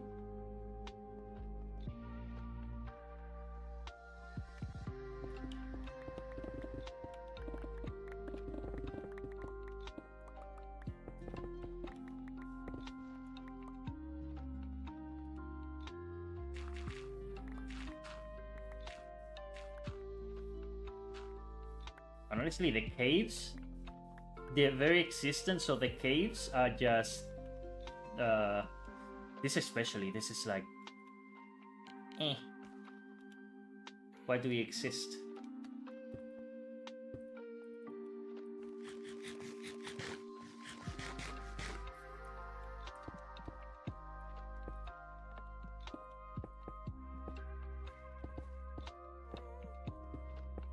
I'll plug it up eventually somehow, but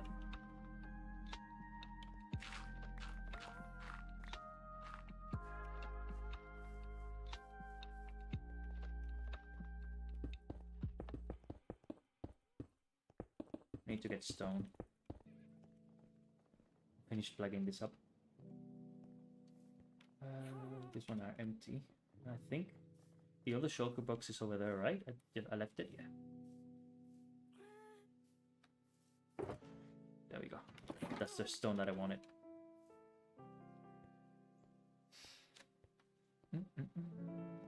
I wonder if any arrow golems are still wandering around in your caves. Ah, no. They're all fixed.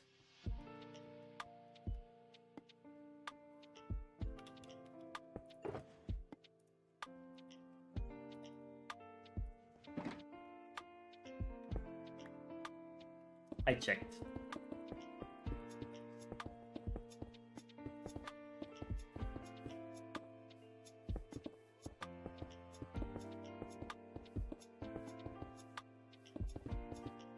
After that whole ordeal of the iron golems, I checked and double checked and triple checked and ensured that everything was perfect, because I didn't want to have any more problems with them. Eventually, we'll destroy that iron farm and we'll build a better one. That one is just a provisional one. Like most of the stuff that we built so far is just so I could get enough resources to get the gears running, you know. But eventually, I will make one that's highly efficient. But I need space. You know what I mean? Sometimes you have to build something that's not entirely the final product to then build something even better. For example, to build the slime farm, I need slime. You know? So we need to find it first. And then we'll create oozing potions. Just one, honestly. I think we just need just one. Well, I mean, to start it off, we need one. And then we can create infinite number of it with the new slimes that appear. But you know, it shouldn't be too difficult to make the slime farm. And once we make the slime farm, we can make a lot of different things, because we'll be able to get sticky pistons.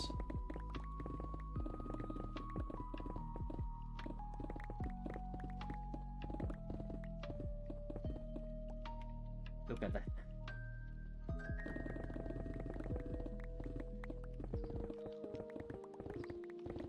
It's gonna be very trippy seeing everything flat and mushrooms just flying in the sky. And we ran out of juice.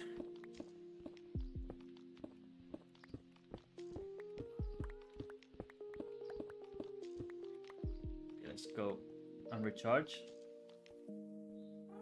There we go.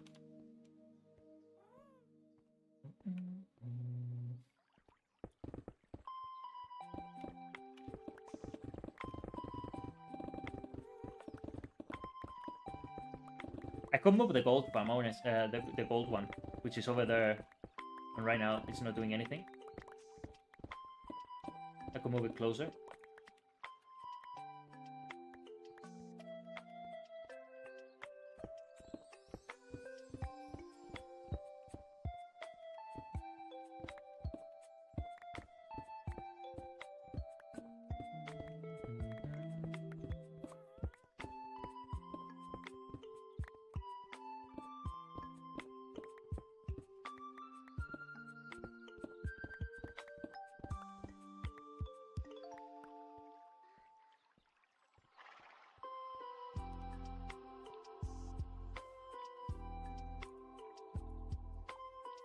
We could start placing some dirt.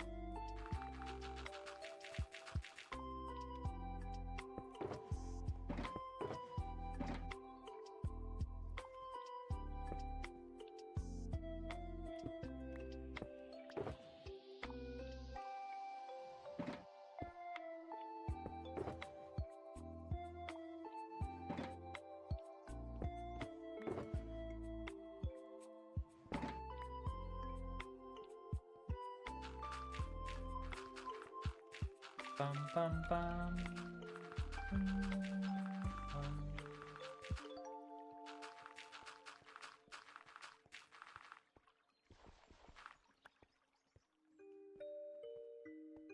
Let me go all the way back.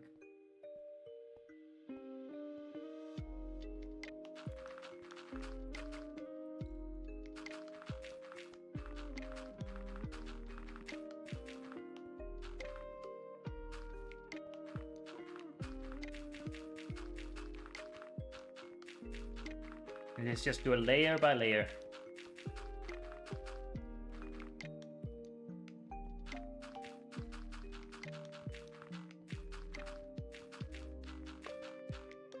Chunk by chunk. Still need to remove all of this.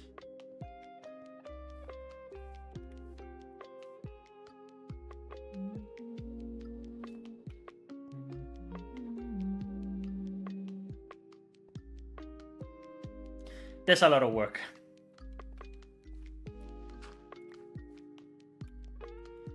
The iron farm scared you? I mean, the iron farm made me. You made for the wither fight. Scarred. Oh yeah, yeah. I mean, I was joking, but yeah.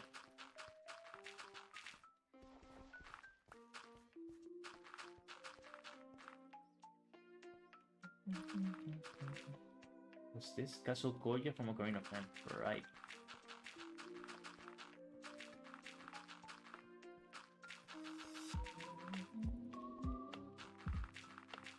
Bum, bum, bum, bum, bum, bum, bum.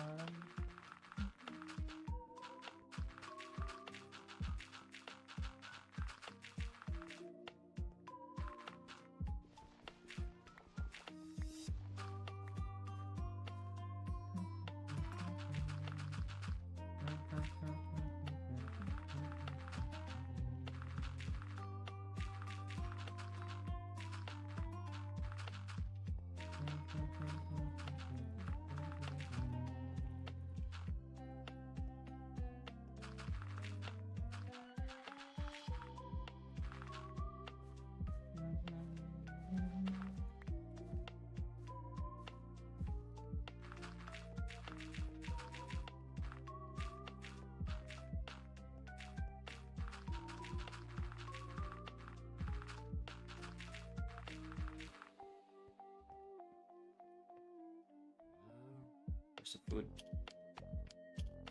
Okay, they're on their way. Good. I'm hungry. So honestly, been, what is it, like an hour since I last ordered. It's crazy.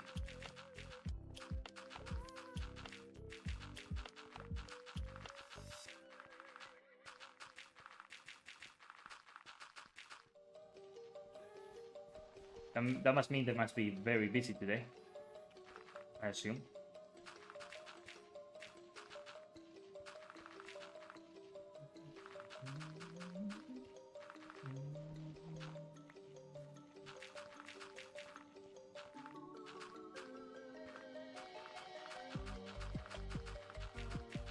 Bum, bum.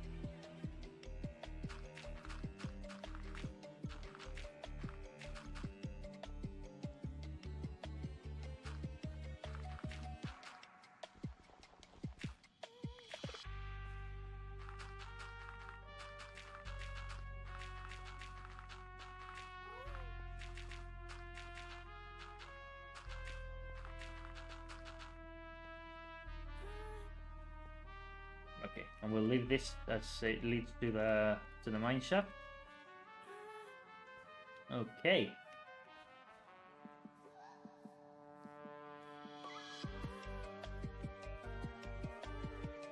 It doesn't look like I did much, but I did a lot.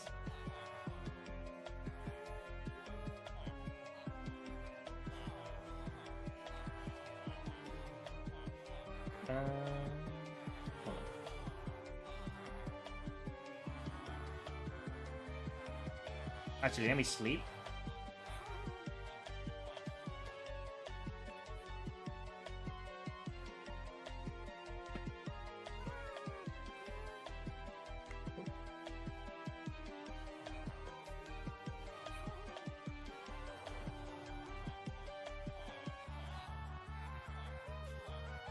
Not bad. Not bad. I need to remove all of this. And just keep on going, you know? I mean, we really don't have any rockets anywhere? Seriously? So I would like to fly, at least look around, see how big it is, you know? I must have at least something a little bit. No.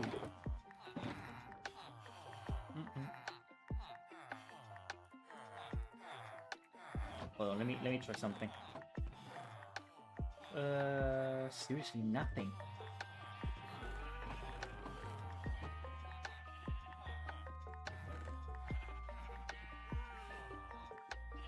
Not one single piece, nothing.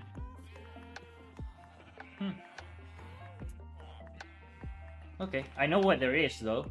A little bit, just a tiny little fraction, but clearly not enough.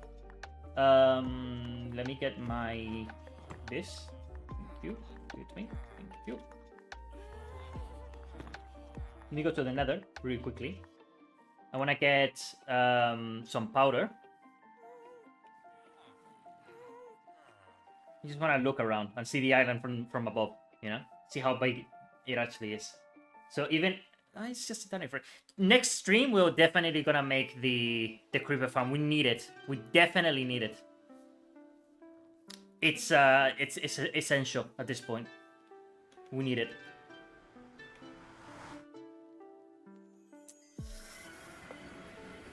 All right. Okay. Let's go over here.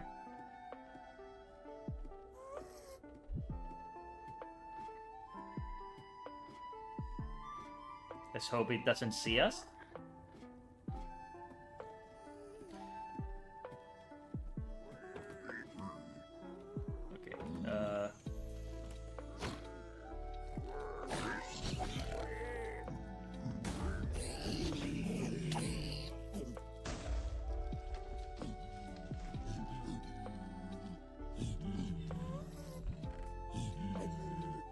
Okay. Okay. We just two.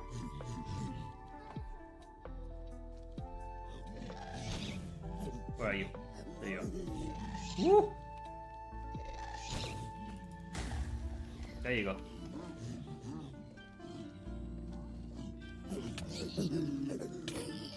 No! Okay, let's just do this, because we're dead. We're really dead. So let's just, do this. There we go. Everything will go to the chest. No problem, no problem. None of them got equipped with the important stuff, so that's good. Okay, we just go back. Hopefully, they're not mad at me, and I can get my stuff again. It's fine. It's fine. It's fine. It's fine.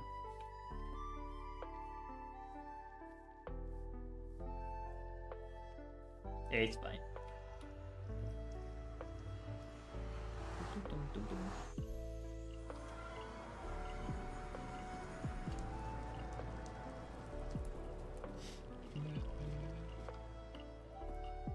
Actually, the food is literally at the door. So let me hold on. Let me come back. Come on 1 second. Hold on.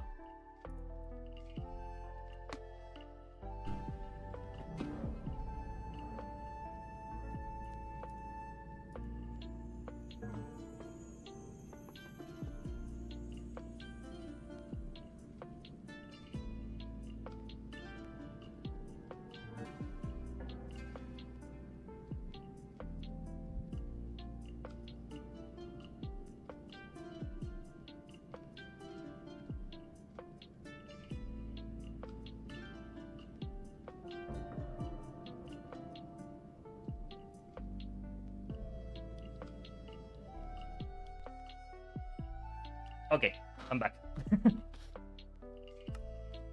Got it. No, the creeper farm should be easier. Okay. So they're still mad. Oh god. Okay.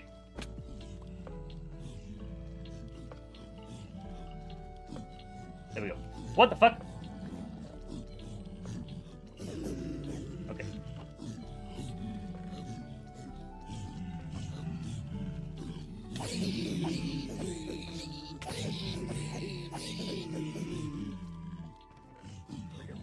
Let me eat.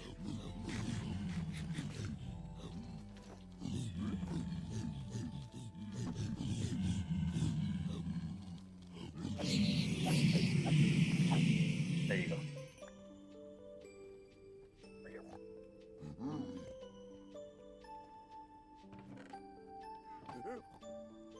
Hold on. Let me do this. There you go.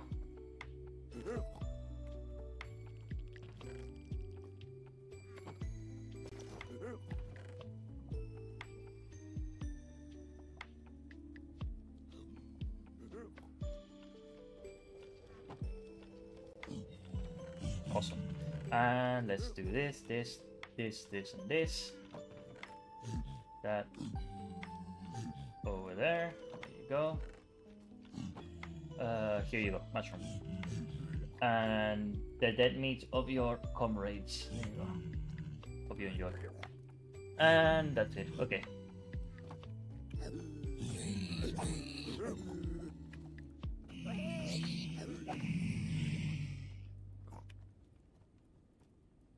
Alright, that's all I wanted. Can we leave? We should be able to, yes. Okay. All right. Let's go back. We got a little bit of this, so not too bad. I mean, I could go hunting for creepers eventually, you know. But if we're gonna make a creeper farm, we're gonna get infinite amounts, so it's fine.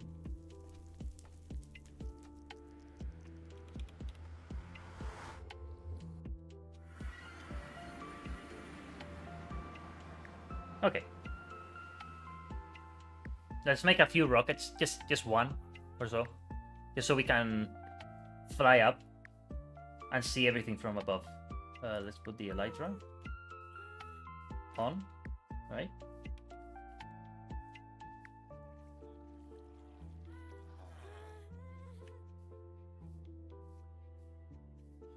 And let me actually do this. There we go.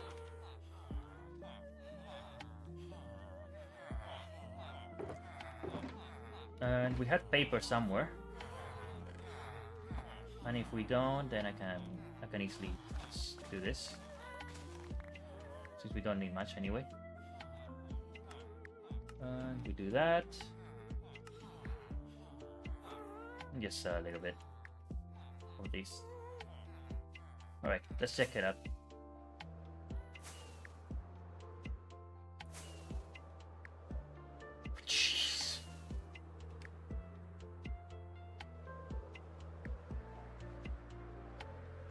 It's huge, dude. And I'm gonna flatten everything. Like all of this. All of this. And right now, the only thing that we've done is that. Just this. It's gonna be a lot of work. But there's no time. I mean, there's all the time in the world. Right? So, yeah. So yeah, I think I'm gonna leave the stream here. We've been going for like 4 hours. I think it's cool and good enough for today. We'll just continue. We'll continue on, you know, as we go. It's a big project, but yeah. I'm gonna have dinner because I'm starving, and I think this is a good place to end it for now. In the next stream, we'll build a creeper farm because we absolutely need it at this point to make rockets. Good stream, I think, huh? But yeah, hope you enjoyed, as always. It's always great to hang out. And yeah, I'll see you all in the next